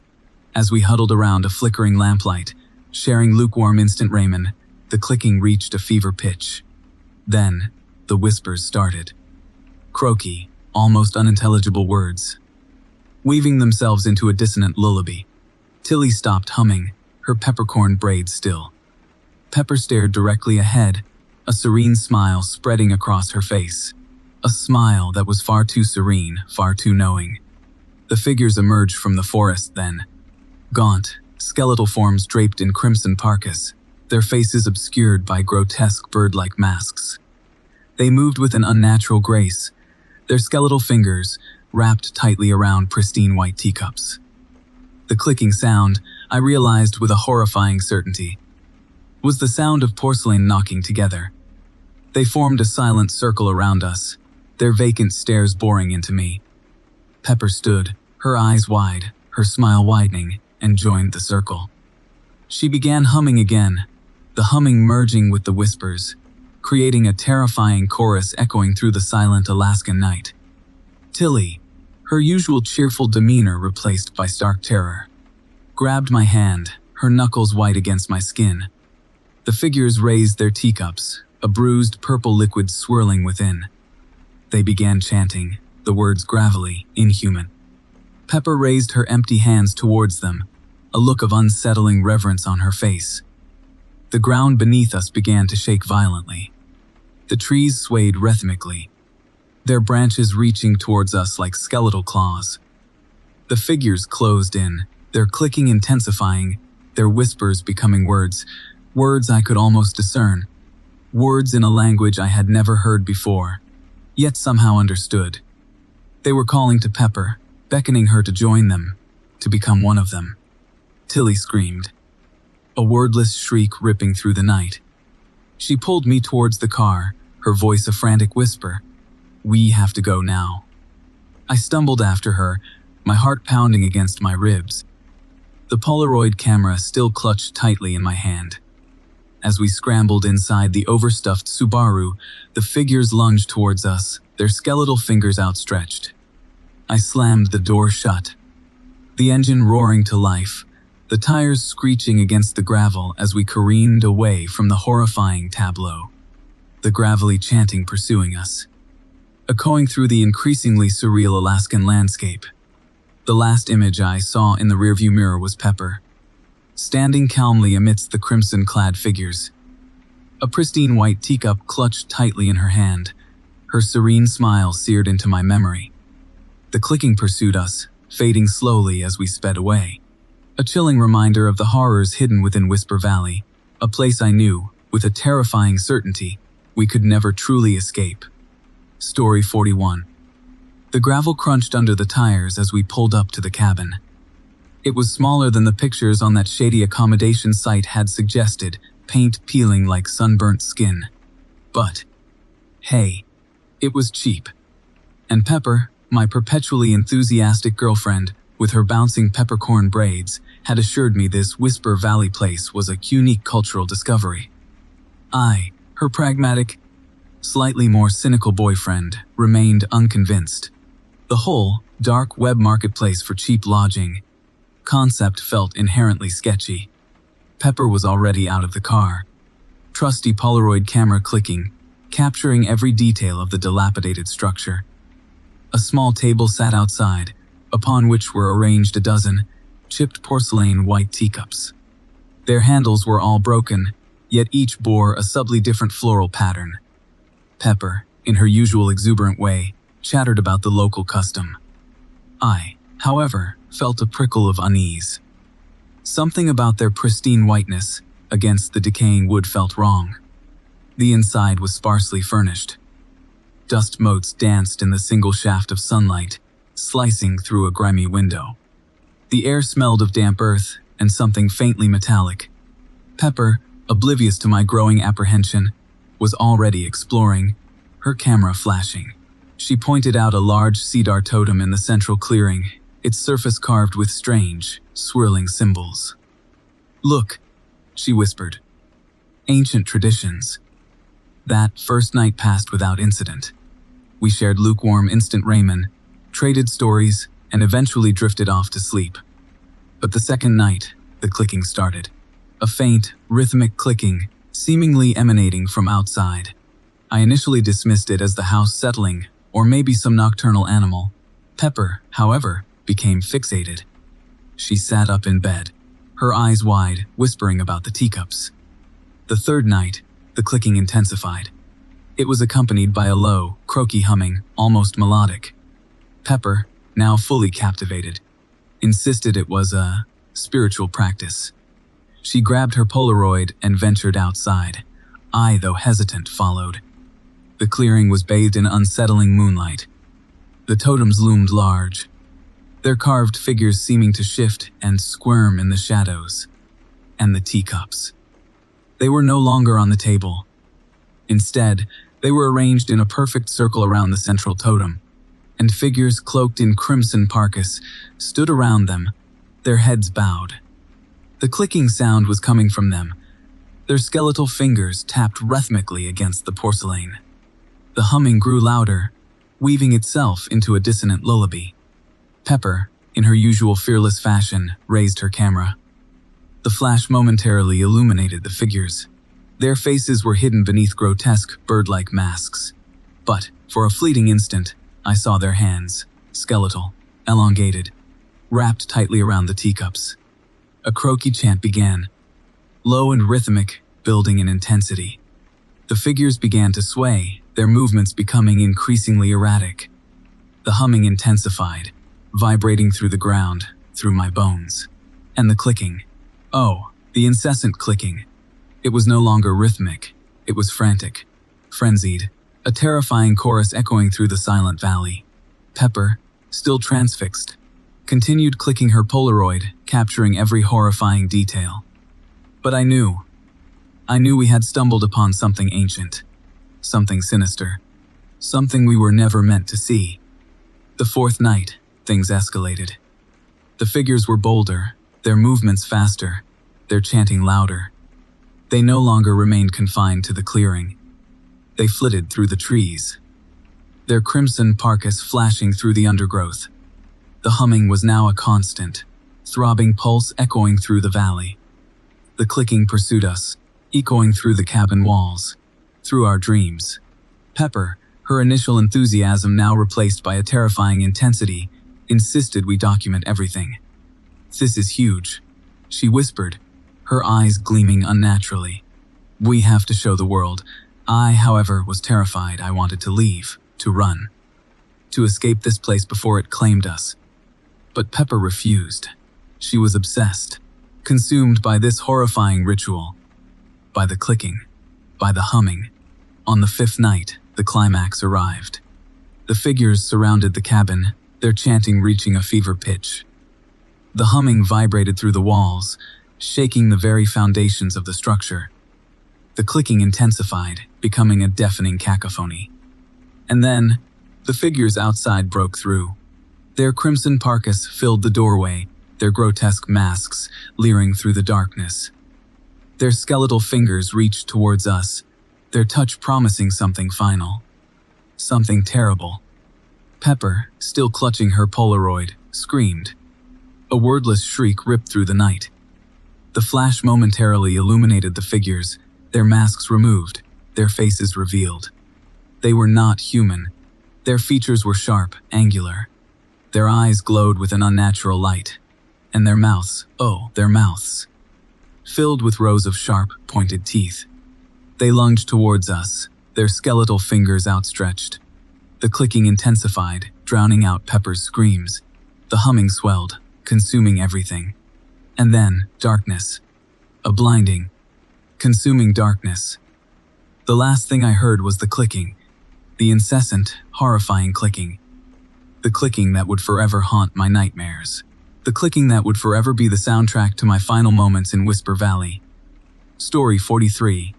The Fairbanks Flea Market buzzed, a kaleidoscope of Alaskan kitsch and genuine treasures.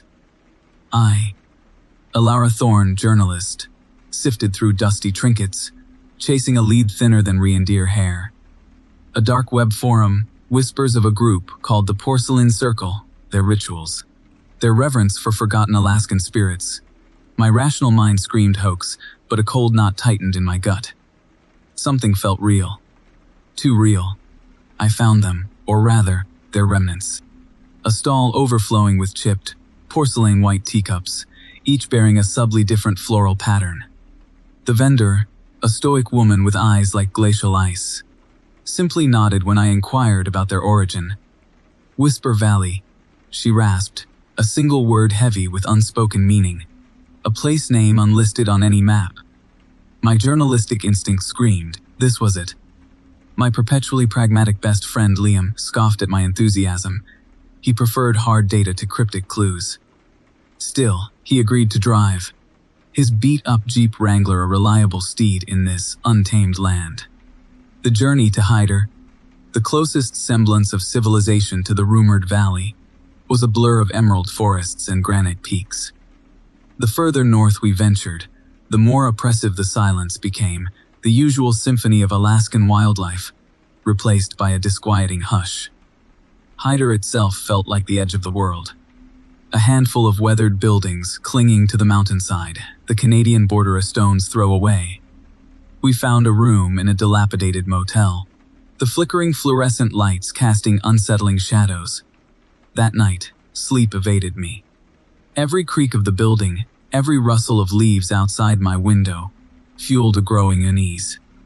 The next morning, fueled by lukewarm coffee and a gnawing sense of anticipation, we set off. The road, little more than a dirt track, snaked upwards, the Jeep groaning in protest. The trees grew denser, their branches interlaced, forming a suffocating canopy. The air grew thick, heavy with an unfamiliar, sickly sweet scent. Liam, usually jovial, became increasingly quiet, his eyes constantly scanning the dense undergrowth. We found Whisper Valley, or rather, it found us. A small, almost perfectly circular hollow ringed by impossibly tall cedar totems. Their surfaces, weathered smooth by time and the elements, were covered in strange symbols. An unsettling stillness permeated the air, a tangible weight pressing against us. Liam slammed on the brakes, the Jeep skidding to a halt. In the center of the clearing stood a group of figures.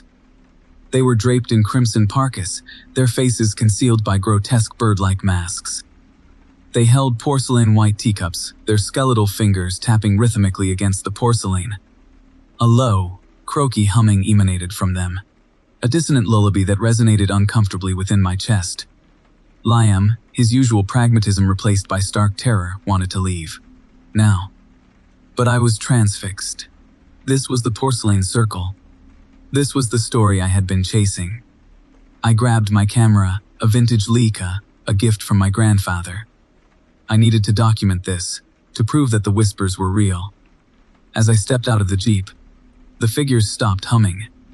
Their heads, disproportionately small beneath their masks, turned towards me. A palpable tension filled the air. The silence broken only by the frantic thumping of my own heart. They began to move, their movements stiff, unnatural. They formed a circle around the Jeep, their clicking teacups a terrifying counterpoint to the oppressive silence. I raised my camera, focusing the lens. The figures closed in, their shadows stretching across the clearing, engulfing us. I felt a cold hand brush against my cheek, the touch sending a shiver down my spine. Liam screamed, a wordless shriek ripped from his throat. I snapped a photo, the flash momentarily illuminating their grotesque masks. In that fleeting instant, their faces were revealed. They were not human. Their features were sharp, angular, Their skin an unsettling shade of gray. Their eyes, black and vacant, stared directly at me, boring into my soul. The humming intensified, morphing into a croaky chant. They raised their teacups. Their skeletal fingers outstretched towards me. A wave of nausea washed over me, the sickly sweet smell intensifying, filling my nostrils, choking me. The world began to spin, the trees blurring into a swirling vortex of darkness. I felt a sharp pain in my arm, a searing heat spreading through my veins. The camera slipped from my grasp, clattering against the ground. The last thing I saw, before the darkness consumed me, were those vacant, black eyes, and the horrifying certainty that I would never leave Whisper Valley. The porcelain clicking became a deafening roar, echoing through the trees, a chilling testament to the horrors hidden within this forgotten corner of Alaska. The teacups, once delicate symbols of domesticity, transformed into instruments of terror, their chipped floral patterns a macabre mockery of beauty, their pristine white surfaces stained with something that looked disturbingly like blood. Story 44. The chipped, porcelain white teacup trembled in my hand, its delicate floral pattern a stark contrast against the bruised purple liquid swirling within. Pepper, my perpetually optimistic younger sister, insisted it was elderberry tea, a local delicacy. I, however, remained unconvinced. We were deep in Whisper Valley, a place Pepper had become fixated on after discovering a tattered vintage postcard in a dusty Fairbanks antique shop. The postcard, depicting a towering cedar totem wreathed in an unnatural twilight, promised forgotten traditions and a unique cultural discovery. Dalton, my pragmatic boyfriend, and Tilly, his equally pragmatic girlfriend, shared uneasy glances. They, like me, felt a profound unease radiating from this unnervingly quiet valley nestled amongst Alaska's jagged peaks. The first night passed without incident. We roasted marshmallows, shared lukewarm instant ramen, and traded spooky podcasts around a small campfire. The usual cheerful chatter, however, seemed forced. Every rustle of leaves, every snap of a twig, sent a jolt of unease through me.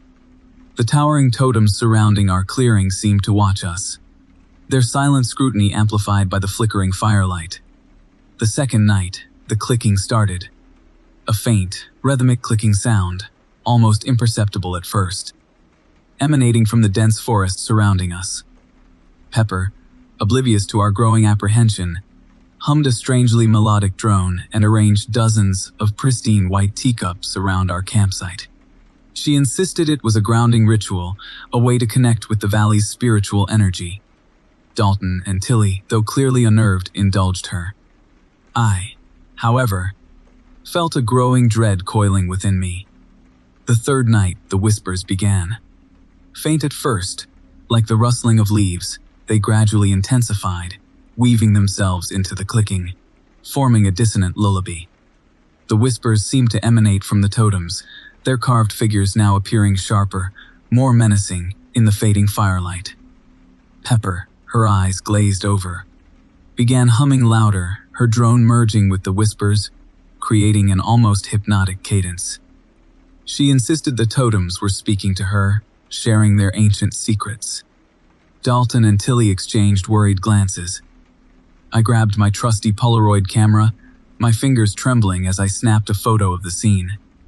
The photo developed quickly, revealing not just our campsite, but shadowy figures flitting between the totems, their forms indistinct, their presence undeniable.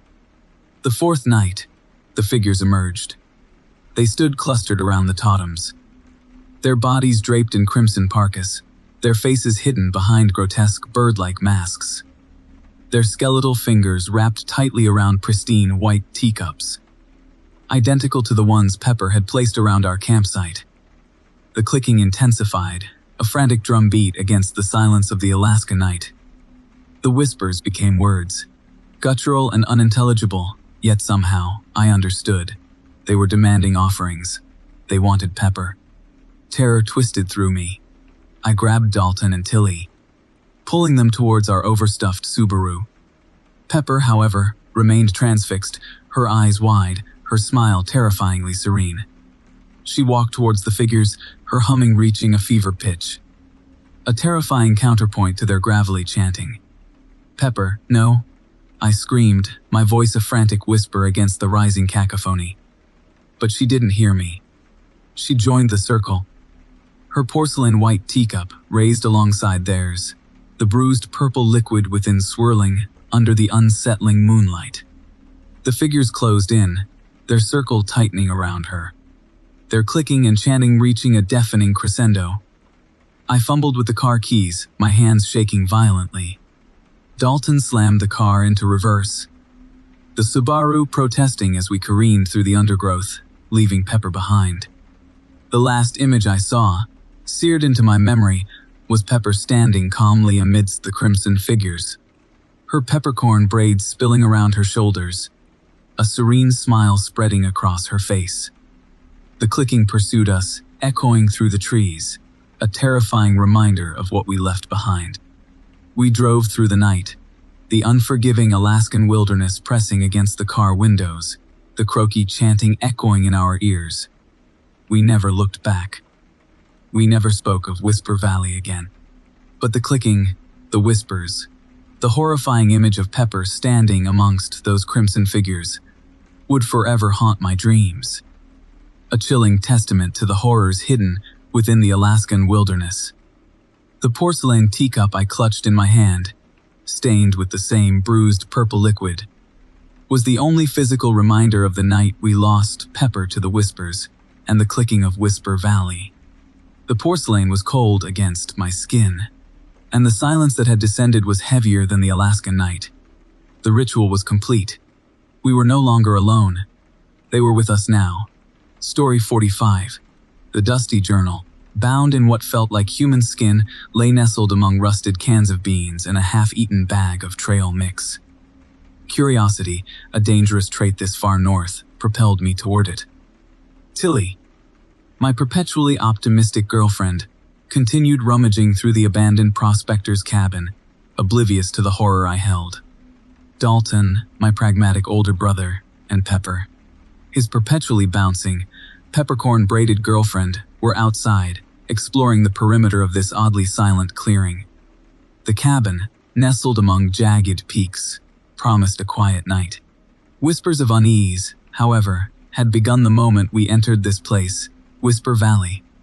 The journal's first entry detailed a group of college students, their youthful enthusiasm palpable on the yellowed page. They described their excitement about documenting local legends, their reverence for the ancient traditions they believed still clung to this valley. Their reverence quickly turned to dread. They spoke of an unsettling rhythmic clicking sound, porcelain knocking together, emanating from the woods. They mentioned strange figures, draped in crimson parkas, their faces obscured by grotesque bird-like masks. They described a ritual, a circle of chipped, porcelain white teacups placed around a towering cedar totem. The last entry, scrawled in a frantic hand, simply screamed, "They're coming." My fingers, trembling, flipped through the remaining pages. Each entry told a similar tale, a slow descent into madness. Families on camping trips, hikers seeking solitude, all drawn to Whisper Valley. All consumed by it. The clicking teacups, the crimson parkas, the grotesque masks, recurring motifs in every horrifying account. Their detailed notes about their location, the exact spot we were currently occupying, sent a jolt of ice through me. We were in their place, their final resting place. We were next. I stumbled out of the cabin, the journal clutched tightly in my hand. My voice, tight with panic, called out to the others. They gathered around, their initial amusement quickly fading as I read aloud, my voice trembling, the fragmented accounts of previous campers. Dalton, ever pragmatic, dismissed it as the ramblings of frightened minds, overactive imaginations fueled by isolation and local folklore. Pepper, however, her eyes wide with a disturbing intensity, seemed almost captivated. Tilly, though clearly unnerved, tried to maintain her cheerful facade, joking nervously about Bigfoot and the usual campfire fodder. The setting sun cast long, distorted shadows across the clearing. transforming the towering cedar totems into menacing figures. The temperature, already plummeting, seemed to drop several degrees as an unsettling stillness permeated the air. The usual sounds of the Alaskan wilderness, the chirping of birds, the rustling of leaves, all vanished, replaced by a suffocating silence. Then I heard it. A faint, rhythmic clicking sound, porcelain knocking together, emanating from the dense forest surrounding us.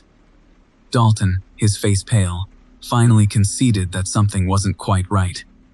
He grabbed his trusty vintage Polaroid camera, his usual nervous energy replaced by a quiet intensity.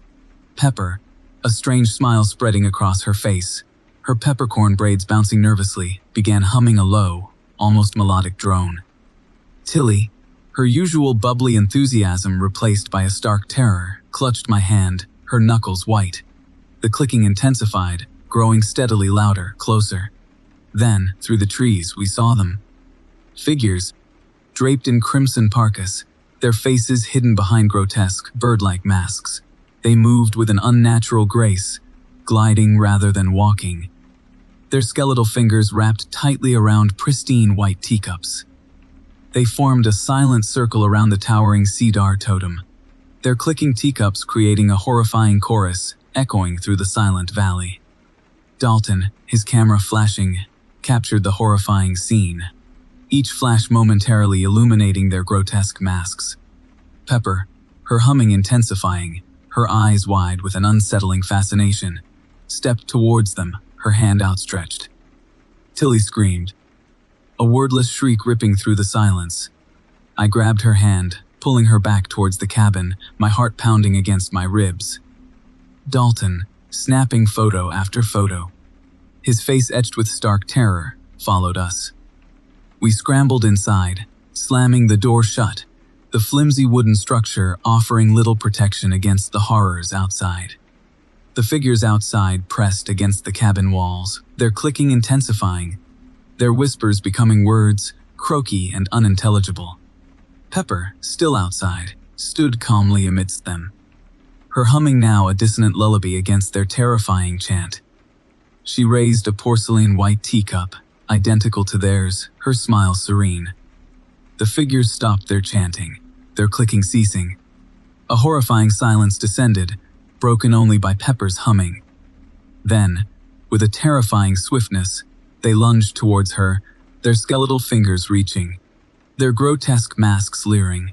A blood-curdling scream erupted, cut short by a sickening crunch. The humming stopped. The clicking returned, louder, closer. The figures outside pressed against the cabin walls, their grotesque masks leering through the grimy windows, their skeletal fingers reaching towards us.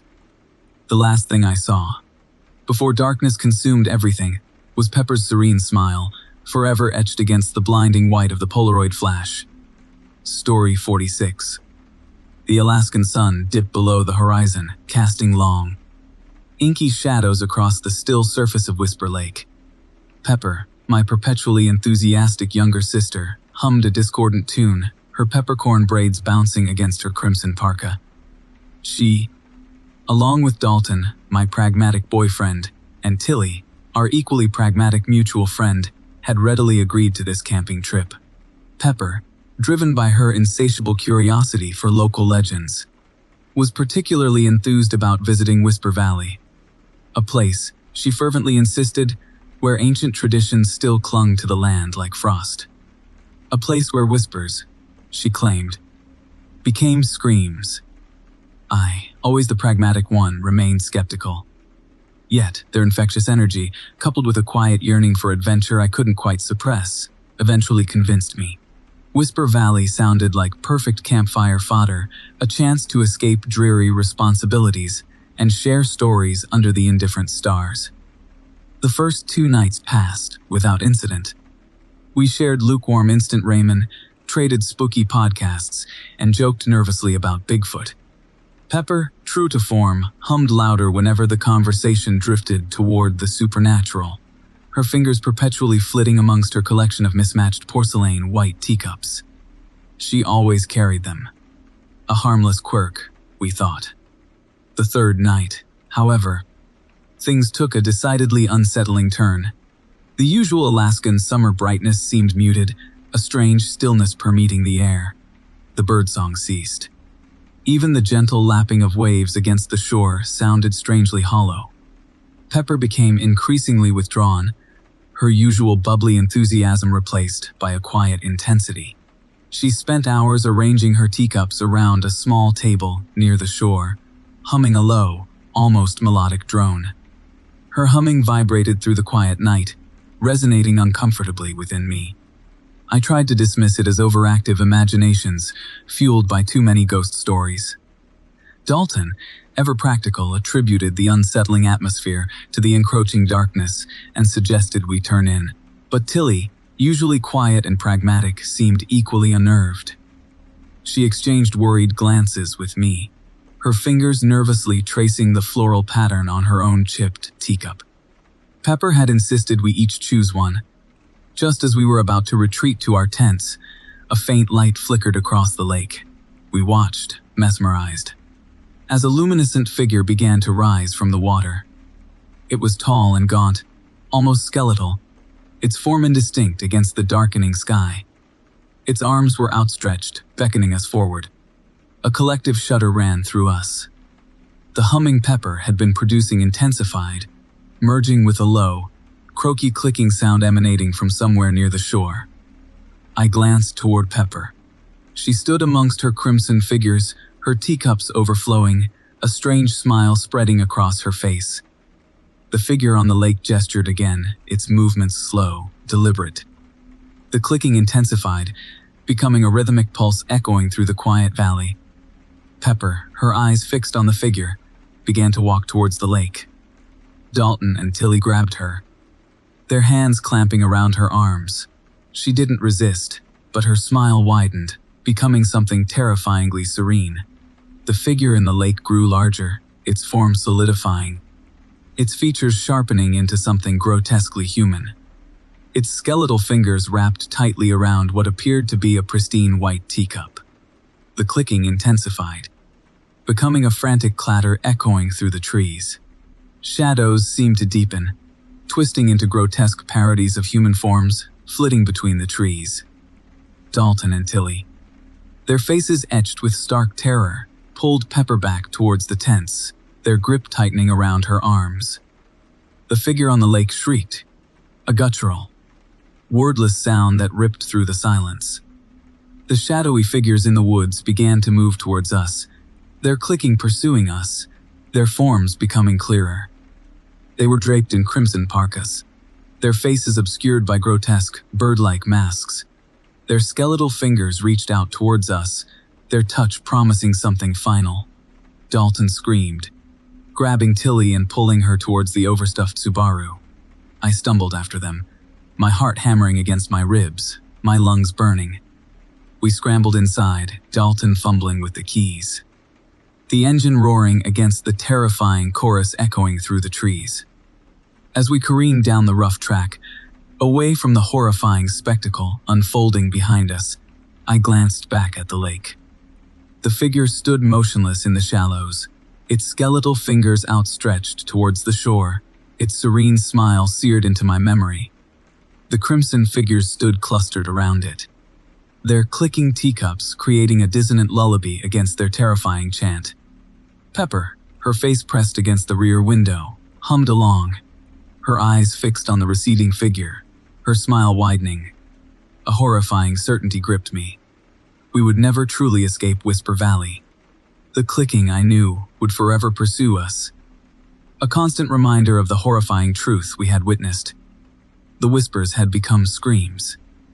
And the screams, I feared, would eventually become our own. Story 47. The chipped porcelain white teacup sat outside my tent. Uninvited, undeniably there. It gleamed under the weak Alaskan dawn, its delicate floral pattern a jarring splash of color against the muted greens and browns of the Kenai Peninsula. My meticulously organized supplies, usually stacked neatly beside the tent flap, were gone, vanished. In their place, a small pile of smooth, gray stones formed a spiral around the teacup. A spiral I didn't recognize, didn't understand. a spiral that coiled a cold dread in my stomach. My heart hammered against my ribs. Bear, I thought. Definitely a bear. Logical. Except bears don't arrange teacups. They don't create unsettling, rock spirals. They steal bacon, not granola bars. My breath hitched. The granola bars. Gone. Replaced by a handful of withered, purple berries. Berries I'd never seen before. Berries that looked like shriveled plums, dusted with an unsettling, gray powder. I cautiously unzipped the tent, scanning the immediate area. The forest around my isolated campsite remained quiet. Too quiet. The usual morning chorus of birds was absent, replaced by an oppressive, almost tangible silence. My hand instinctively went to the small hunting knife strapped to my leg. A small comfort against the growing unease. The teacup remained. A silent, porcelain sentinel, its presence radiating a strange, almost hypnotic pull. I forced myself to approach, my boots crunching on the thin layer of frost that still clung to the ground despite the emerging summer. The teacup was cold to the touch, empty, except for a faint, lingering aroma. Sickly sweet, like overripe fruit and something vaguely metallic. The smell twisted in my nostrils, triggering a wave of nausea. The spiral of stones felt oddly warm. Unnaturally so. As if heated from beneath the earth, I crouched down, examining them closely. Each stone was perfectly smooth, almost polished. As if worn by water. Or something else. I ran my fingers over their surfaces, a shiver tracing its way up my spine. Days blurred into a disorienting haze of teacups and stones. Every morning, my supplies dwindled, replaced by these disturbing offerings. The spirals grew more complex, more intricate. Sometimes they encircled small piles of feathers. Black feathers. Sometimes they framed oddly shaped pieces of driftwood, carved with symbols I couldn't decipher. Symbols that seemed to shift, to rearrange themselves whenever I looked away. The silence persisted, broken only by the gentle lapping of the nearby lake against the shore, a sound that now echoed strangely, hollowly, in the oppressive quiet of the forest. The birds remained silent. The squirrels, usually chattering indignantly from the branches, were gone, vanished, like my supplies, like my peace of mind.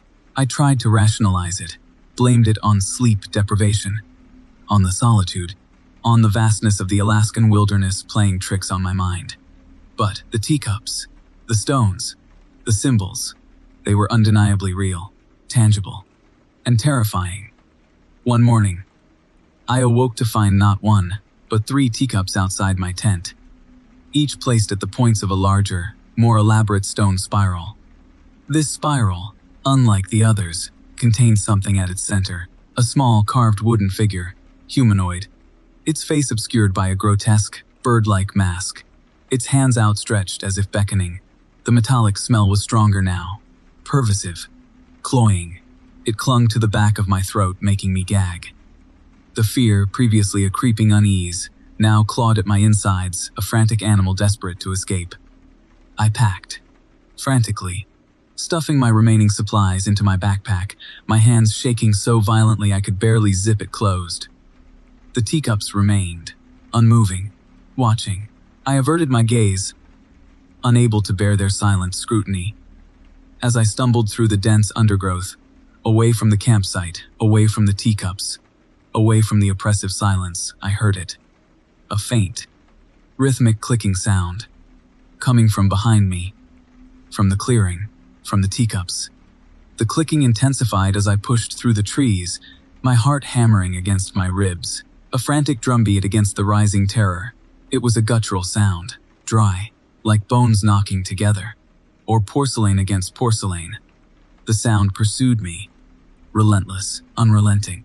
I broke into a run, branches whipping against my face, the undergrowth tearing at my clothes.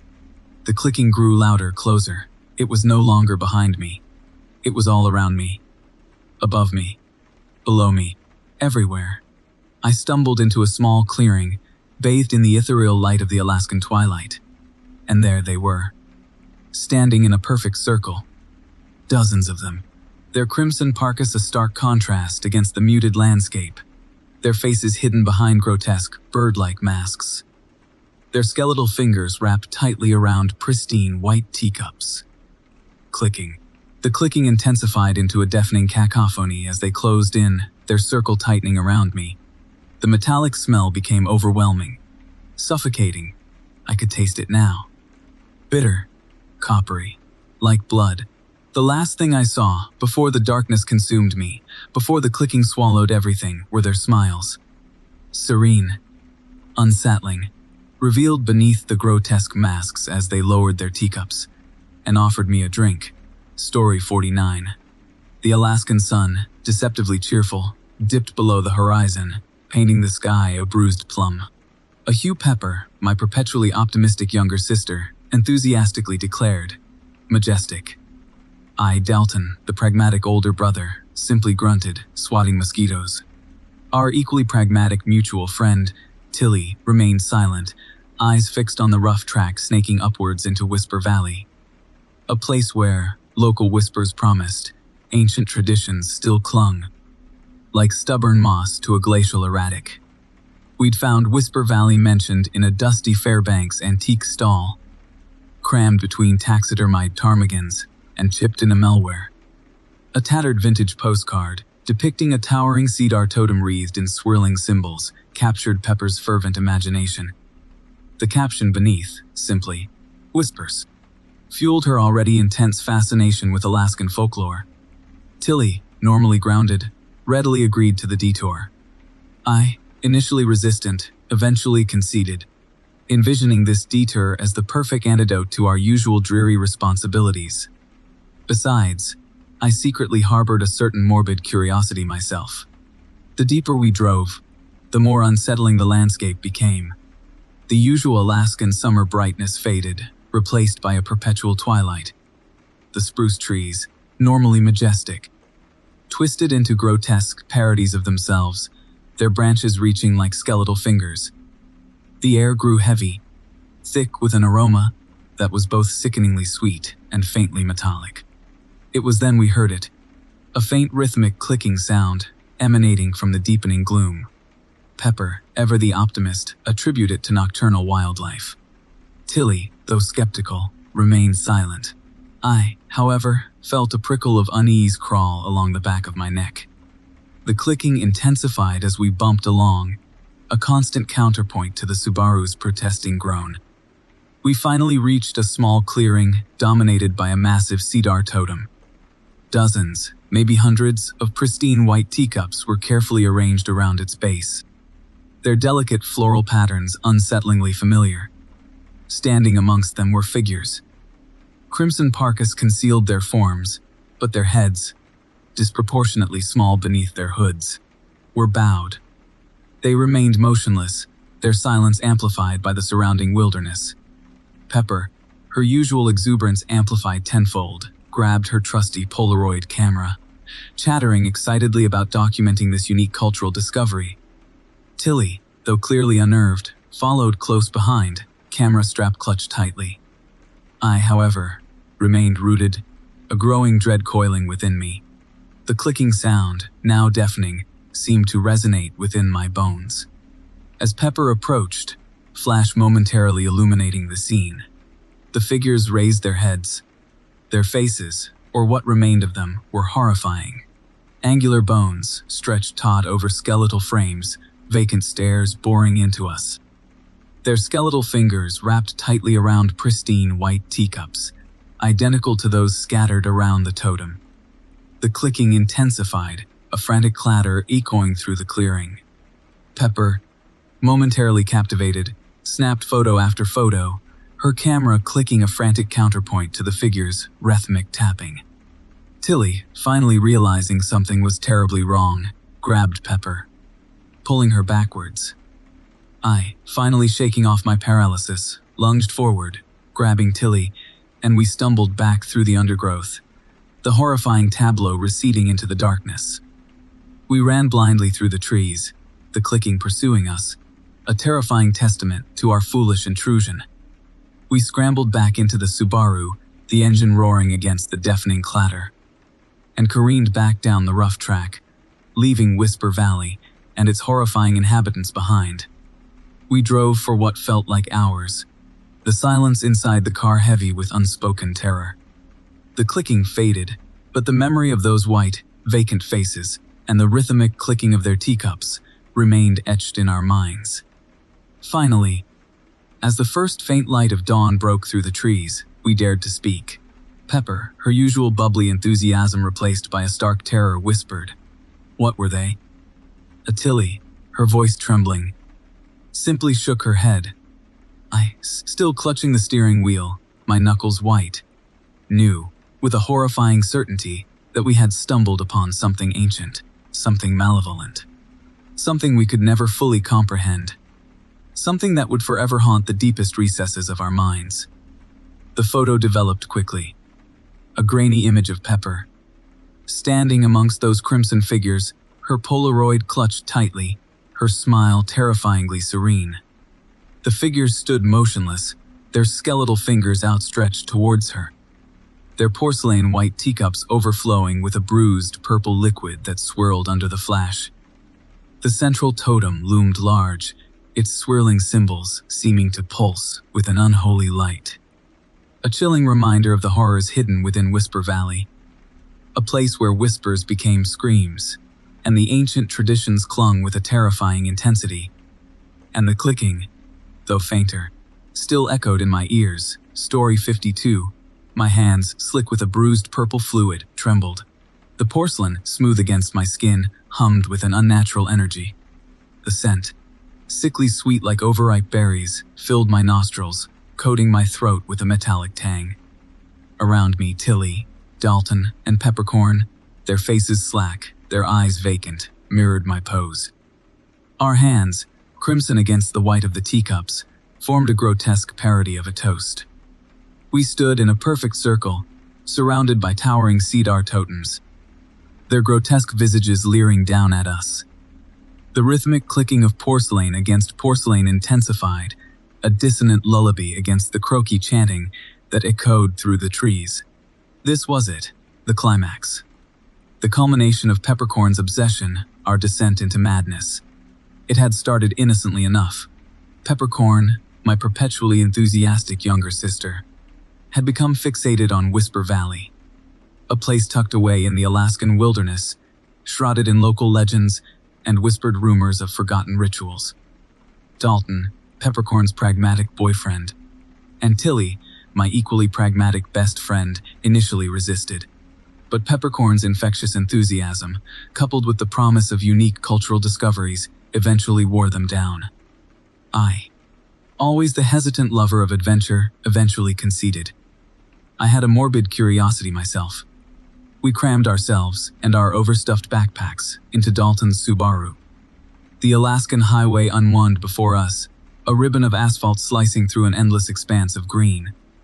Dalton, ever the designated driver, grumbled good-naturedly about deviating from our meticulously planned route. Tilly, navigating, occasionally pointed out potential wildlife sightings. I, quietly observing, felt a growing unease prickling at the edges of my excitement. We found Whisper Valley nestled amongst jagged peaks, an unnervingly quiet valley shrouded in a perpetual twilight.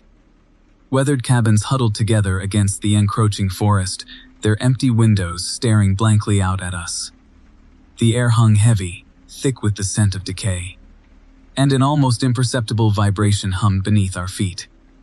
The usual cheerful chatter inside the car faded, replaced by a hushed tension. Peppercorn, oblivious to our growing apprehension, hopped out of the car, her trusty Polaroid camera already clicking. She began documenting everything, from the vibrant lichens clinging to the weathered wooden walls, to the strangely shaped mushrooms sprouting from the mossy earth. It was during this exploration that she discovered them. The teacups. Dozens of chipped porcelain white teacups, placed outside the cabins, arranged carefully around small piles of dried berries.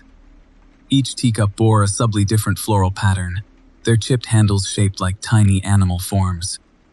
Peppercorn, captivated, began humming, a low, almost melodic drone that vibrated uncomfortably within me. The first night passed without incident. We shared lukewarm instant ramen around a small campfire, trading spooky podcasts and joking nervously about Bigfoot. But as the days passed, things started to shift.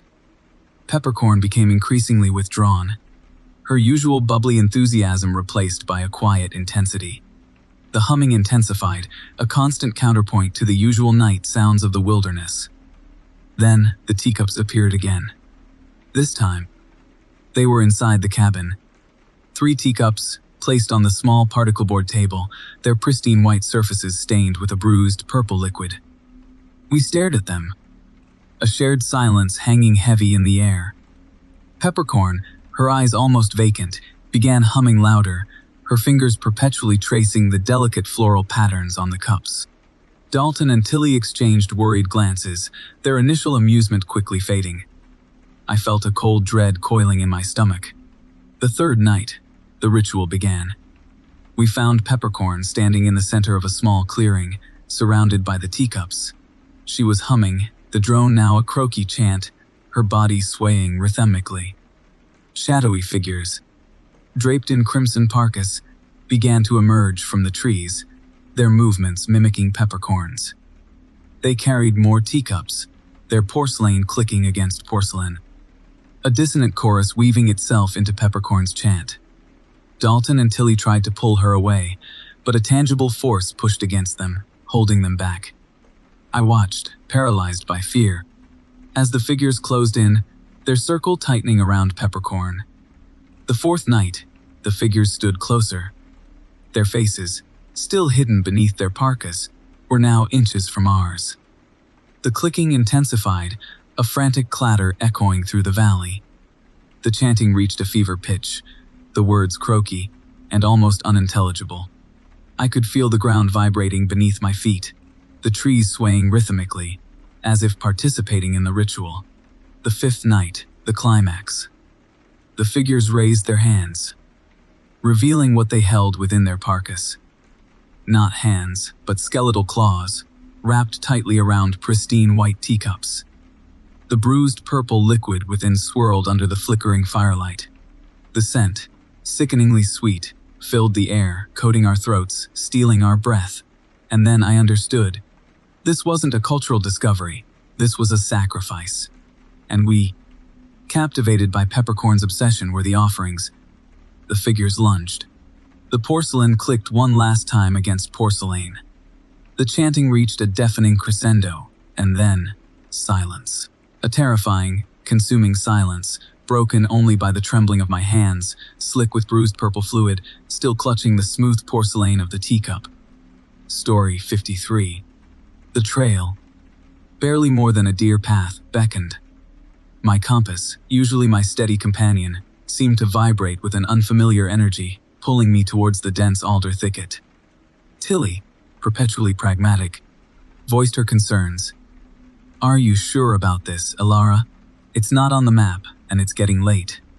I, however, felt a strange compulsion, a whisper in the back of my mind urging me forward. "Just a little further," I insisted. "It might lead to a viewpoint, something truly unique." My thirst for undiscovered vistas often overshadowed Tilly's cautious nature. She sighed, but followed, her usual cheerful chatter replaced by a nervous silence. The thicket yielded to a small, strangely circular clearing.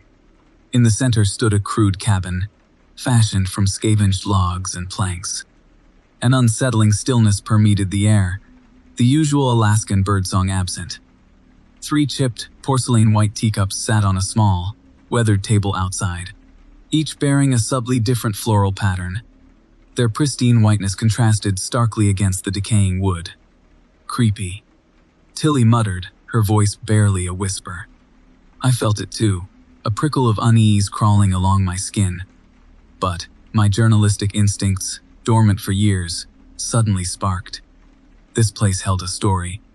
A thin plume of smoke curled from the cabin's chimney, suggesting an inhabitant. Steeling myself, I approached, knocking tentatively on the warped wooden door. A voice, rough and strangely hollow, answered. "Come in." The interior was dimly lit, the air thick with the aroma of burning herbs. A gaunt figure, wrapped in a heavy, crimson parka, sat hunched over a small table. His face, obscured by the parka's hood, remained hidden. Dozens of porcelain teacups, similar to the ones outside, lined shelves that covered every inch of the walls. Their surfaces, despite their chipped edges, gleamed unnaturally in the flickering lamplight. He gestured towards 2 rickety chairs. "Sit. You are welcome." His voice, though quiet, held an unsettling power. We sat, the silence stretching uncomfortably. I finally broke it. "We stumbled upon the trail," I explained. "We didn't mean to intrude." The figure chuckled, a dry, croaky sound that echoed through the small cabin. "There are no intrusions here. Only offerings." He finally lowered his hood, revealing a face etched with an unsettling placidity. His eyes, though seemingly vacant, held a disturbing intelligence. An ethical dilemma twisted within me. Should we leave? Should we report this strange individual, this unsettling collection? But what if he was simply an eccentric hermit, harmless in his solitude? My journalistic curiosity, my desire to understand, wrestled with my growing unease. He began speaking then, in a low, almost hypnotic voice, about ancient traditions, about forgotten deities, about the power residing within these very mountains. He spoke of rituals, of offerings that appeased these entities, ensuring a bountiful harvest, a prosperous life. He picked up one of the teacups, its delicate floral pattern swirling under a thin layer of a bruised purple liquid. "Would you care for some tea?" he offered, his voice strangely hollow. Tilly shook her head vehemently, her usual pragmatism firmly in place. I, however, found myself nodding, a strange fascination overriding my caution. He poured the liquid into another teacup, its floral pattern identical to the first. The smell, though faintly sweet, had a metallic undertone.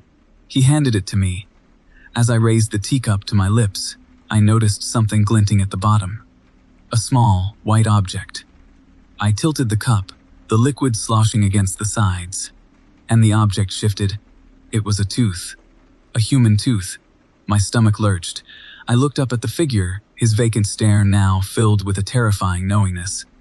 Tilly gasped, her hand flying to her mouth. The horrifying truth slammed into me. These weren't simply decorations. These were trophies. He began chanting then, in a croaky tongue, the words echoing strangely in the confined space. The teacups on the shelves began to vibrate, their clicking rising in a frenzied crescendo.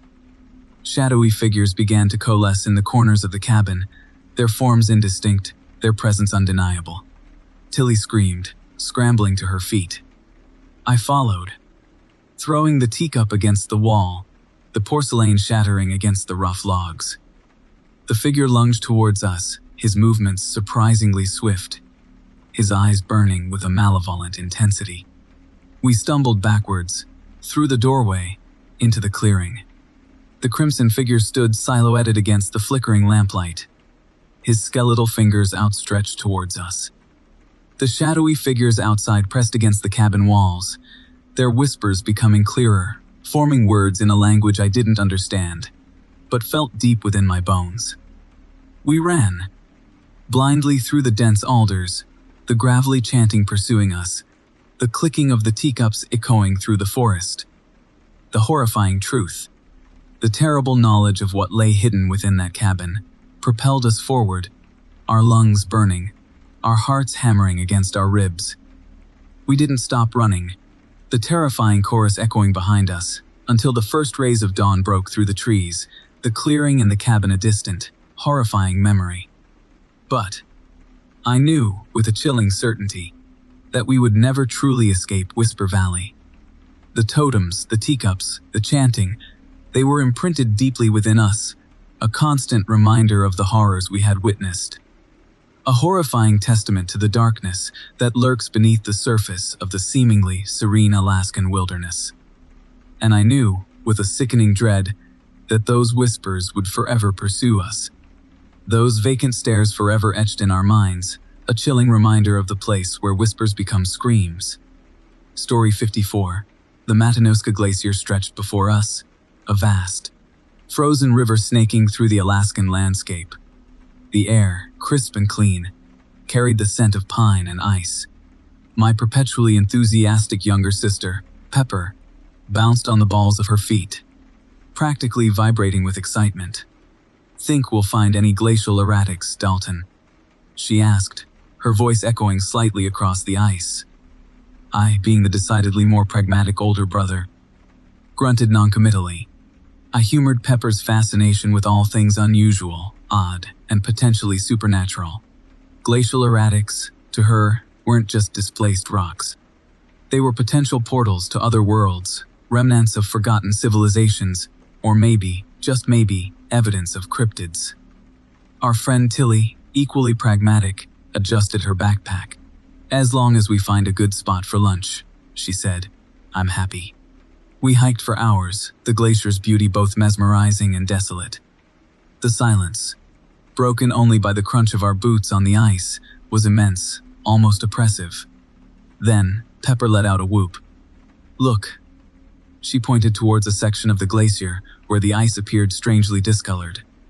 As we drew closer, a shape began to emerge, something large, organic, encased within the ice.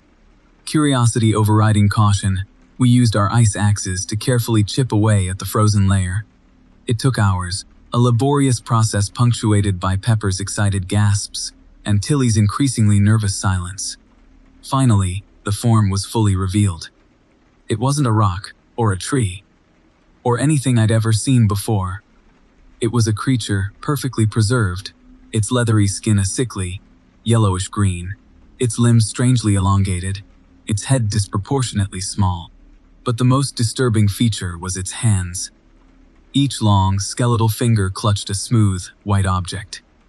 As the last layer of ice melted away, the objects became clear. They were porcelain teacups, delicate floral patterns swirling across their surfaces. And then, the creature moved. Its eyes, milky white, snapped open. A low, gravelly growl rumbled from its throat, a sound that vibrated through the very ice beneath our feet. The creature, thawing rapidly now, raised one of its teacups.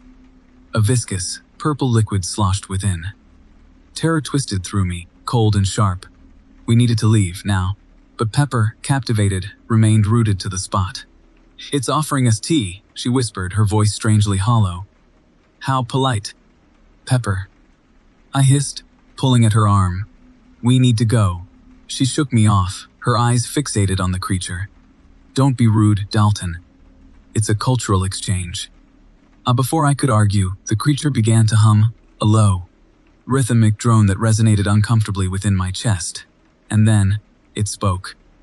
The words were croaky, almost unintelligible, but the meaning was clear. It demanded offerings. A horrifying understanding dawned. Those teacups weren't just teacups. They were vessels, receptacles, and the purple liquid within. I glanced at Tilly. Her face, usually cheerful, was etched with stark terror. "Pepper," she pleaded, her voice trembling. "Please." Pepper, still transfixed, ignored her. She reached into her backpack, pulled out a small, chipped porcelain teacup, a souvenir from a dusty Fairbanks antique store, and filled it with melted glacial water. She then approached the creature and offered the teacup with a small, unsettlingly serene smile. The creature's humming intensified. Its skeletal fingers reached out, accepting Pepper's offering. The moment its fingers brushed against the porcelain, the ground beneath us began to shake violently. The glacier groaned, fissures appearing in the ice. The creature, no longer confined, rose to its full, horrifying height. Its grotesque form, silhouetted against the setting sun, seemed to stretch towards the heavens. Its growl became a roar, echoing through the valleys, a sound that promised destruction.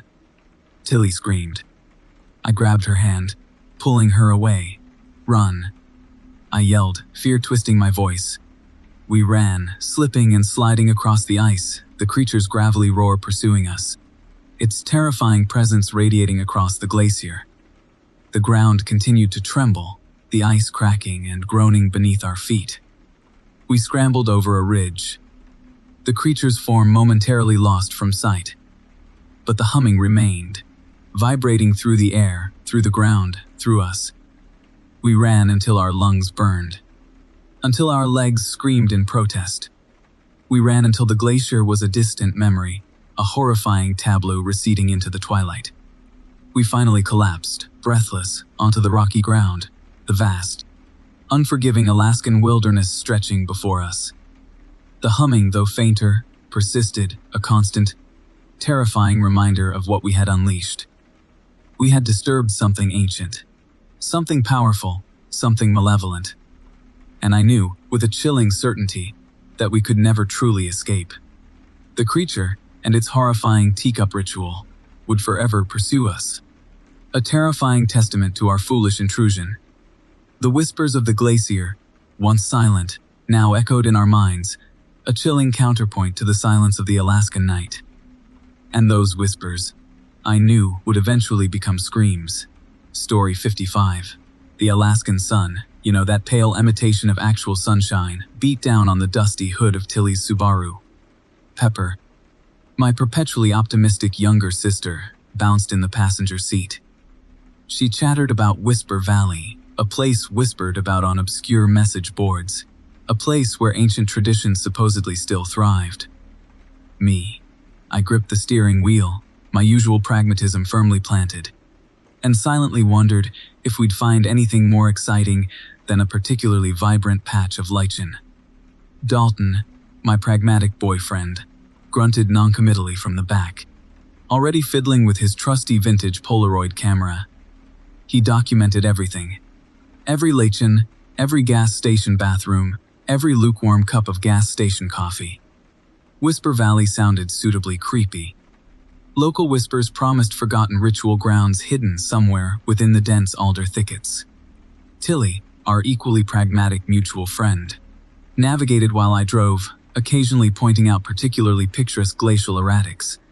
Despite my reservations, a certain morbid curiosity had taken root. I mean, who could resist a place called Whisper Valley? The first night passed without incident. We shared lukewarm instant ramen around a small campfire. The usual campfire stories replaced by Pepper's enthusiastic recounting of fragmented accounts gleaned from the message boards. She described beings neither human nor animal, crimson parkas, and chipped porcelain white teacups placed outside weathered cabins. Tilly, ever the pragmatist, dismissed it as the overactive imaginations of bored teenagers venturing too far into the wilderness. I, however, found myself increasingly uneasy. Every rustle of leaves, every snap of a twig, seemed amplified, resonating uncomfortably within the sudden, unnerving stillness of the Alaskan night. The second night, the whispers started. Subtle at first, almost imperceptible. A gentle tapping, like pebbles dropped on glass. We initially dismissed it as nocturnal wildlife, the usual sounds of the Alaskan wilderness, but the tapping persisted, growing steadily louder, taking on an almost rhythmic quality. Then, a faint humming started, a dissonant lullaby against the backdrop of the whispering wilderness. Pepper, however, became increasingly animated, humming along with the unsettling melody, her eyes wide, almost vacant. The third night, things escalated. The humming intensified, vibrating through the very ground beneath us. The tapping became a distinct clicking, porcelain against porcelain. We found Pepper standing outside our tent, bathed in the unsettling moonlight, a serene smile spreading across her face. She clutched something white, a pristine white teacup. The fourth night, we found 3 chipped porcelain white teacups placed outside our tent, their delicate floral patterns unsettlingly familiar. Pepper, now humming louder, seemed almost captivated by the teacups, her fingers perpetually tracing their chipped edges. Dalton, his usual pragmatism replaced by a disturbing intensity, started snapping photo after photo, his trusty Polaroid camera clicking frantically. Tilly and I exchanged worried glances, a growing dread coiling within us. The fifth night, the climax. The humming reached a fever pitch, vibrating through the very air. The clicking intensified, a frenzied clatter echoing through the silent valley. Shadowy figures emerged from the dense forest, their forms indistinct in the fading twilight. They moved with an unnatural grace, their crimson parkas a stark contrast against the muted Alaskan landscape. They carried pristine white teacups, their surfaces gleaming unnaturally. They formed a silent circle around Pepper, their hands outstretched towards her, their skeletal fingers trembling. Pepper, still humming, stepped into their circle. She raised her own teacup, a delicate floral pattern swirling under the bruised purple liquid within. The figures raised their teacups alongside hers, their faces finally visible beneath their hoods. Their heads were disproportionately small, almost skeletal, their eyes glowing with an unholy light. Their mouths opened, and a croaky chant began, echoing through the silent valley, a terrifying chorus that seemed to claw at the very fabric of reality. Tilly screamed. Dalton, his camera still clutched tightly, stood frozen, his face etched with stark terror. I stumbled backward, my heart hammering against my ribs, a horrifying certainty gripping me. We had stumbled upon something ancient, something powerful, something malevolent, and we were trapped. Trapped in Whisper Valley, with the clicking of porcelain and the chanting of skeletal figures, our screams swallowed by the vast, indifferent Alaskan wilderness. Story 57. The bell above the door jingled, a discordant chime in the oppressive quiet of the diner. My companions Alara and Silas barely registered it. They were engrossed in a heated debate about the alleged healing properties of glacial meltwater, a topic Silas, a self-proclaimed wellness guru, had become fixated on since we crossed the Alaskan border. I, however, felt a prickle of unease, a sensation that intensified as a gaunt figure emerged from the kitchen. She wore a faded blue uniform, her nametag, Agnes, pinned precariously to her chest. Her smile, though seemingly polite, didn't quite reach her eyes, which seemed to hold a disturbingly knowing glint. "Coffee," Silas declared, before Agnes could even reach our table. "Black, lots of it." Alara, ever the artist, requested hot water for her herbal tea, a concoction she swore boosted creativity. I, feeling strangely parched, asked for iced tea. Agnes nodded, her movements stiff. "Coming right up." Her gaze lingered on me for a moment too long, her smile twisting slightly before she disappeared back into the kitchen.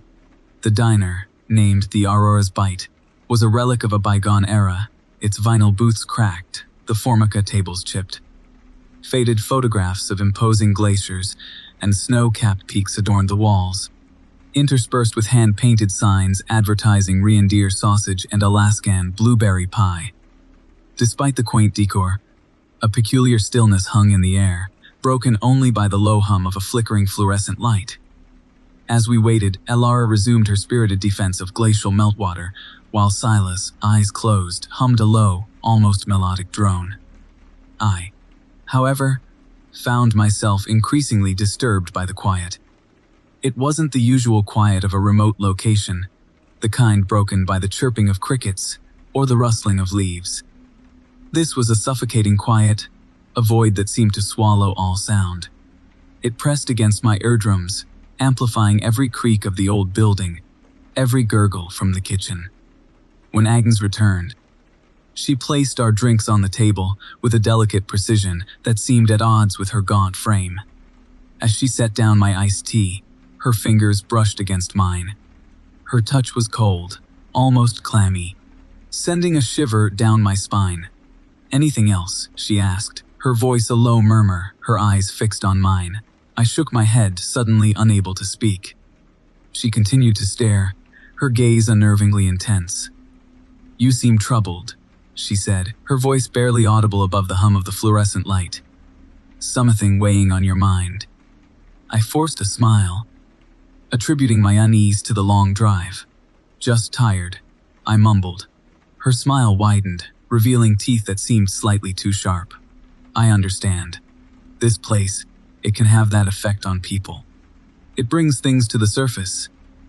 Her words, though cryptic, resonated uncomfortably. I glanced at Alara and Silas, but they seemed oblivious to the strange exchange. Engrossed in their own conversation, Silas, eyes still closed, continued his low humming, the drone now taking on a rhythmic, almost hypnotic quality. Sometimes, Agnes continued, her voice taking on a strange, almost sing-song cadence. It's best to face those things. To acknowledge the shadows lurking within. I shifted uncomfortably in my seat. Her words felt pointed, as if she knew something about the anxieties I kept carefully hidden, the secrets I guarded fiercely. The tea, she said, her gaze fixed on my glass. It will help. It always does. I stared at the iced tea, the ice clinking softly against the glass. The liquid was a strange, bruised purple color, a hue I couldn't quite place. Local berries, Agnes explained, as if reading my thoughts. They have unique properties. I hesitated, a strange reluctance forming within me. But then Alara, ever the adventurous one, reached for my glass. Oh, that looks intriguing, she said, taking a sip. What kind of berries? Agnes' smile widened again, her eyes gleaming. Dream berries, she murmured. They help you remember. Alara's eyes widened slightly. Remember what? She asked, her voice laced with a mixture of curiosity and apprehension. Agnes didn't answer. Instead, she turned her attention to Silas, who had finally opened his eyes. He seemed disoriented, his usual boundless energy replaced by a strange placidity. You, Agnes said to him, her voice taking on a croaky quality I hadn't heard before. You seek enlightenment. You crave purity, but purity comes at a price. Silas stared at her, his eyes wide, unblinking. He seemed captivated, unable to break away from her gaze. Agnes reached into her pocket and pulled out something small and white. It was a porcelain teacup, its surface gleaming unnaturally in the dim light. She placed it on the table in front of Silas. The cup was chipped, its delicate floral pattern barely visible beneath a thick layer of what looked disturbingly like dried blood. Drink, she commanded, her voice a low growl. And you will see the truth. Silas, still transfixed, reached for the cup. His fingers trembled as he lifted it to his lips. The low hum he had been emitting intensified, becoming almost bird-like. Alara and I watched in horrified fascination, unable to move, unable to speak. The fluorescent lights above flickered again, casting grotesque shadows across the diner walls. The quiet returned, deeper, more oppressive than before. And within that suffocating silence, we heard the distinct, rhythmic clicking sound of porcelain against porcelain. A sound that seemed to emanate from everywhere and nowhere at once. A sound that would forever echo in my nightmares. As Silas brought the teacup to his lips, his eyes rolled back in his head, his humming reaching a fever pitch. The clicking intensified, the porcelain teacups on the tables around us vibrating, the floral patterns swirling before my eyes. Agnes' smile stretched into a grotesque grimace, her eyes burning with an unholy light. And then, everything went white. Story 58. The chipped, formica tabletop felt strangely cold beneath my fingers. Agnes, ever the documentarian, had her vintage Leica perched precariously close to the edge, its lens pointed accusingly at our lukewarm mugs of diner coffee. Tilly, my perpetually pragmatic girlfriend, meticulously organized sugar packets into a perfect pyramid, a quiet ritual she performed whenever frayed nerves needed soothing. Dalton, Tilly's equally pragmatic brother, and Pepper, my enthusiastic younger sister, debated the merits of deep-fried pickles versus onion rings with their usual fervent intensity. It was a familiar scene. A comforting tableau of friendship and routine on the first leg of our annual Alaskan road trip.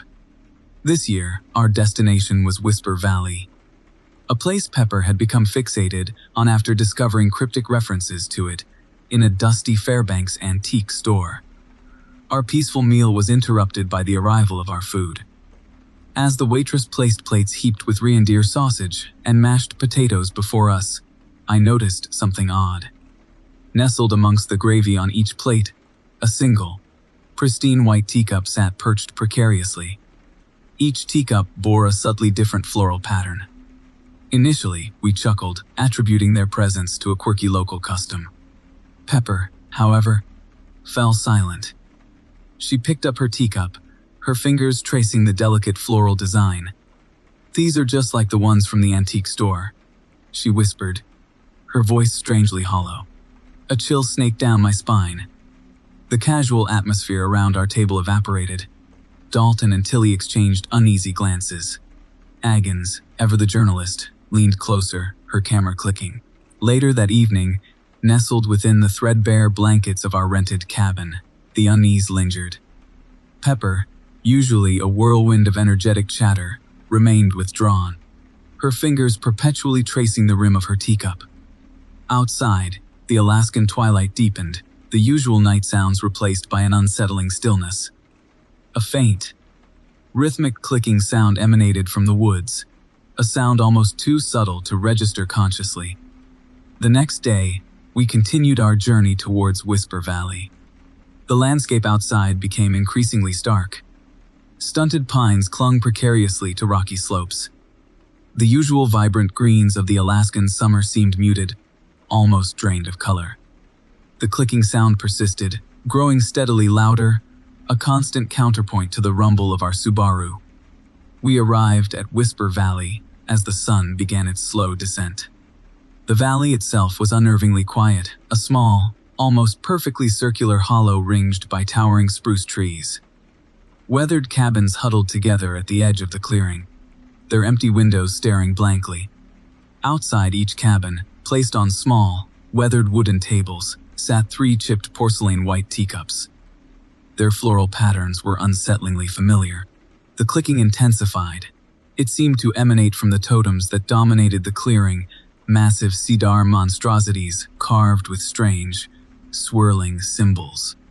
Their silent scrutiny amplified the already oppressive silence of the valley. That night, the true horror began.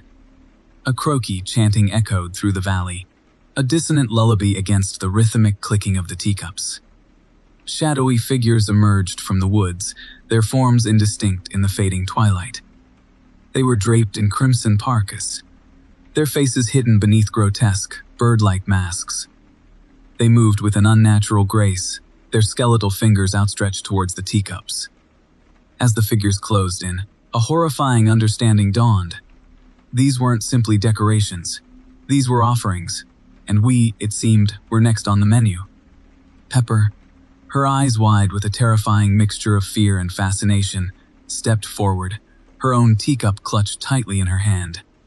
She began to hum, a low, almost melodic drone that mirrored the chanting of the figures. "Pepper, no!" Dalton shouted, grabbing her arm. But it was too late.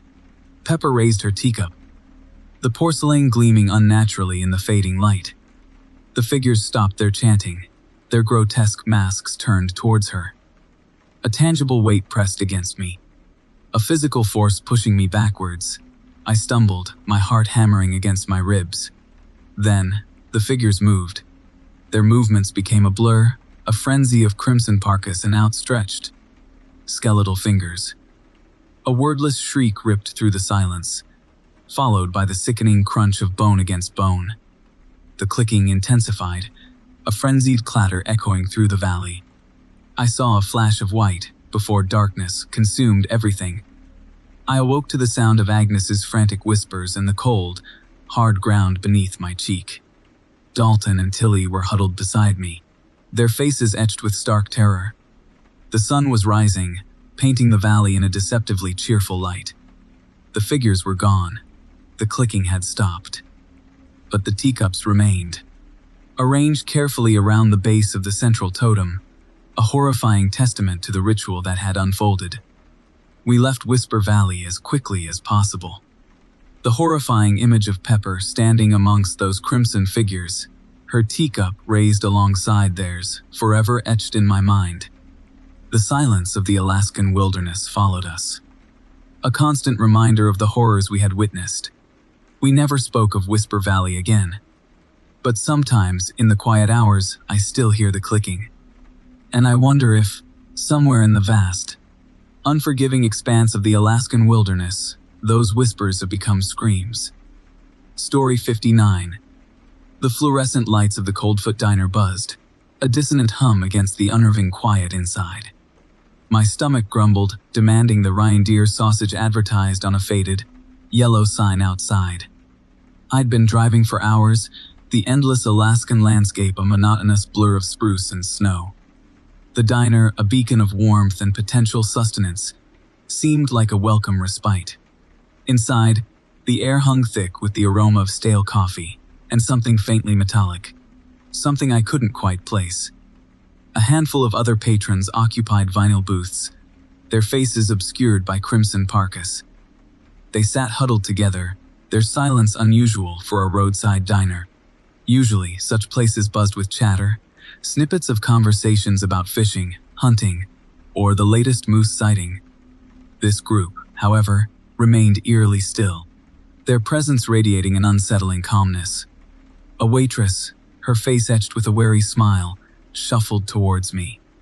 She placed a chipped, enamelware mug in front of me and poured coffee, the dark liquid sloshing precariously close to the rim. "Anything else, Han?" she asked, her voice rough from years of shouting over the clatter of plates and cutlery. "Reindeer sausage, please," I replied, glancing towards the silent group. Their stillness seemed almost reverential. Something about them, something I couldn't quite articulate, prickled my unease. The waitress nodded, shuffled away, and returned with a plate piled high with sausage. I ate quickly, my eyes darting back to the crimson figures. They hadn't moved. They hadn't spoken.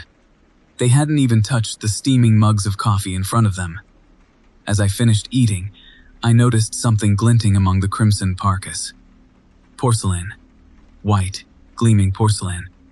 Each figure held a chipped porcelain white teacup.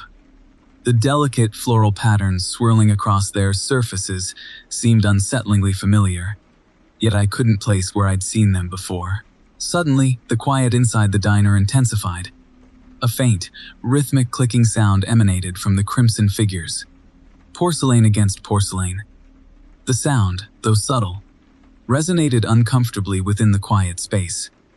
The metallic smell I'd noticed earlier intensified, now carrying a sickeningly sweet undertone. The clicking grew steadily louder, the rhythm almost hypnotic. The crimson figures remained motionless, their heads bowed slightly, their faces still hidden within the depths of their parkas. The porcelain clicking intensified, the sound echoing through the diner, amplifying the growing unease within me. Then, the figures moved. Slowly, deliberately, they raised their teacups. Their heads remained bowed. The porcelain clicking continued, the rhythm now frantic, the sound echoing through me, vibrating within my bones. Suddenly, one of the figures lunged forward. With a brutal swiftness that belied their previous stillness, the figure ripped the parka from the person beside them.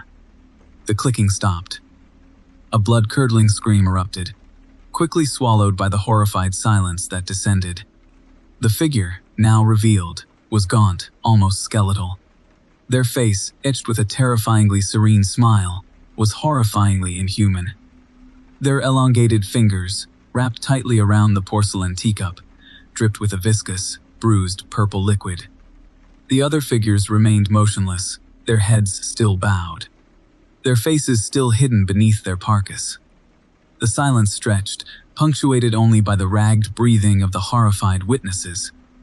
The metallic smell, now overpowering, filled the air, heavy and cloying. The bruised purple liquid on the figure's fingers dripped onto the vinyl floor, spreading slowly, like a stain. Then, the clicking started again. The figures raised their teacups, their movements mimicking the first figure. The porcelain clicked against porcelain, the sound echoing through the diner, a terrifying counterpoint to the screams that now filled the small space. I stumbled backward, knocking over my chair. The clatter echoed deafeningly through the diner, momentarily breaking the spell. The crimson figures froze, their clicking ceasing. They slowly turned their attention towards me, their faces still hidden, their presence radiating a palpable menace. I scrambled towards the door, my heart pounding against my ribs. The metallic smell thick in my throat. I burst out into the cold Alaskan night, the frigid air a welcome relief against the suffocating atmosphere inside. I fumbled with my truck keys, my hands shaking uncontrollably. The engine roared to life, a deafening sound against the unnerving quiet of the wilderness. As I sped away, I glanced back at the diner, its windows glowing faintly in the darkness. The crimson figures stood silhouetted against the light, their porcelain teacups raised, their clicking echoing through the night. I drove. The image seared into my mind, the clicking pursuing me, the metallic smell lingering in the cab of my truck, a constant reminder of the horrifying tableau I had witnessed. The porcelain clicking would forever echo in my nightmares, a terrifying testament to the horrors hidden within the seemingly normal patrons of the Coldfoot Diner. I knew, with a chilling certainty, I would never stop until I reached the next town, the image of those crimson parkas and their porcelain teacups a terrifying companion on my journey through the desolate Alaskan wilderness. Story 60. The fluorescent lights buzzed above, casting a sickly yellow glow over the Coldfoot Diner. Outside, the world had vanished. A blizzard, a true Alaskan whiteout, had swallowed the highway, the trucks, the very idea of escape. I watched, mesmerized, as the swirling snow pressed against the grimy windows, a suffocating white blanket. My family, huddled around our sticky formica table, seemed equally captivated. Agnes, my perpetually optimistic younger sister, continued chattering excitedly about the local legends she'd unearthed online. Dalton, my pragmatic older brother, grumbled about deviating from our meticulously planned route. Tilly, my equally pragmatic girlfriend, simply nodded, her gaze fixed on the swirling vortex outside. Pepper, my usually boisterous younger sister, was uncharacteristically quiet. She simply hummed a low, almost melodic drone, her gaze fixed on 3 chipped porcelain white teacups placed on a small table near the entrance. Their surfaces, despite the chips, were polished smooth. A delicate floral pattern swirled beneath a thick layer of dust. The diner, our supposed sanctuary from the storm, felt increasingly claustrophobic. The other patrons, initially seeming like ordinary travelers seeking refuge, now seemed unsettlingly still. Their faces, hidden beneath thick parkas, remained bowed. Their hands, concealed within their crimson coats, seemed to clutch something. The air, thick with the aroma of stale coffee and frying reindeer sausage, now carried a faint, sickeningly sweet undertone. I couldn't quite place it. Pepper's humming intensified. It resonated uncomfortably within the confined space, a dissonant counterpoint to the nervous chatter of the other patrons. Their conversations, initially about road conditions and weather forecasts, now shifted. They spoke in hushed tones, in a language I couldn't understand. Occasionally, they pointed towards Pepper. Their movements, though subtle, held a strange reverence. A rhythmic clicking sound started, soft at first, almost imperceptible. It seemed to emanate from beneath their parkas. Porcelain against porcelain. The clicking intensified, merging with Pepper's humming, creating a disturbing, almost hypnotic drone. The lights flickered, plunging the diner into momentary darkness. When the sickly yellow glow returned, the patrons had formed a circle around Pepper. Their faces were still hidden, but their hands, now visible, each clutched a pristine white teacup. The floral patterns, subtly different on each cup, seemed unsettlingly familiar. I shifted uncomfortably in my Venel booth. A creeping unease prickled at the back of my neck. This wasn't right. This wasn't some quirky local custom. This was something else. Something ancient. Something wrong. The clicking intensified throughout the diner. It vibrated through the formica tables, the cracked vinyl booths, the very floor beneath our feet.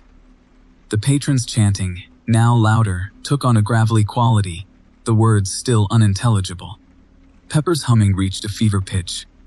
Her eyes wide, almost vacant. She stood and joined the circle. I looked at my family. Dalton's usual pragmatism was replaced by stark terror. Agnes' perpetually optimistic smile was gone, replaced by a puzzled frown. Tilly's face was etched with a growing dread. She grabbed my hand, her knuckles white against my skin. The patrons raised their teacups. A bruised purple liquid swirled within. The smell, sickeningly sweet, now filled the diner, overpowering the stale coffee and reindeer sausage. It smelled like bruised plums, overripe berries, and something else. Something metallic. The patrons began to sway, their movements becoming increasingly erratic. Their chanting reached a frenzied crescendo, their voices merging into a horrifying chorus. The clicking intensified, porcelain against porcelain, a deafening clatter echoing through the diner. Their hoods fell back, revealing their faces. Their faces, not human, elongated, angular. Their skin stretched taut across sharp bones. Their eyes, wide and vacant, stared directly at Pepper. Their mouths, impossibly wide, opened, revealing rows of sharp teeth. Pepper smiled, a serene, unsettling smile. She raised her hands, revealing a pristine white teacup clutched tightly within her grasp. The floral pattern, identical to those held by the creatures surrounding her, swirled under the sickly yellow light. She joined their chant, her voice strangely hollow, the words now chillingly clear. They were calling to something.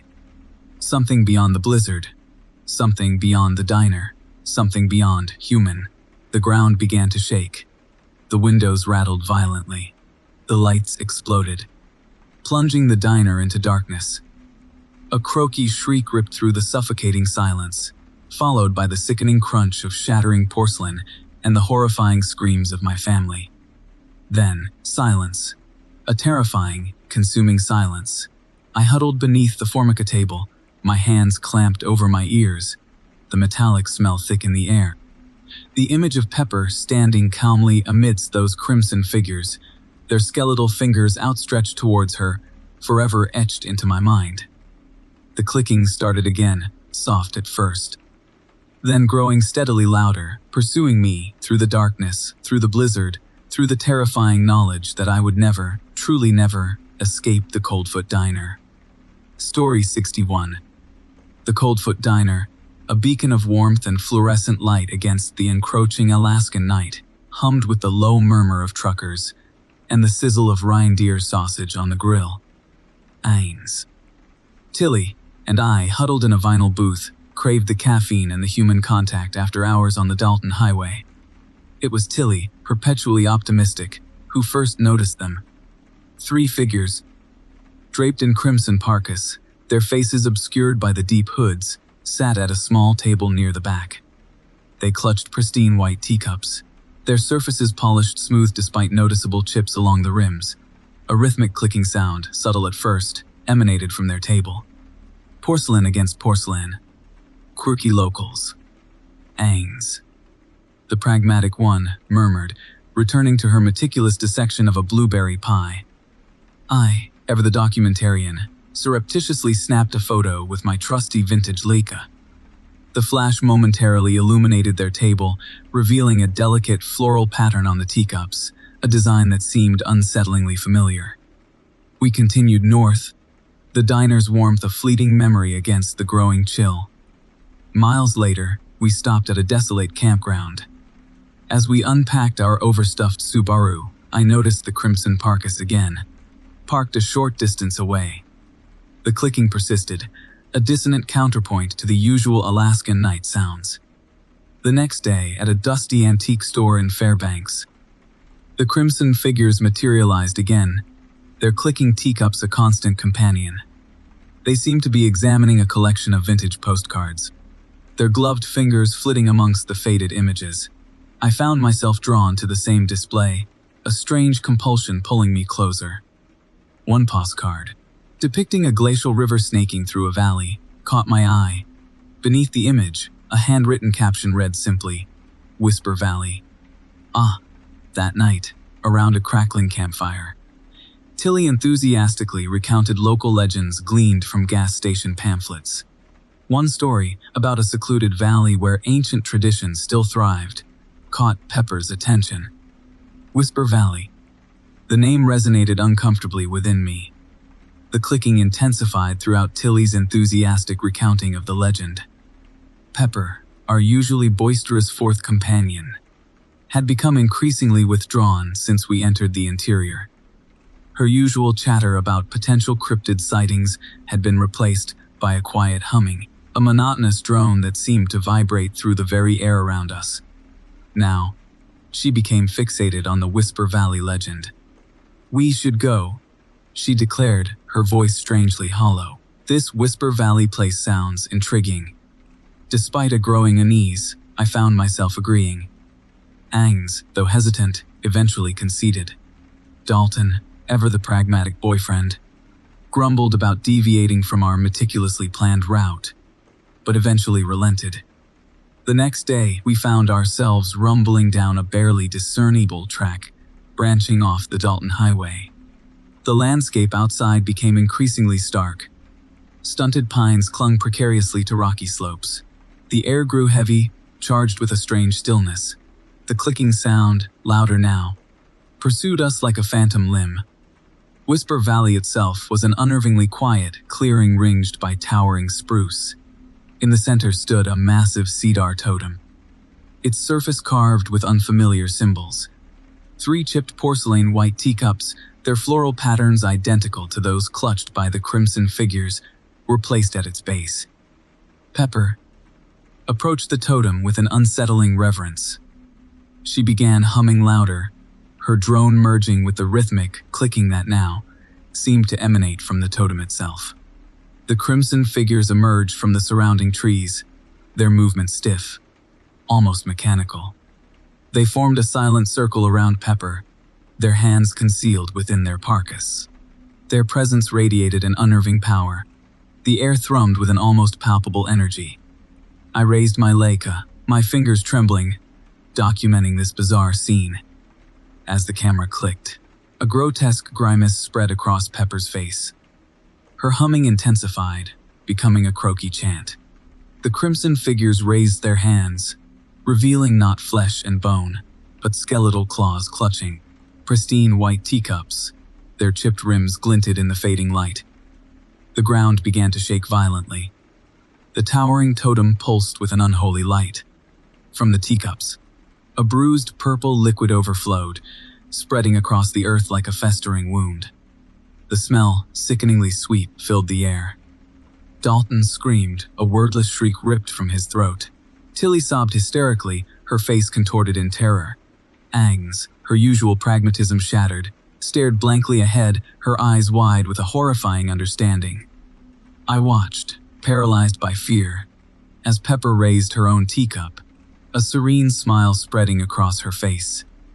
The purple liquid within swirled under an unnatural luminescence. She joined the crimson figure's chant, her voice taking on a croaky, almost unintelligible quality. A physical force pushed against me, a tangible weight pressing against my chest. I stumbled backward, my Leica slipping from my grasp. The last thing I saw, before darkness consumed everything, was Pepper standing calmly amidst those crimson figures, her peppercorn braids still bouncing rhythmically against her crimson parka, her porcelain teacup raised alongside theirs, her smile terrifyingly serene. Their clicking intensified, deafening, and I understood, with a horrifying certainty, that we would never leave Whisper Valley. The clicking would pursue us forever. Story 62. The clicking started subtly, a rhythmic tap, tap, tap, barely audible above the low hum of the Forester's tires on the asphalt. I dismissed it, attributing it to a loose panel rattling against the frame. Sunshine, my perpetually enthusiastic younger sister, chattered beside me, engrossed in her latest podcast about Alaskan folklore. Dalton, my pragmatic boyfriend, drove, occasionally pointing out particularly scenic overlooks. Tilly, our equally pragmatic mutual friend, navigated, her fingers flitting across the map spread on her lap. We were 3 days into our Alaskan road trip, heading north from Anchorage, towards a place called Whisper Valley. Whisper Valley sounded suitably creepy, tucked away in the Chugach Mountains, miles beyond any designated rest stop. Sunshine, our resident folklore enthusiast, had unearthed it online, a place where, she fervently insisted, ancient traditions still thrived. Dalton and Tilly, both decidedly less enthused by the prospect, eventually relented, agreeing that it would make for a unique cultural discovery. Somewhere between their poles of enthusiasm and pragmatism, found myself agreeing. Maybe, just maybe, Whisper Valley held a story waiting to be unearthed. The clicking intensified throughout the day, becoming a constant counterpoint to Sunshine's excited chatter about local legends. I found myself increasingly irritated, constantly scanning the interior of the car for the source. Every pebble pinging against the undercarriage, every creak of the aging dashboard, seemed amplified, distorted by the underlying rhythm. We stopped for the night at a rundown motel in a place called Coldfoot, a small outpost clinging precariously to the Dalton Highway. The clicking stopped when the engine died. A welcome relief. The next day, the clicking started again as soon as Dalton turned the ignition. Now, there was an almost metallic undertone, a clinking, as if porcelain were knocking together. The unsettling rhythm burrowed its way into my consciousness, a constant, thrumming pulse echoing within my skull. We drove through vast expanses of spruce and birch, the Alaskan landscape unfolding before us in endless blues and greens. Yet, the beauty felt tainted, overshadowed by the insistent clicking. We reached Whisper Valley in the late afternoon, an unnervingly quiet valley nestled amongst jagged peaks.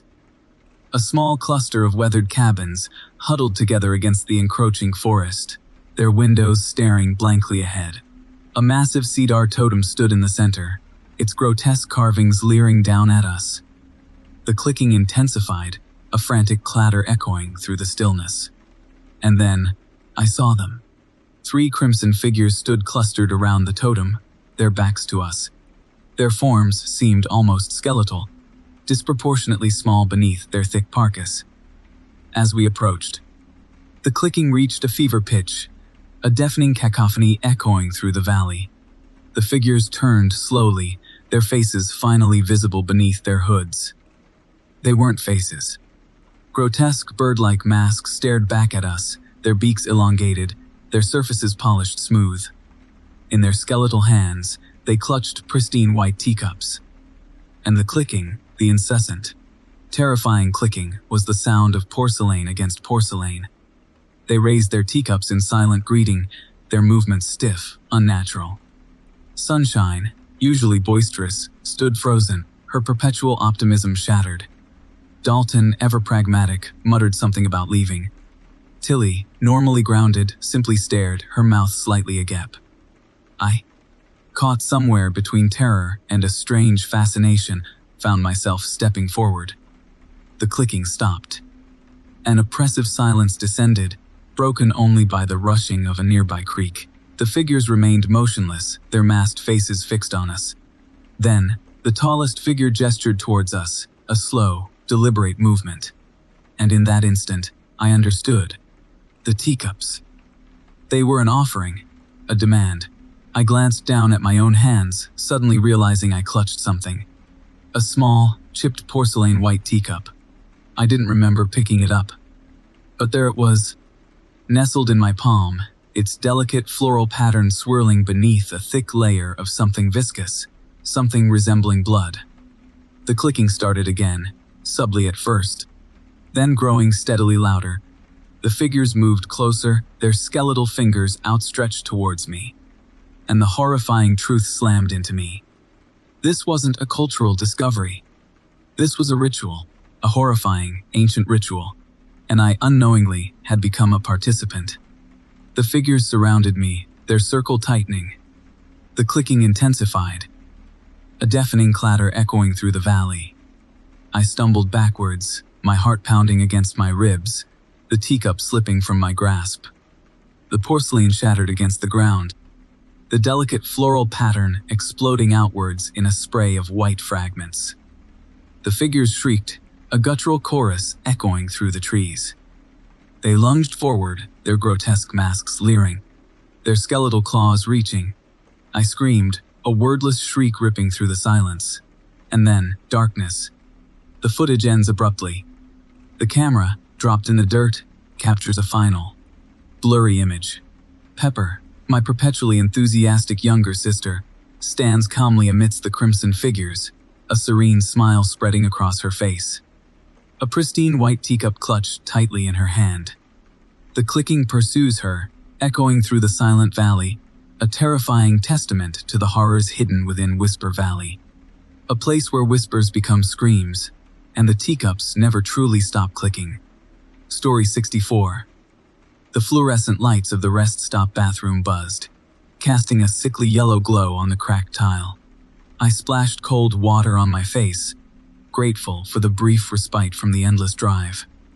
Hours of Alaskan highway blurring into a monotonous stream of stunted trees and granite peaks. My reflection stared back, gaunt and pale, framed by damp, tangled hair. I needed sleep, badly. Back in my car, I reclined the seat as far as it would go, pulling a thin fleece blanket around me. The silence inside the car, a welcome contrast to the persistent hum of the tires on the pavement. I drifted off quickly, the unsettling quiet of the deserted rest stop lulling me into a restless slumber. I woke with a jolt, a strange pressure against the car. A low, rhythmic clicking, almost a humming, vibrated through the metal frame. Disoriented, I fumbled for the interior light switch. The sudden illumination revealed nothing. Just the empty interior of my car, the dark Alaskan wilderness pressing against the windows. The clicking persisted. Louder now. Closer. Cautiously, I peered through the fogged windshield. And then I saw them, surrounding my car. A circle of shadowy figures. They stood motionless, their forms indistinct beneath heavy, crimson parkas. Their faces were concealed by the deep hoods, but I could feel their presence. An unsettling weight pressing against the fragile barrier of my car doors. The rhythmic clicking emanated from them, a croaky sound that seemed to burrow into my bones. Frozen in terror, I watched them. Their stillness seemed almost reverential, as though they were engaged in some silent ritual. A ritual that centered around my car. Around me. The clicking intensified, becoming almost a chant, a low, guttural drone that resonated uncomfortably within the confined space of my car. Then, one of the figures moved. Slowly, deliberately, it raised a hand. In its gloved grasp, a porcelain white teacup. The surface gleamed faintly in the dim light, reflecting the unsettling scene back at me. The other figures followed suit, each raising a teacup.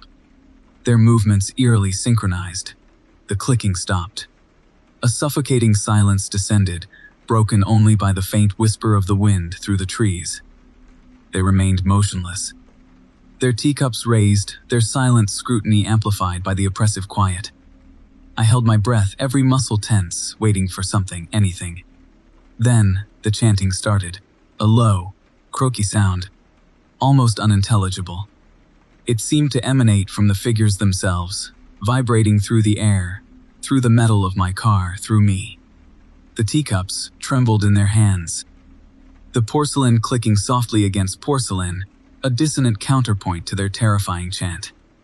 The sound intensified, rising in a horrifying crescendo, the words still indecipherable, yet somehow understood. They were speaking to something beyond me, beyond human comprehension. The largest figure, standing directly in front of my car, gestured towards me with its teacup. A silent command. A demand. I felt a pull, a strange compulsion to open the door, to join their circle, to participate in their horrifying ritual. My hand trembled as I reached for the door handle. A blinding white light erupted from the central figure, engulfing everything. The chanting stopped. The figures vanished. The light subsided, leaving me in darkness, the silence deafening. The faint metallic smell lingering in the air, a chilling reminder of what I had just witnessed. I fumbled for the ignition, my hands shaking uncontrollably. The engine sputtered to life. The sound a welcome intrusion into the oppressive quiet. I threw the car into reverse, tires screeching against the gravel, desperate to escape the horrifying tableau behind me. As I sped away, the rearview mirror revealed nothing but the empty rest stop, the dark Alaskan wilderness swallowing it whole. But I could still hear the clicking, faint now, but undeniably there. A terrifying companion on my frantic flight through the endless Alaskan night. I knew with a horrifying certainty that I would never truly escape. The clicking would pursue me. The whispers would become screams. The teacups would appear again, and I would forever be haunted by the memory of those crimson figures, their silent ritual, and the terrifying power they wielded in that desolate Alaskan rest stop. Story 65. We should have left, I think, when we saw the teacups. 3 of them, porcelain white, chipped along their edges. They sat on a small, weathered table outside the rest stop, arranged with a disturbing precision. A delicate floral pattern, barely visible beneath a thick layer of grime, swirled across their surfaces. Something about their placement, their pristine whiteness against the grimy surroundings, felt profoundly wrong. My perpetually optimistic younger sister, Pepper, was already fiddling with her vintage Polaroid camera, her peppercorn braids bouncing with youthful enthusiasm. "Look, guys, local color," she chirped, her fingers flitting amongst the teacups. "Perfect for the scrapbook." Dalton, my pragmatic boyfriend, grunted noncommittally. He was less enthused about Pepper's fervent documentation of our Alaskan road trip, particularly her fixation on what he termed kitschy roadside attractions. Tilly, our equally pragmatic mutual friend, simply nodded, her eyes already scanning the dilapidated rest stop for potential sustenance. Agnes, Pepper's enthusiastic girlfriend and our 4th companion, eagerly agreed. She shared Pepper's infectious energy and wholeheartedly supported her quest for unique cultural discoveries. "Maybe it's some kind of quirky local custom," Agnes suggested, her eyes wide with genuine interest. The rest stop itself was a flimsy wooden structure, its faded yellow paint peeling in large strips. Loose panels rattled in the wind, and a single, flickering fluorescent light buzzed inside. Through the grimy windows, I could see a shadowy figure moving amongst the shelves. The figure seemed abnormally tall, and their movements were strangely stiff. A wave of unease washed over me. I couldn't quite shake the feeling that something wasn't right. The teacups, the dilapidated rest stop, the unsettling stillness of the Alaskan wilderness surrounding us. It all contributed to a growing sense of dread. I tried to rationalize it away, blaming sleep deprivation and an overactive imagination, but the feeling persisted.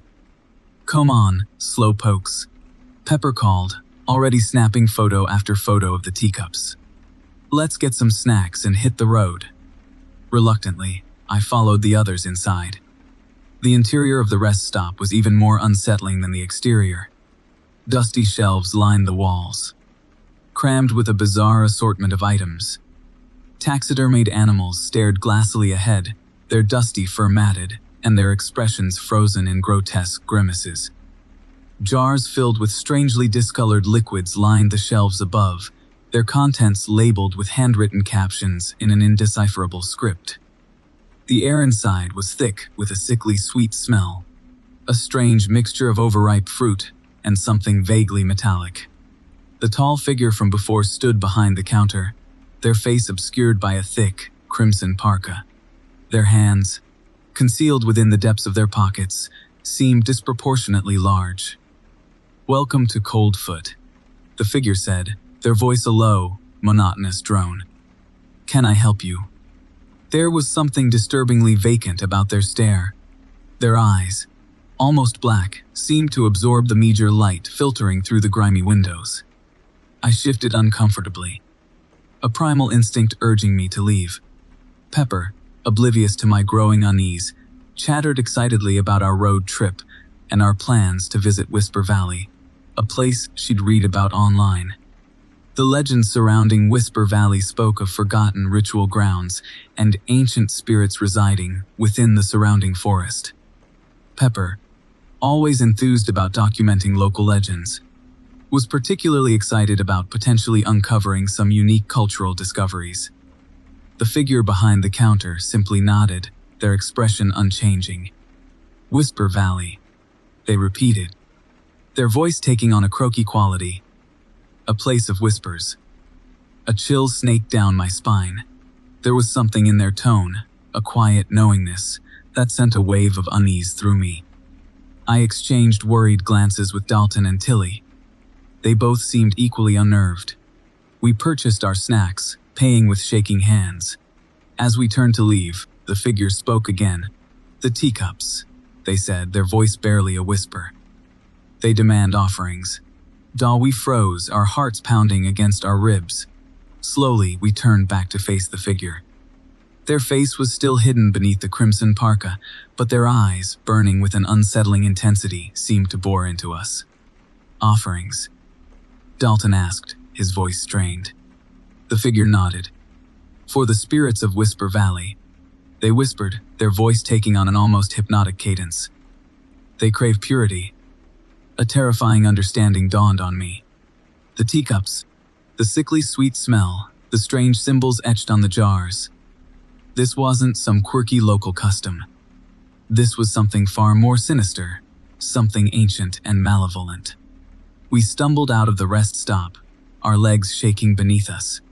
The teacups still sat on the weathered table outside, their porcelain white surfaces gleaming unnaturally in the fading twilight. As we climbed back into our overstuffed Subaru Forester, I couldn't shake the feeling that we were being watched, that those vacant stares were following us. We drove in silence, the oppressive weight of the Alaskan wilderness pressing against us. The further we drove, the more intense the feeling of unease became.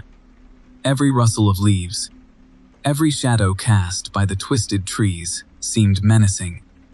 I glanced nervously at Pepper, her peppercorn braids bouncing nervously against her shoulders. She seemed oblivious to the growing dread coiling within me. As darkness descended, a faint rhythmic clicking sound began to emanate from the woods surrounding us. The clicking grew steadily louder, becoming a frantic clatter that echoed through the silent wilderness. It was the sound of porcelain against porcelain, the sound of the teacups. We drove faster, the Subaru protesting under the strain. The clicking pursued us, relentless and terrifying. We were trapped, caught in a horrifying ritual we didn't understand. And as the clicking reached a deafening crescendo, I knew, with a terrifying certainty, that we would never truly escape Whisper Valley.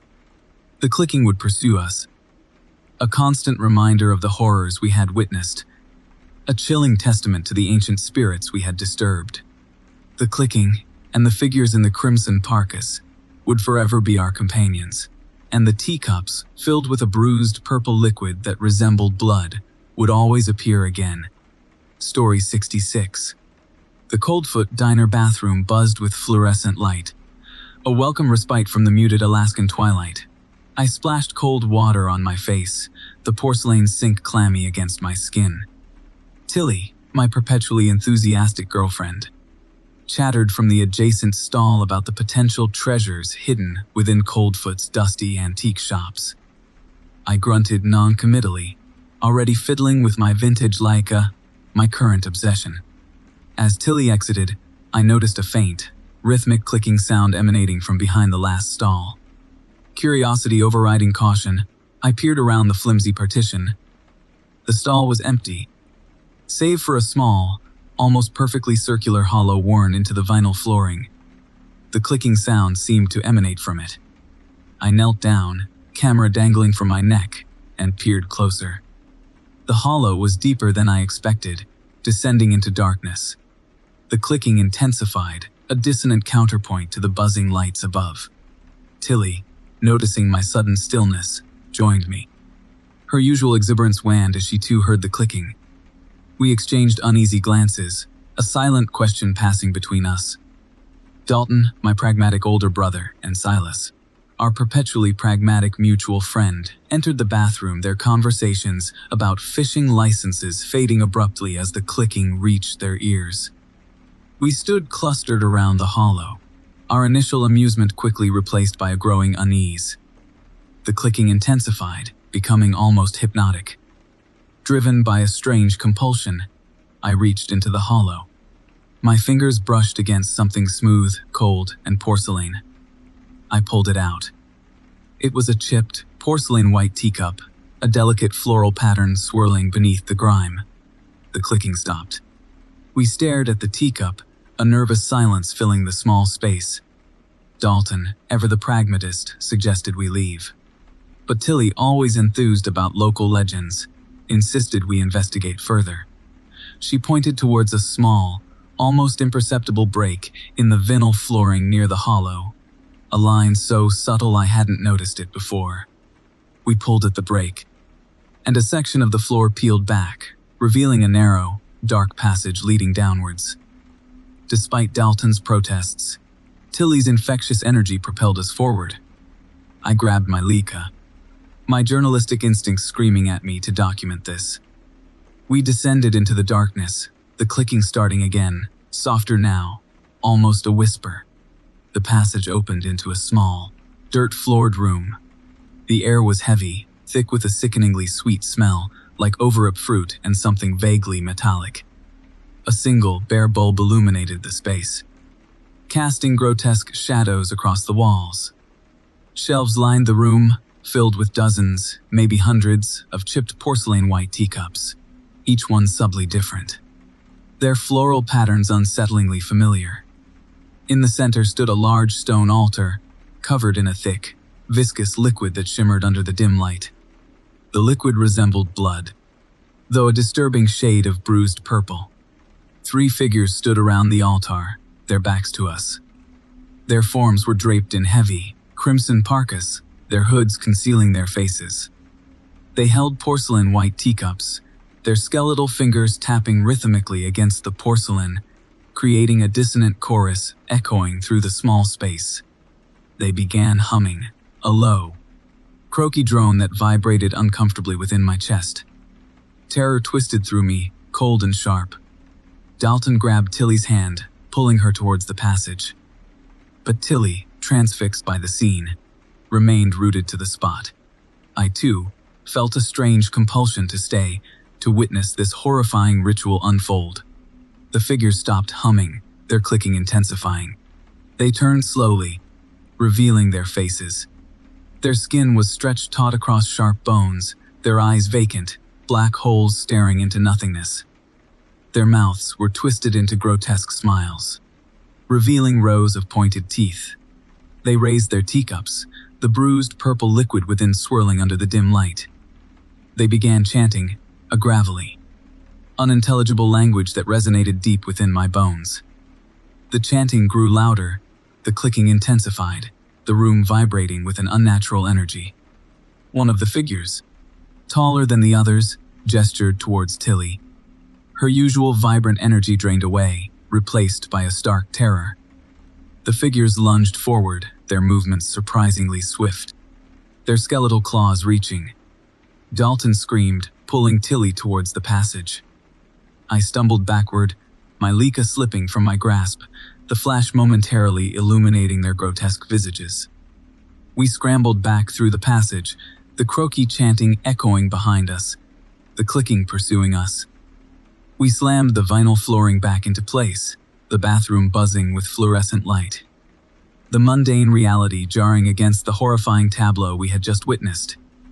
We didn't speak, our hearts hammering against our ribs. We fled the diner, the unsettling rhythm of their clicking echoing in our minds, a terrifying companion on our silent drive through the unforgiving Alaskan wilderness. Weeks later, back in the relative safety of my apartment, a small, chipped porcelain white teacup appeared on my doorstep, its delicate floral pattern swirling beneath a fresh layer of grime. The clicking started again, faint at first, then growing steadily louder, a constant reminder of the horrors hidden beneath the Coldfoot Diner, the terrifying certainty that we would never truly escape Whisper Valley. Story 72. The chipped, porcelain white teacups appeared on the 3rd night, placed outside our rented cabin. 3 of them. Their delicate, floral patterns swirling beneath a strange, bruised purple liquid. The liquid swirled under the meager moonlight filtering through the dense spruce, catching the light in a disturbing way. I initially dismissed them as some quirky local custom, another detail in the tapestry of Alaskan eccentricities. But the unease. It began subtly, a prickling at the edges of my awareness. Pepper, my perpetually enthusiastic girlfriend, became fixated. She saw them as a unique cultural discovery, a tangible connection to the whispered rumors of ancient traditions clinging to this remote valley. Tilly, my equally pragmatic best friend, and Dalton, her equally pragmatic boyfriend, remained skeptical, attributing their presence to bored teenagers. Or maybe bears with an unusual appreciation for fine china. I, however, found myself drawn to their pristine whiteness against the decaying wood of the cabin porch. Something about their placement felt deliberate, ritualistic. Pepper, bless her optimistic heart, began humming, a low, almost melodic drone that resonated uncomfortably with the growing unease I felt. She started arranging the teacups, her fingers perpetually tracing their chipped edges. A small, almost imperceptible vibration hummed beneath my feet. The ground itself seemed to thrum. Dalton joked nervously about Bigfoot's tea party, but the laughter felt hollow against the encroaching silence of the Alaskan night. The fourth night, the teacups appeared again. Filled. This time, the bruised purple liquid overflowed slightly, staining the weathered wooden planks of the porch. The sickly sweet smell intensified, coating the air, clinging to the back of my throat. Pepper became increasingly withdrawn, her usual vibrant energy replaced by a quiet intensity. She spent hours arranging the teacups, her humming growing louder, her fingers perpetually flitting amongst them. Tilly and Dalton exchanged worried glances. Even their pragmatism seemed strained. The usual campfire stories, traded with a mix of genuine interest and morbid curiosity, were replaced by a hushed tension. We shared lukewarm instant ramen, the silence broken only by the crackling fire and the distant rush of the glacial river. The usual symphony of Alaskan night sounds, the chirping of crickets, the rustling of leaves, seemed absent, replaced by an oppressive quiet. On the fifth night, things escalated. The teacups were no longer on the porch. They were inside, placed on the small, particle-board table in the center of the cabin. The purple liquid within swirled gently, emitting a faint light. A horrifying understanding dawned. This wasn't a quirky local custom. This was something else, something ancient, something hungry. Pepper stood calmly amidst the teacups, her eyes wide. Her humming intensified. She raised one of the chipped porcelain cups, her fingers trembling slightly. Dalton grabbed her arm. "Pepper, don't," he said, his voice strained. Pepper simply smiled. A terrifyingly serene smile. She raised the teacup higher, her eyes fixed on something beyond the cabin walls. Something we couldn't see. A croaky growl echoed through the trees, a sound so deep, so primal it resonated within my bones. Then other growls joined in, coming closer. Shadowy figures began to materialize outside the cabin windows. Tall, gaunt figures draped in crimson parkas.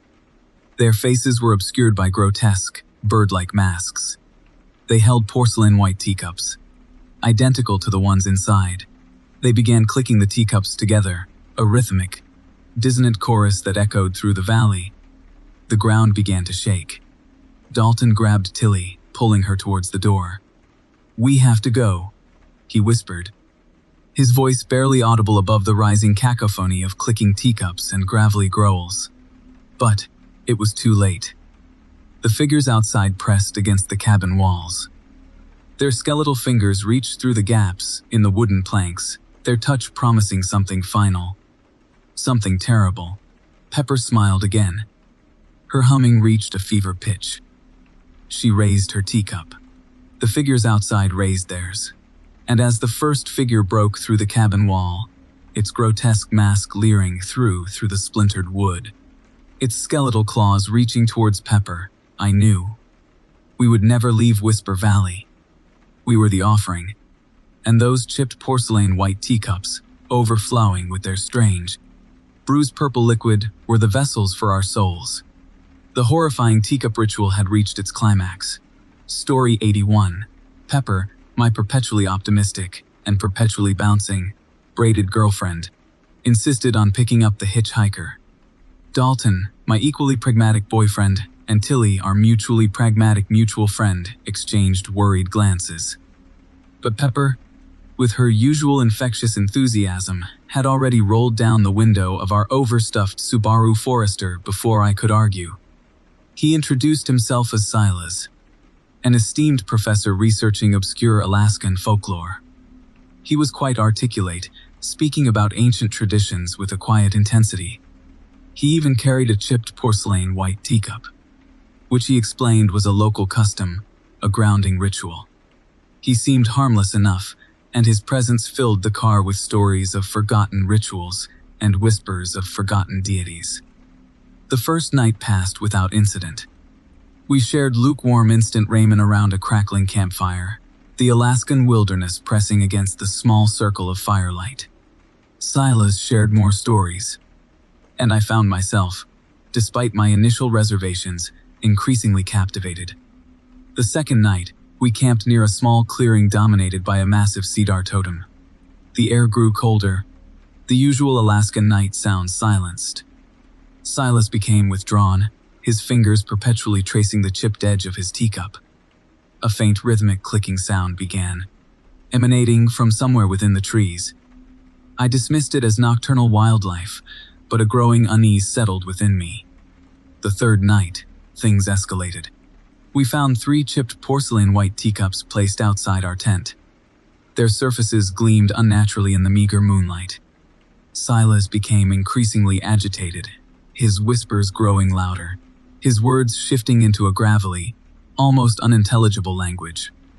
The clicking sound intensified, a constant, unsettling counterpoint to the whispering wilderness. The fourth night, the nightmare unfolded. We awoke to find Silas gone. His teacup remained, placed carefully on a small table outside our tent. The clicking sound had become a frantic clatter, echoing through the trees. We packed frantically, our usual cheerful chatter replaced by a terrified silence. As we scrambled into the Subaru, 3 figures emerged from the woods. They were tall, gaunt, draped in crimson parkas. Their faces were hidden beneath grotesque bird-like masks, and they carried pristine white teacups, their skeletal fingers tapping rhythmically against the porcelain. The figures stood clustered around the totem, their chanting rising, a dissonant chorus weaving itself into the fabric of the Alaskan night. We drove, the Subaru protesting under the strain, the gravelly chanting pursuing us. The figures flitted through the trees, their movements unnervingly swift. The clicking intensified, a frantic drumbeat against our terror. We were being hunted. We abandoned the Subaru, fleeing on foot through the dense undergrowth. The figures pursued, their clicking teacups a terrifying counterpoint to our ragged breathing. We stumbled through the darkness, our lungs burning, the forest a terrifying labyrinth. Dalton and Tilly were separated from me in the chaos. I ran blindly, the gravelly chanting echoing behind me. I stumbled into a small clearing, a single shaft of moonlight piercing through the dense canopy. And there, in the center of the clearing, stood Pepper. She was standing calmly amidst those crimson figures. A serene smile spread across her face. Her peppercorn braids bounced gently, a grotesque counterpoint to the horrifying scene unfolding around her. She held a pristine white teacup, her skeletal fingers wrapped tightly around it. She raised the teacup, her smile widening, revealing teeth that were too sharp, too pointed. She joined the chant, her voice strangely hollow, yet surprisingly strong. I watched, paralyzed by terror, as the figures closed in around her, their circle tightening, their chanting reaching a fever pitch. The clicking intensified, a deafening cacophony echoing through the trees. And then, with a brutal swiftness that belied their previous stillness, they lunged. The last thing I saw, before darkness consumed everything, was Pepper, standing calmly amidst those crimson figures, her porcelain white teacup raised alongside theirs, her serene smile a terrifying testament to the horrors hidden within the Alaskan wilderness. The clicking pursued me, even as I ran, a horrifying reminder that I would never truly escape Whisper Valley. The clicking, the chanting, the faces. They would forever be etched into my memory, a chilling reminder of the night I lost my friends and my sanity in the heart of Alaska. The clicking, the chanting, the faces. They are still there, just beyond the edge of the trees, waiting for me to return. The clicking, the chanting, the faces. They will always be there. Story 83. The Dalton Highway unspooled before me, gray ribbon against the muted greens and browns of the Alaskan interior. Miles melted away, the vastness swallowing the hum of my tires. I was chasing a whisper, a place called Whisper Valley. I'd stumbled across a cryptic reference to it in a dusty Fairbanks antique store, a faded postcard with a handwritten caption beneath a grainy image of a towering cedar totem. Whisper Valley, where the trees speak their secrets. The caption read, "The unsettlingly serene smile of the shopkeeper, Agnes, when I inquired about its location, hadn't dampened my enthusiasm. Quite the opposite. In fact, hours later, the landscape grew stark. Stunted pines clung to rocky slopes, the vibrant green of the southern forests replaced by muted browns and grays. The usual cheerful chatter of my two travel companions, Tilly and Dalton, subsided. A quiet tension settled within the car, the silence broken only by the occasional crackle of the CB radio. It was then I first noticed it. A truck, large and dark, in my rearview mirror. Initially, I dismissed it. Long stretches of empty highway meant encountering another vehicle wasn't unusual. But it stayed there, mile after mile, always a constant presence behind me. A growing unease prickled at me. The truck never seemed to pass, always maintaining a steady distance. I tried to rationalize it, attributing my apprehension to the desolate landscape, the stories Tilly had been sharing about local legends, the strange symbols carved into the few roadside signs we passed. But the feeling persisted, a cold knot tightening in my stomach. As twilight deepened, painting the sky in shades of bruised purple, we finally reached Coldfoot, a small outpost clinging precariously to the edge of civilization. The truck pulled into the diner parking lot behind us. 3 figures emerged, their forms obscured by heavy parkas. Their faces remained hidden within the depths of their hoods. Even from a distance, I felt a palpable shift, the air thickening with an unspoken tension. Inside the warm, fluorescent-lit diner, the truck's occupants took a table near ours. I stole glances, trying to discern any features beneath their hoods, but they remained shrouded. They sat silently, their presence a heavy weight in the small space. Their hands remained concealed within their parkas. I couldn't shake the feeling that they were watching us, their unseen gaze boring into my back. Dalton, ever the pragmatist, tried to lighten the mood, joking nervously about Bigfoot and other Alaskan cryptids. Tilly, usually perpetually enthusiastic, remained unusually quiet, her gaze fixed on the 3 figures at the next table. I forced a smile, my heart hammering against my ribs. The knot in my stomach tightened. We ate quickly, the usual cheerful chatter replaced by a strained silence. As we left, the 3 figures rose, following us out into the deepening twilight. They returned to their truck, their movements stiff and unnatural.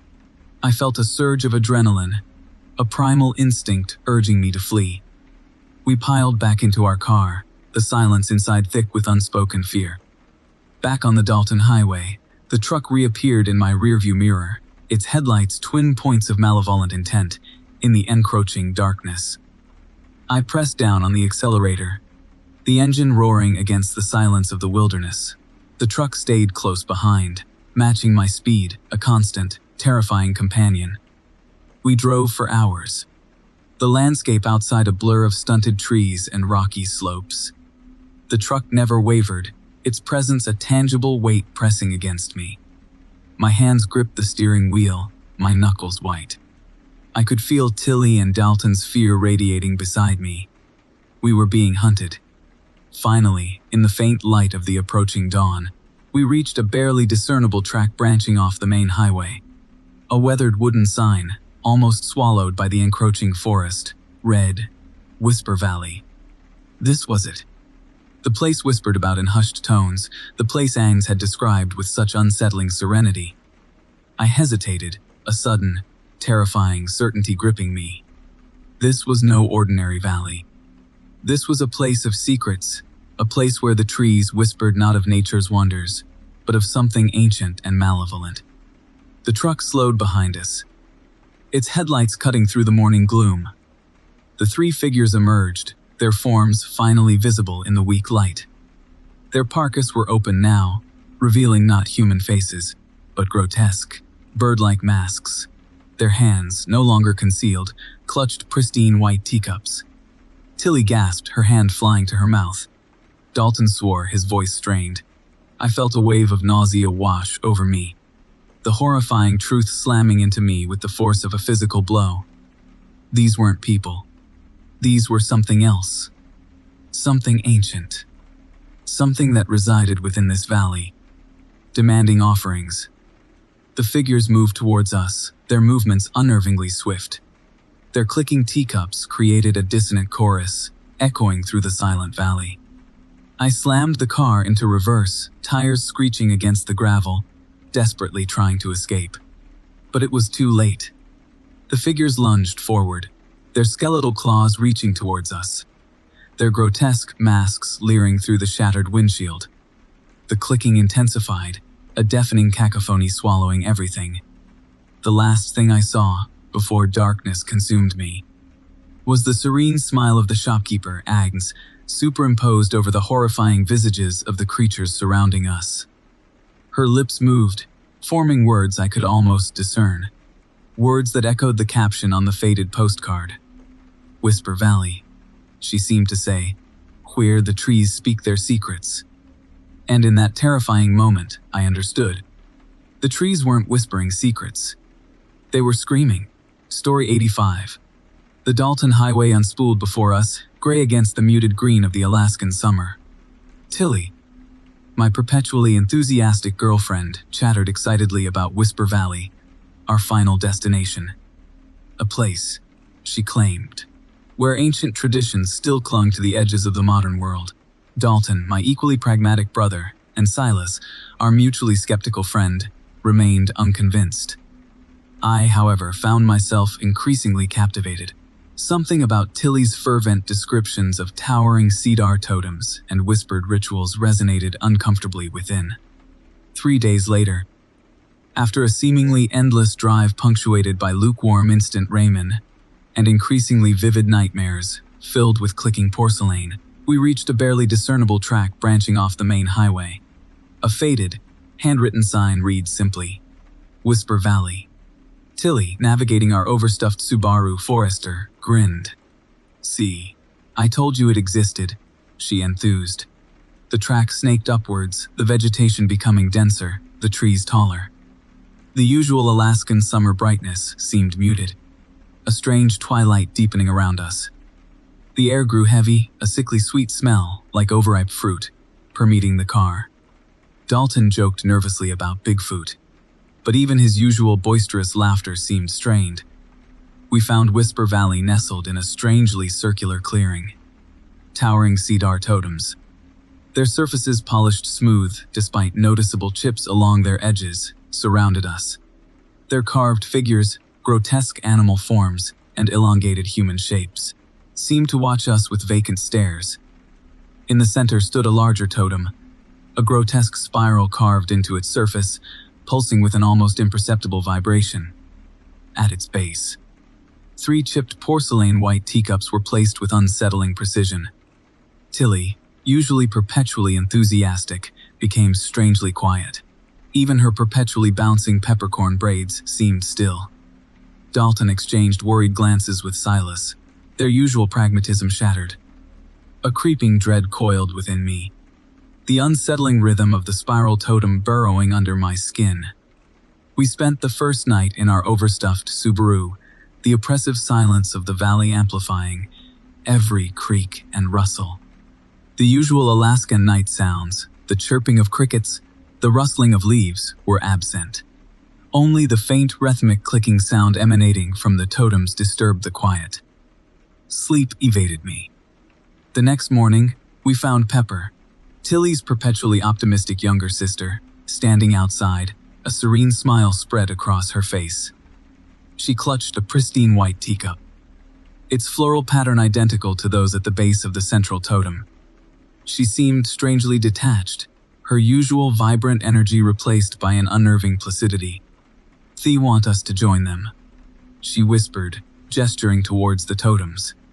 We tried to reason with her, attributing her behavior to the unsettling atmosphere, but Pepper refused to listen. She insisted we participate in their tea ceremony, a ritual she claimed would bring us closer to the spirits of the valley. Dalton, grabbing Pepper by the arm, tried to pull her away, but a tangible force pushed against him. He stumbled backward, his face pale. The clicking from the totems intensified, a gravelly drone vibrating through the air. Shadowy figures began to materialize between the trees, their forms indistinct beneath heavy crimson parkas. Their faces remained hidden, but we could feel their vacant stares boring into us. Terrified, we retreated to the car. Dalton slammed the doors locked, the engine roaring against the deafening cacophony emanating from the totems. As we careened down the track, the crimson figures pursued us, their gravelly chanting echoing through the trees. Their clicking teacups created a dissonant lullaby against their terrifying chant. We didn't stop driving until we reached the relative safety of the Dalton Highway. Even then, the unsettling rhythm of the totems seemed to pursue us, a constant presence behind every shadow, every rustle in the trees. We never spoke of Whisper Valley again, but sometimes, in the quiet hours of the night, I still hear the clicking, a chilling reminder of the horrifying truth hidden within that unnervingly quiet valley. And I see Pepper, standing calmly amidst those crimson figures. A pristine white teacup clutched tightly in her hand, her serene smile a terrifying testament to the valley's power. We had disturbed something ancient, something we could never fully comprehend. And those whispers, I knew, would eventually become screams. Story 88. We, Ames, Tilly, Dalton, and I, Pepper, loved exploring abandoned places. Alaska, with its vast, untamed wilderness and scattered remnants of boom towns, offered a unique playground for our peculiar pastime. This year, our annual adventure led us to Whisper Valley, a place shrouded in local lore. I, a self-proclaimed collector of unusual trinkets, was particularly drawn to Whisper Valley's rumored past. My friends, though slightly less enthusiastic about potentially unearthing disturbed spirits, humored my obsession. Tilly, ever practical, navigated our overstuffed Subaru through the winding mountain roads. Dalton, the designated skeptic, entertained us with fragmented accounts of Alaskan cryptids. Agnes, my perpetually cheerful girlfriend, documented our journey with her trusty Polaroid camera, snapping photo after photo. The Alaskan landscape, usually breathtaking in its vastness, felt oppressive this time, the towering peaks and dense forests seeming to close in around us. Whisper Valley itself was smaller than we expected, an unnervingly quiet hollow ringed by twisted birch trees. A dilapidated cabin nestled beside a rushing creek became our base of operations. It was while exploring the cabin's dusty interior that we discovered the hidden room. Concealed behind a loose panel, a small, windowless space filled with strange symbols and artifacts awaited us. The walls, covered in an indecipherable script, seemed to pulse with an unseen energy. Dozens of chipped porcelain white teacups, each decorated with a subtly different floral pattern, lined the shelves. A large cedar totem dominated the center of the room, its grotesque carvings leering down at us. An unsettling silence filled the room, broken only by the gentle creak outside. A faint metallic smell, almost like blood, permeated the air. That night, despite the disturbing discovery, we tried to maintain a semblance of normalcy, sharing stories around a small campfire. I, however, found myself increasingly drawn to the hidden room. The porcelain teacups, in particular, fascinated me. Their delicate floral patterns seemed unsettlingly familiar, a distant memory tugging at the edges of my mind. I spent hours sketching the symbols from the walls, a strange compulsion overriding my usual caution. The second night, the quiet of Whisper Valley became unnerving. The usual Alaskan night sounds were absent, replaced by a faint, rhythmic clicking sound. It seemed to emanate from the hidden room, growing steadily louder. We dismissed it initially, blaming our overactive imaginations, but the clicking persisted, burrowing under our skin. My friends became increasingly withdrawn, their initial amusement replaced by a growing unease. The third night, things escalated. We awoke to find 3 chipped porcelain white teacups placed outside our cabin door. Their pristine whiteness stood in stark contrast against the weathered wood. A thick, viscous liquid, disturbingly resembling blood, filled each cup. We exchanged uneasy glances. Our usual pragmatism shattered. Dalton, the skeptic, finally conceded that something was amiss. That night, the clicking intensified, accompanied by a low, guttural humming. We huddled inside the cabin, the firelight providing little comfort against the encroaching darkness. Shadows danced across the walls, taking on grotesque shapes. Then, we saw them. Through the cabin windows, 3 figures emerged from the surrounding forest. Their forms were obscured by heavy crimson parkas, their faces hidden beneath grotesque, bird-like masks. They stood motionless, their skeletal fingers wrapped tightly around pristine white teacups. Their silent scrutiny was more terrifying than any scream. The 4th night, the figures returned. They stood closer to the cabin this time, their clicking and humming louder. We could almost discern words within their guttural chanting, a chilling language that resonated uncomfortably within us. Then Pepper, my perpetually enthusiastic girlfriend, did something that chilled me to the bone. She smiled. A wide, unsettling smile spread across her face, an expression I had never seen before. She stood, walked towards the cabin door, and opened it. The crimson figures outside raised their hands, their porcelain teacups overflowing. Pepper stepped outside, joining their silent circle. She raised her hands, revealing a chipped porcelain white teacup clutched tightly within her grasp. She joined their chant, the horrifying truth slamming into me. The teacups, the symbols, the ritual, it all clicked into place, a terrifying understanding dawning. The 5th night I was alone. Agnes, Tilly, Dalton, they were gone. Taken. Their cheerful chatter, their pragmatic skepticism, their constant documentation, all silenced. Replaced by the rhythmic clicking and humming, the gravelly chanting, the crimson parkas. And Pepper, standing calmly amidst those figures, her porcelain white teacup raised alongside theirs, a serene smile spreading across her face. I knew then, with a horrifying certainty, that I would never leave Whisper Valley. I, too, would become one of them, my hands forever clutching a chipped porcelain teacup. My voice joining their terrifying chorus, my face hidden beneath a grotesque, bird-like mask. The porcelain clicking intensified, pursuing me, consuming me, and I knew with a sickening dread that those whispers would become screams. My screams. Story 89. The chipped, porcelain white teacup trembled in my hand. Its delicate, floral pattern, a swirl of faded blues and greens, seemed to pulse with an unnatural energy. I blamed the lack of sleep. The oppressive quiet of this isolated cabin, nestled deep within the Alaskan wilderness. This annual solo hike was my ritual, my escape from the curated chaos of my life as a museum curator. I craved order, the meticulous arrangement of artifacts, the quiet hum of history echoing through silent halls. This cabin, found on a tattered, vintage map tucked within a forgotten archive, promised solitude, a chance to categorize my thoughts amidst the untamed landscape. But something felt wrong. The cabin, though seemingly abandoned, felt too perfect, too clean. No cobwebs draped the rafters, no dust coated the rough furniture. Dozens of identical, chipped teacups lined the shelves, their delicate floral patterns a disturbing echo of the one clutched in my hand. My usual meticulous nature, normally a comfort, now fueled a growing sense of unease. Every detail felt deliberate, placed with an unsettling precision that pricked at my organized mind. The first night passed without incident. The crackling fire, the chirping of unseen insects, lulled me into a restless sleep.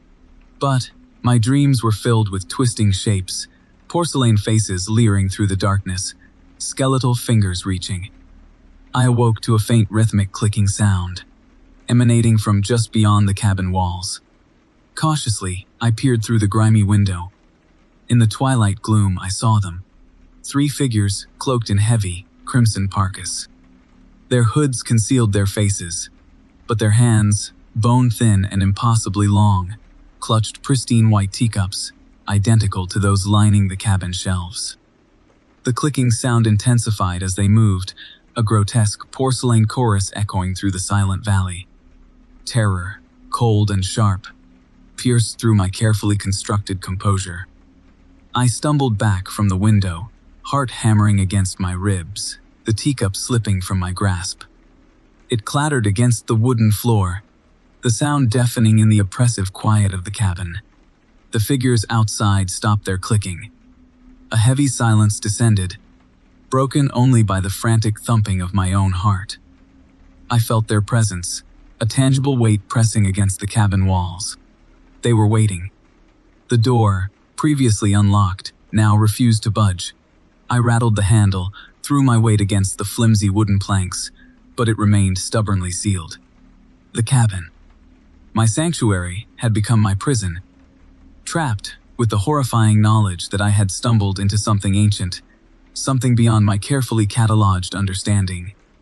Days bled into nights. The figures remained outside, their silent vigil broken only by the rhythmic clicking of their teacups.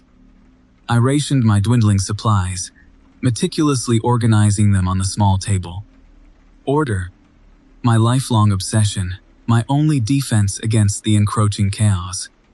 I tried to decipher the floral patterns on the teacups, searching for a hidden language, a key to understanding this horrifying ritual. But the patterns, though unsettlingly familiar, revealed nothing. The clicking intensified. It burrowed into my mind, a dissonant lullaby against the gnawing hunger and growing fear. I started seeing the floral patterns everywhere, swirling across the cabin walls, dancing in the flickering firelight. The faces on the shelves seemed to shift, their painted smiles twisting into grotesque grimaces. I no longer trusted my own senses, my carefully curated reality fracturing under the pressure of this unsettling presence. On the 5th night, the silence broke. A low, gravelly chant began, emanating from the figures outside. It rose and fell, an unsettling counterpoint to the rhythmic clicking of the teacups. The ground beneath the cabin began to vibrate, the walls shaking violently. Terror, raw and primal, clawed at my throat. Then, the clicking stopped. The chanting intensified. The ground bucked violently, throwing me against the wall. A gaping hole appeared in the floor, revealing a swirling vortex of darkness below. The floral patterns on the teacups lining the shelves exploded outwards, a blinding white light engulfing the cabin. I screamed, a wordless shriek swallowed by the deafening cacophony.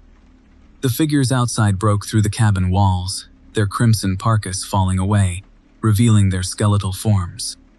Their faces, finally visible, were porcelain white, their eyes empty sockets staring blankly ahead. Their elongated fingers, still clutching their pristine white teacups, reached towards me. My meticulously ordered world dissolved into a blinding white nothingness. The last thing I saw, before darkness consumed everything, were the floral patterns, swirling and expanding, engulfing me in their terrifying embrace.